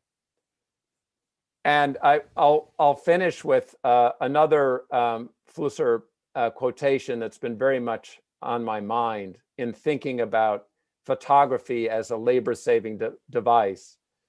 And that is, our question is no longer freedom from what, but freedom what for. We have not yet begun to answer that question. We are, as far as values are concerned, in the lower Paleolithic era. And that's related, I think, to my question of have we yet been human? Thank you. Thank you to Robert. Robin Kelsey and also to Erick Felinto for their talks. And now there will be a space for questions and answers, and then the final concluding remarks by Jussi, Parikka. Okay, so are there any questions for Robin and Erick? Hi, I have a comment for Robin. Actually, I would like to really comment on the, you hear me? Yes. On the distinction and really the importance basically of the distinction between agent, agency, and automatism from the beginning of photography till nowadays, because this discussion was somehow kidnapped by the artificial intelligence thesis in which they were trying to assign agency and agent to machine. And I really appreciate the distinction you managed to somehow dig out of the history of biological definition, or this mechanicistic definition of agency, because with this biological definition, we can much more interpret generative adversarial networks in terms of something we can call maybe photogenesis situation, by which things are not procreating the way which is predictable and linear, but it's unlinear and it behaves like a biological material, which then can describe also an agent. Do you see the relation between these generative adversarial networks between people that do not exist and the theory of the biological theory behind the theory of agency? Yeah, I think returning to a notion of the photogenesis, and there's a lot of language like that in early photography. It would be a great moment to do that. I think that language would look very different now than even 10 years ago. And it's one of the reasons I continue to return to the early moment of photography. I mean, I have a slight obsession with it, but I also think every new moment requires a new history. And I think it would be great to return to that language. I also, I like you're focusing in on the word agency too. And I've been very struck by the emergence of the word agency into our discourse because outside of the social sciences, in most humanities discipline 20 years ago, 25 years ago, people didn't use that word. And in philosophy, they used actor or, actant.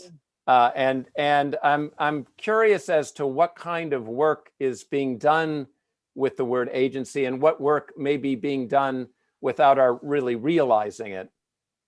Because in many contexts, the word agent is actually a fairly weak word for empowerment, because most of the time in ordinary language, when we talk about agents, we talk about someone who's acting on behalf of someone else, right? And so I'm just very curious about the emergence of agency. I mean, perhaps someone has written about this, but I haven't read it yet.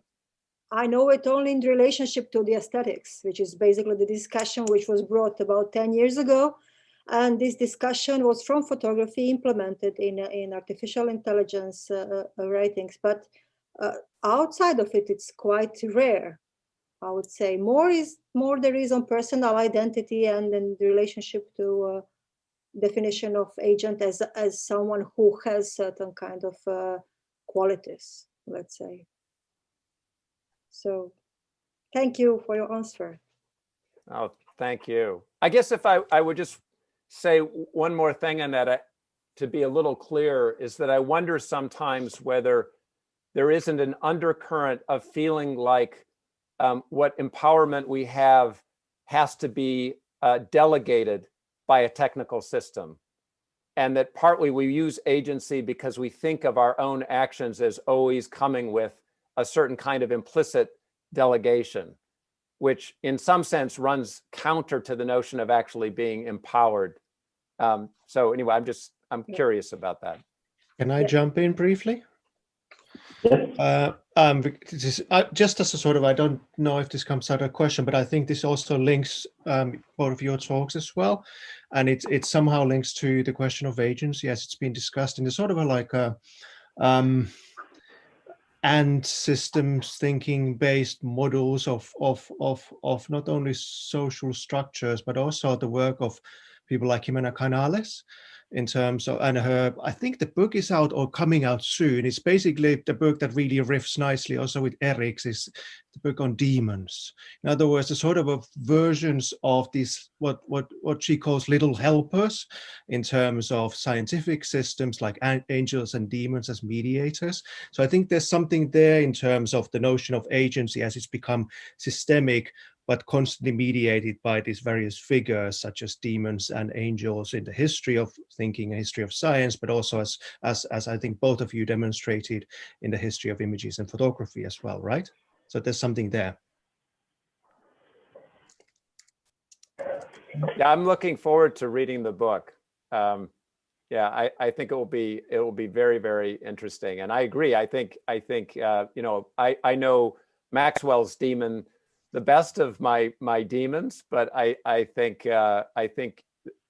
there's a lot to be written about the relationship between the history of those little demonic agents or homunculi at this moment in particular.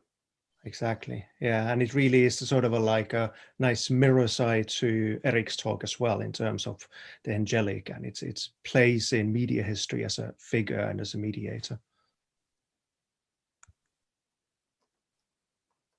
I mean, even in the Bible, when you read the Bible and we read the description of angels, they work as a machine. They are never actually a direct representation of God. It's always as if they were sort of a television screen reflecting God's message. So maybe we could even write history of media through the images of angels and demons and the way that they work as mediators between like the divine world and human world.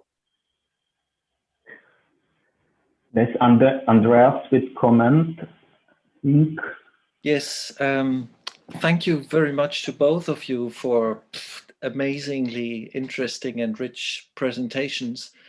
I have lots of notes, which I won't bother you with now.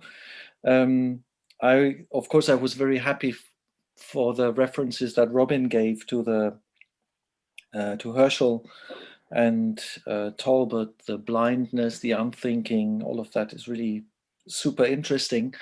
I would like to make my point in relation to the question of agency, and one of the things that I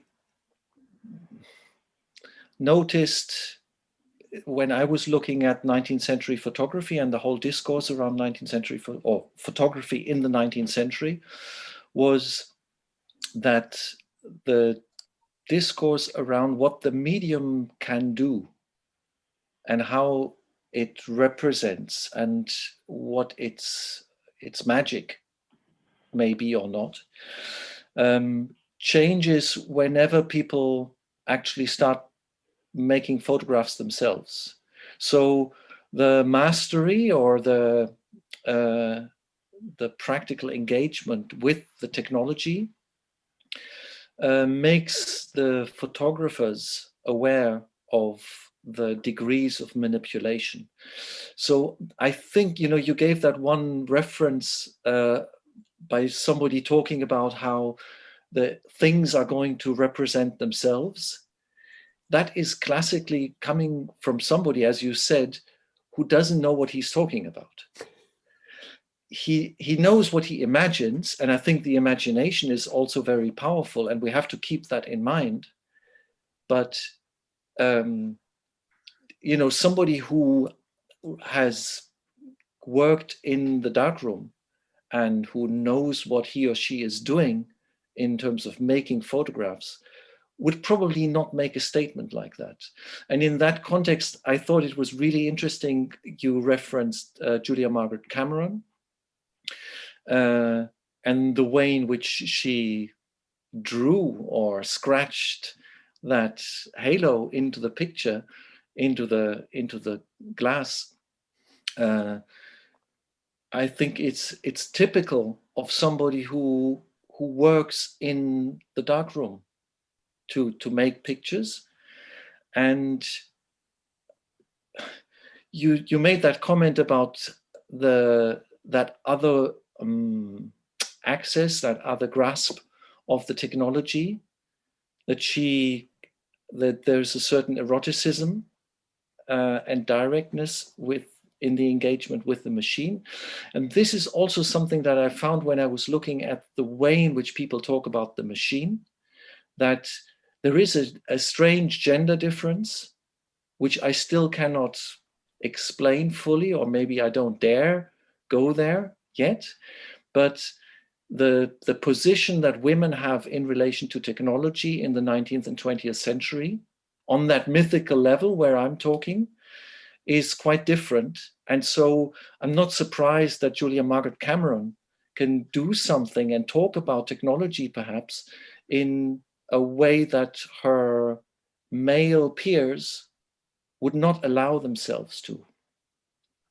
You know, the idea, the theme of shame that you brought up, of course, it reminds us of Günther Anders, who has talked about the Promethean shame in this fraught relationship between man and technology. He says man and technology in the mid-20th century.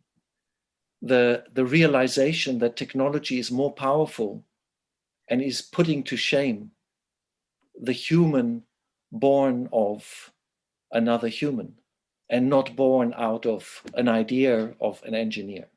So this theme of shame is, I think, deeply embedded in the modernist conception of technology, and that runs through.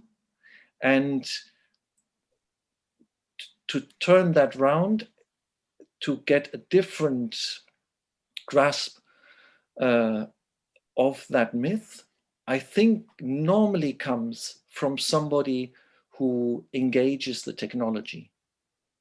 And that's why I also, in my talk, I talked about the necessity to talk mathematics when we talk about operational images, because so long as we stay on the level of talking about images and talking about the visuality, we are looking away from what is actually going on in those processes.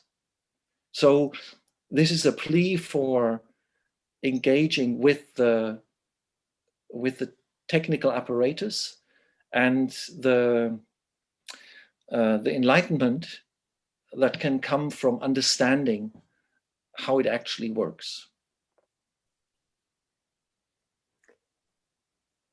Thank you for that. There's a lot in what you said, Andreas. I will.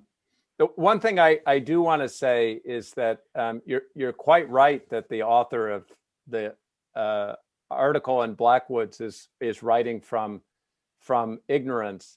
But one of the things that I find so fascinating about the early discourse on photography is the extent to which it already has desires for photography that outstrip what photography actually was. And those desires extend very much to people who were working very closely with the technology. I mean, Talbot, after all, he says that his house made its own portrait. So his language, and it was that letter that the Blackwoods author read and led him to come up with this idea that everything would be making its own portrait. So he actually got the idea from Talbot. And I think it's interesting that you know, as Jeffrey Batchen, you know, wrote the wonderful book Burning with Desire for photography, that the desire for a certain idea of photography, you know, which is one reason I loved Michal's talk, because it just, you know, yeah, get rid of the button, make it so that it, you know, just is going straight from my mind onto the, you know, to the screen or onto the print. I mean, that idea goes back into the 19th century, right? So and again, sometimes from people who were deeply embedded. I could say a lot about Julia Margaret Cameron and her particular feminism, which I think was unbelievably brilliant, but probably should make room for more questions. Are there any other questions or comments? Also from attendees, of course. Perhaps. Yes, Doreen. Oh, yeah, thank you so much. Extremely compelling and precise, and I really appreciate in the context also of this gathering that we look into these kind of foundational moments of the technology of photography, maybe also something to develop further and kind of mobilize for an understanding of the contemporary condition regarding computational navigation practices. And what Andreas was saying, but also Robin, but also I think Erick made me think of a lecture that we had recently in our seminar by Maria Stafrinaki, who is an art historian who has worked a lot on the prehistory of modernity as constitutive for modernity in the categorization of art history. And in terms of how nature has been constructed as a history that is attached to an enlightened and a scientific, let's say, discourse, by the means of exhibiting, like, for example, the kind of Crystal Palace exhibition in London, Universal Exhibition in 1800 and, I can't remember now precisely, 76 or something. But also by the means of photography, how these forms of technologies are constructing nature as a form of history that is able to be categorized and that is able to be classified and being put into a taxonomy. And what Andreas was saying regarding kind of the Promethean shame and this kind of erasure of any forms of kind of deviations or also forms of impurity regarding technology is exactly something that Ariella Aisha Azoulay, but also Ray Cho has been pointing out regarding the pitfalls of a kind of academic analysis in the Western context of photography in the context of Walter Benjamin.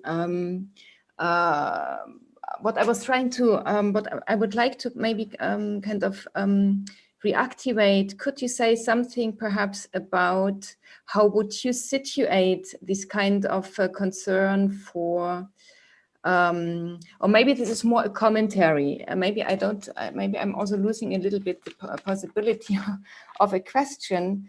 But, you know, I think Robin was saying kind of the optical unconscious that has been colonizing us. Can you elaborate a little bit about how would you situate this kind of a question of technology, photography, nature as history in this context of the question of reason as a claim for technology as a pure means, which is exactly what we are continuously kind of stumbling over in contemporary discourses when it comes to the need to politicize the image, to investigate the social kind of implicatedness of those forms of technologies and the politics of emotions, basically also. I hope it is kind of clear what I'm trying to get at. If not, maybe someone else from the audience also can help me out. Voila. Thank you. Thank you so much, really. I'm still processing. Thanks a lot.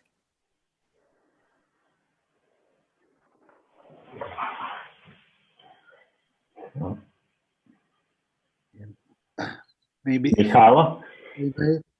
Yeah.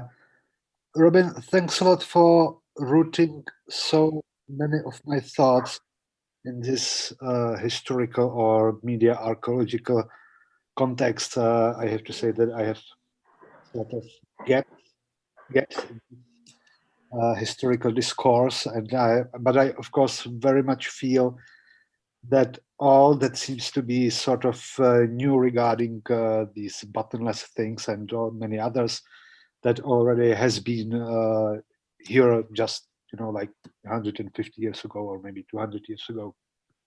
And it deals out, and it concerns the ambivalences regarding the technology, about the risk, dangers, and on the other side, pleasures and safeties and all these things. But yeah, I've got also a lot of notes, but maybe I just want to comment on your remark regarding my last slide of this surveillance family coverage.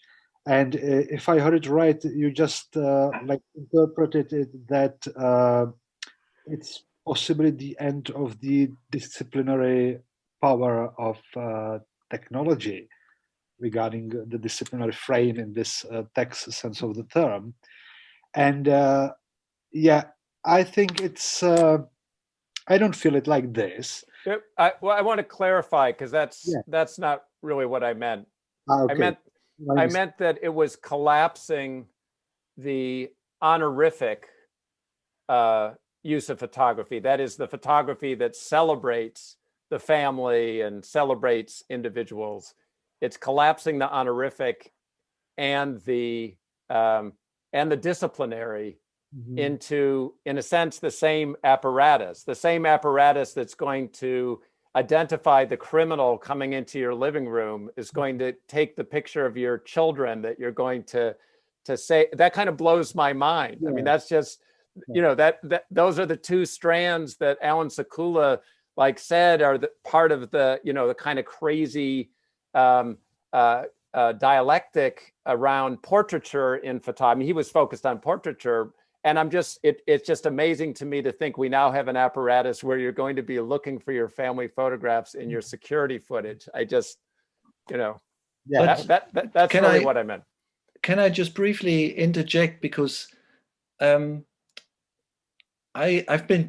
did my PhD about these things, and my hypothesis has been ever since that the distinction that Sekula makes between the honorific and the disciplinary is somehow a fabrication, because in the Foucauldian sense of modern subjectivation, but that collapse has already happened in the studio photography of the 19th century.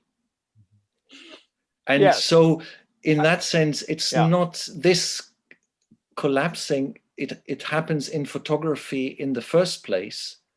And it's just a different form of inscription that is happening here now. I agree with that. And that's why I made the point about smile for the camera, that I think the disciplinary side of photography, of everyday photography has been with us. But there's something about this notion of drawing absolutely. It's really, but very good point, Andreas. I agree. Yeah, thank you both. Thank you. And are there any other questions or comments? I just have a little comment, since we are talking about 19th century photography, and also we discussed earlier about images versus logic or mathematics and things like that. So I have been doing some work on astronomical photography, or the introduction of photography as a tool in astronomy. And I found that extremely surprising and interesting. Also the way that they were insisting that they wanted to have photographs that were more than pictures. A good photograph for them should not be a picture. They were actually pushing it into the direction of a measuring instrument. And I think it's extremely interesting also using the same equipment to do spectrography and then photography, same people doing this.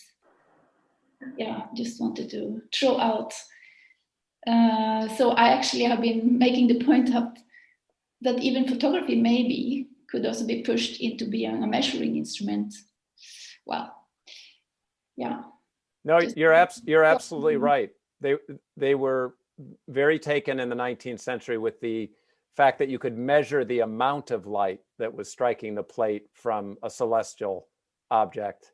Yeah. And that's what mattered. It wasn't the picture. And all the intricate work in measuring it, all the people sitting there with, you know, magnifying glasses and the computers. Want to speak of them? Yes, maybe my comment is, I still feel like there is like kind of tendency to do a strict distinction between images and measuring and these kind of things. And I feel that all these things are categories of human embodied meaningful activity, like measuring. Logic is obviously something developed with its history, and the situation with a measuring apparatus and picture making apparatus is actually like collapsing in this sense that both of them are in a way like tools, and that this replacing talk about machines seeing something and machine doing logic or counting is actually in a sense void. Like it doesn't radically change what is problematic about this, or like machine vision and so on. That the computing is also originally a human activity, and we can argue that the machines are mechanical, and that's my comment, like on this. This not the question. Okay, so are there any other comments and questions from panelists? If there's nobody else, then I would like to respond to what you just said, and maybe also answer the question that Robin threw in, whether we have ever been human. Or then you later rephrased it, Robin, you said, have we yet been human? And I would probably also with Latour, it's not difficult, would say, of course not. And this I would also say to Josef now, when he says, yeah, but isn't calculation that goes into computing, isn't that a human or based in human activity? And I would say probably not. I think that, of course, there are humans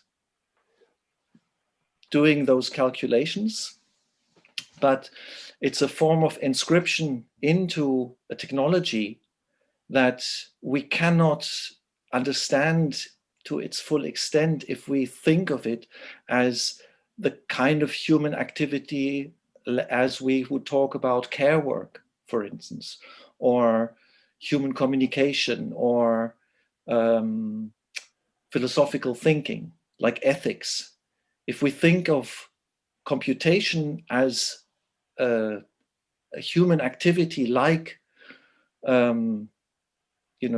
moralization, then I think we are mixing different, maybe even cosmologies, with thinking different worlds. I think that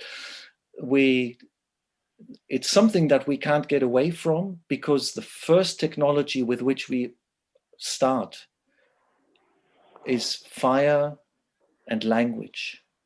So it goes back a long way.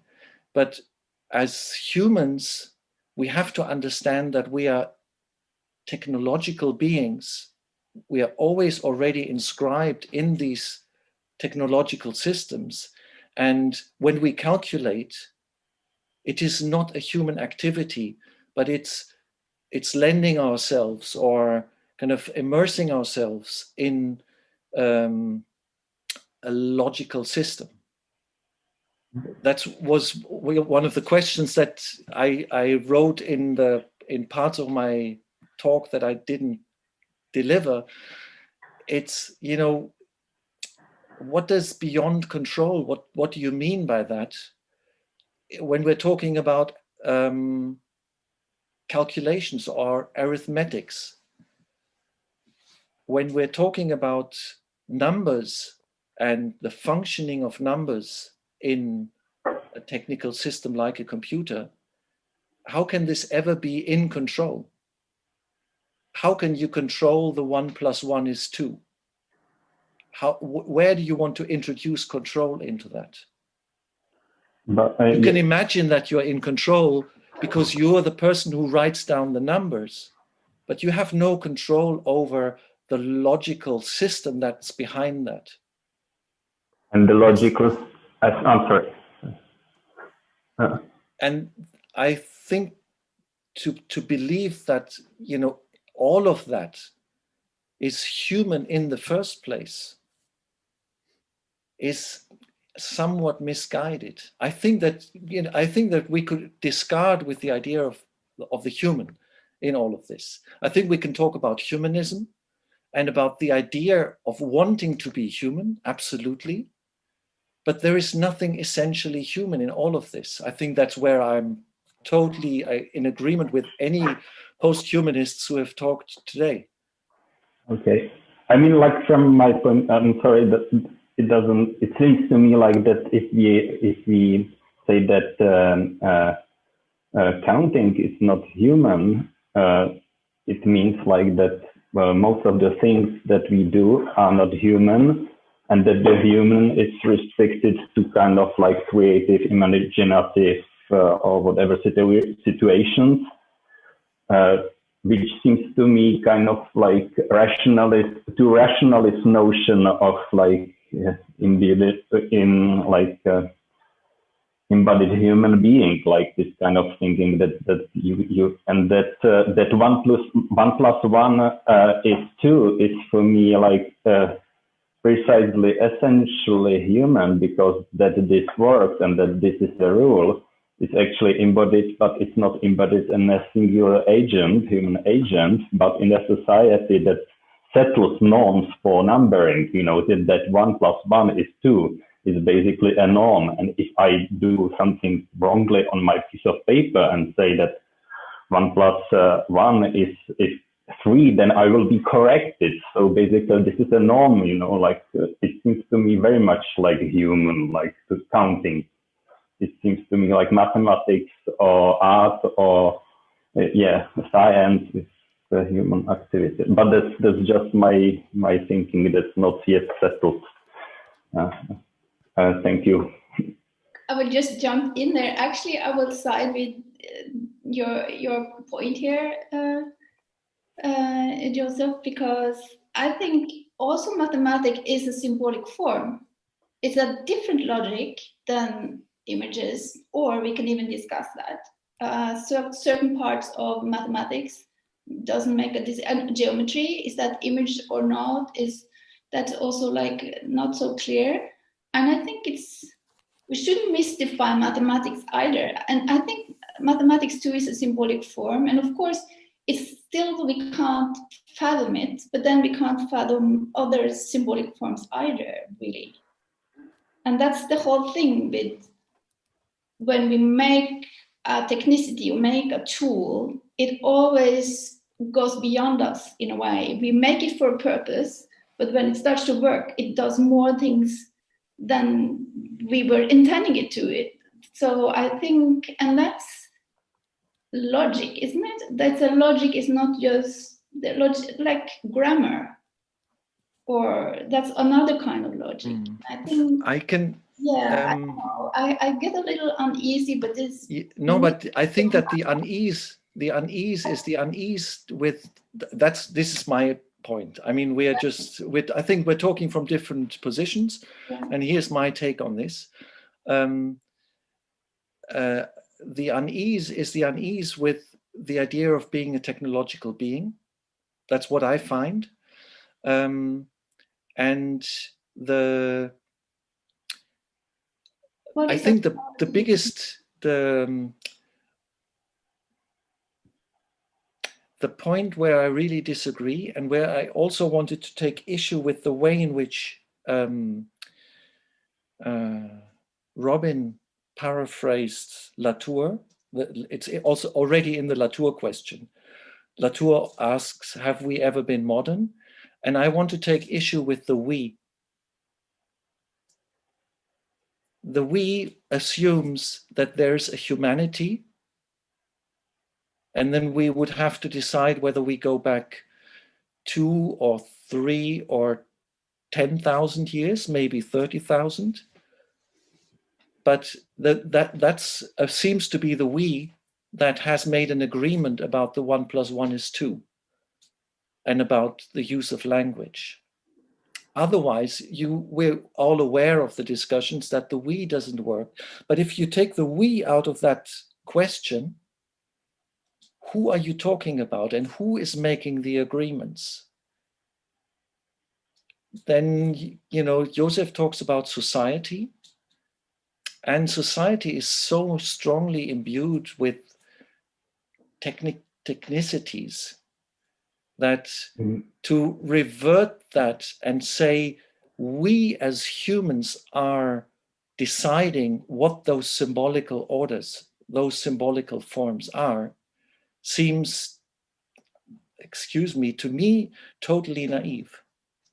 And also totally, I don't know what the word in English is, überheblich, like inflating one's own influence on those technical systems. I think that my point is that I have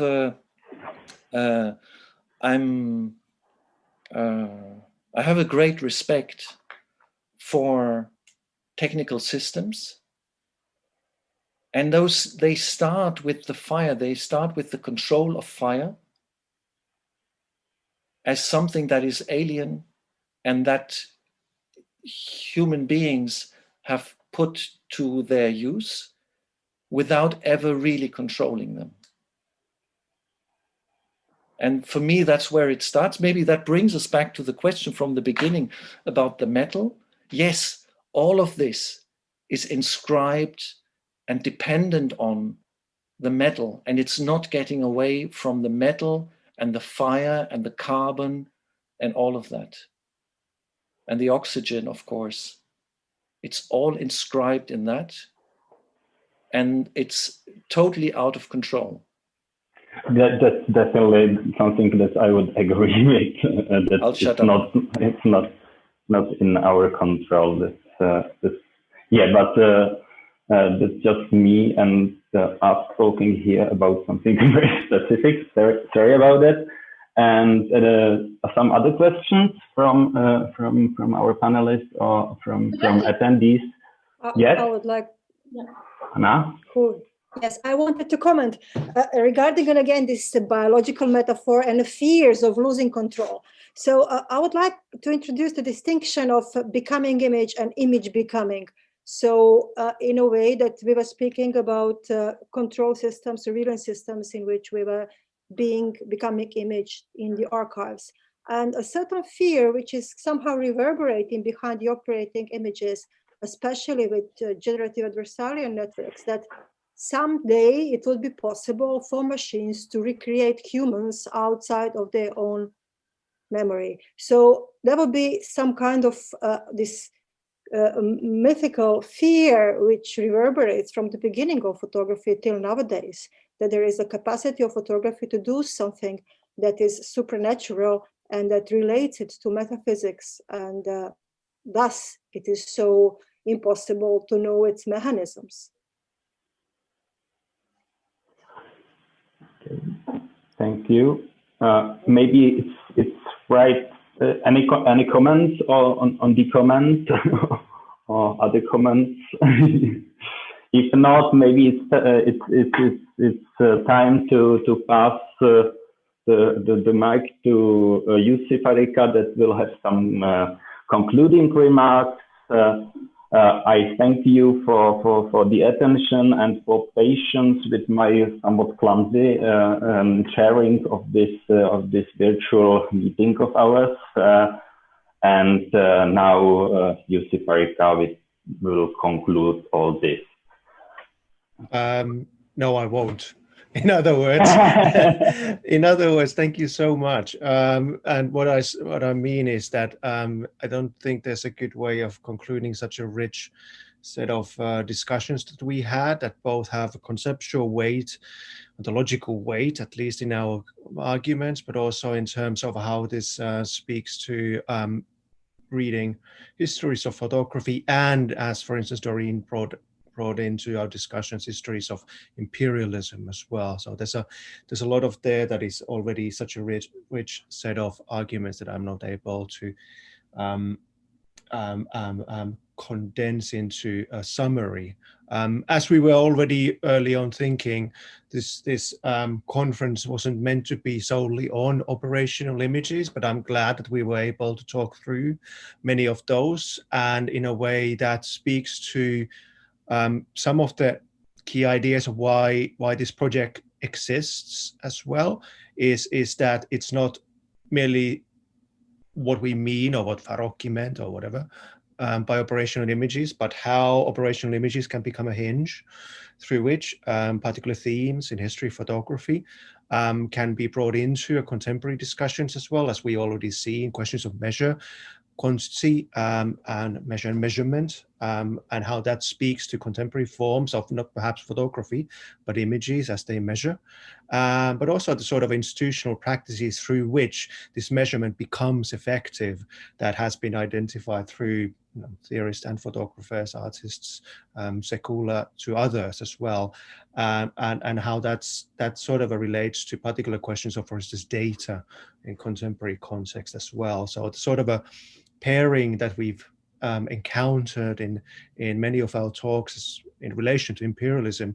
I think the pairing is into context of so-called data colonialism as well, and also trying to find a bit more high-res discussion than merely talking of surveillance as a catch-all category. And we mentioned for good reasons and important reasons, but also probably reminded that surveillance is quite often too low res to be meaningful anymore, because there's so many specific kinds of techniques through which traps and capture, but also participation work in these techniques and technologies. So from me, I don't have anything more. If anyone wants to jump in with final comments, please do. The floor is open. I know that Josef has been working hard already as a chair, so. So maybe like just once again, thank you. And I'm sorry that we just cannot finish all this in a nice path and to talk about operational images, but not just about them. But I very much hope that it will happen sometimes later. Okay, thank you. Thank you very much. One more time, thank you. I wish we could. Applauding never works on Zoom so well, but still I'm applauding to every one of you, and I really want to thank you everyone for wonderful. And I hope we got wonderful news from US coming in as well, thanks to Georgia and Pennsylvania. So fingers crossed.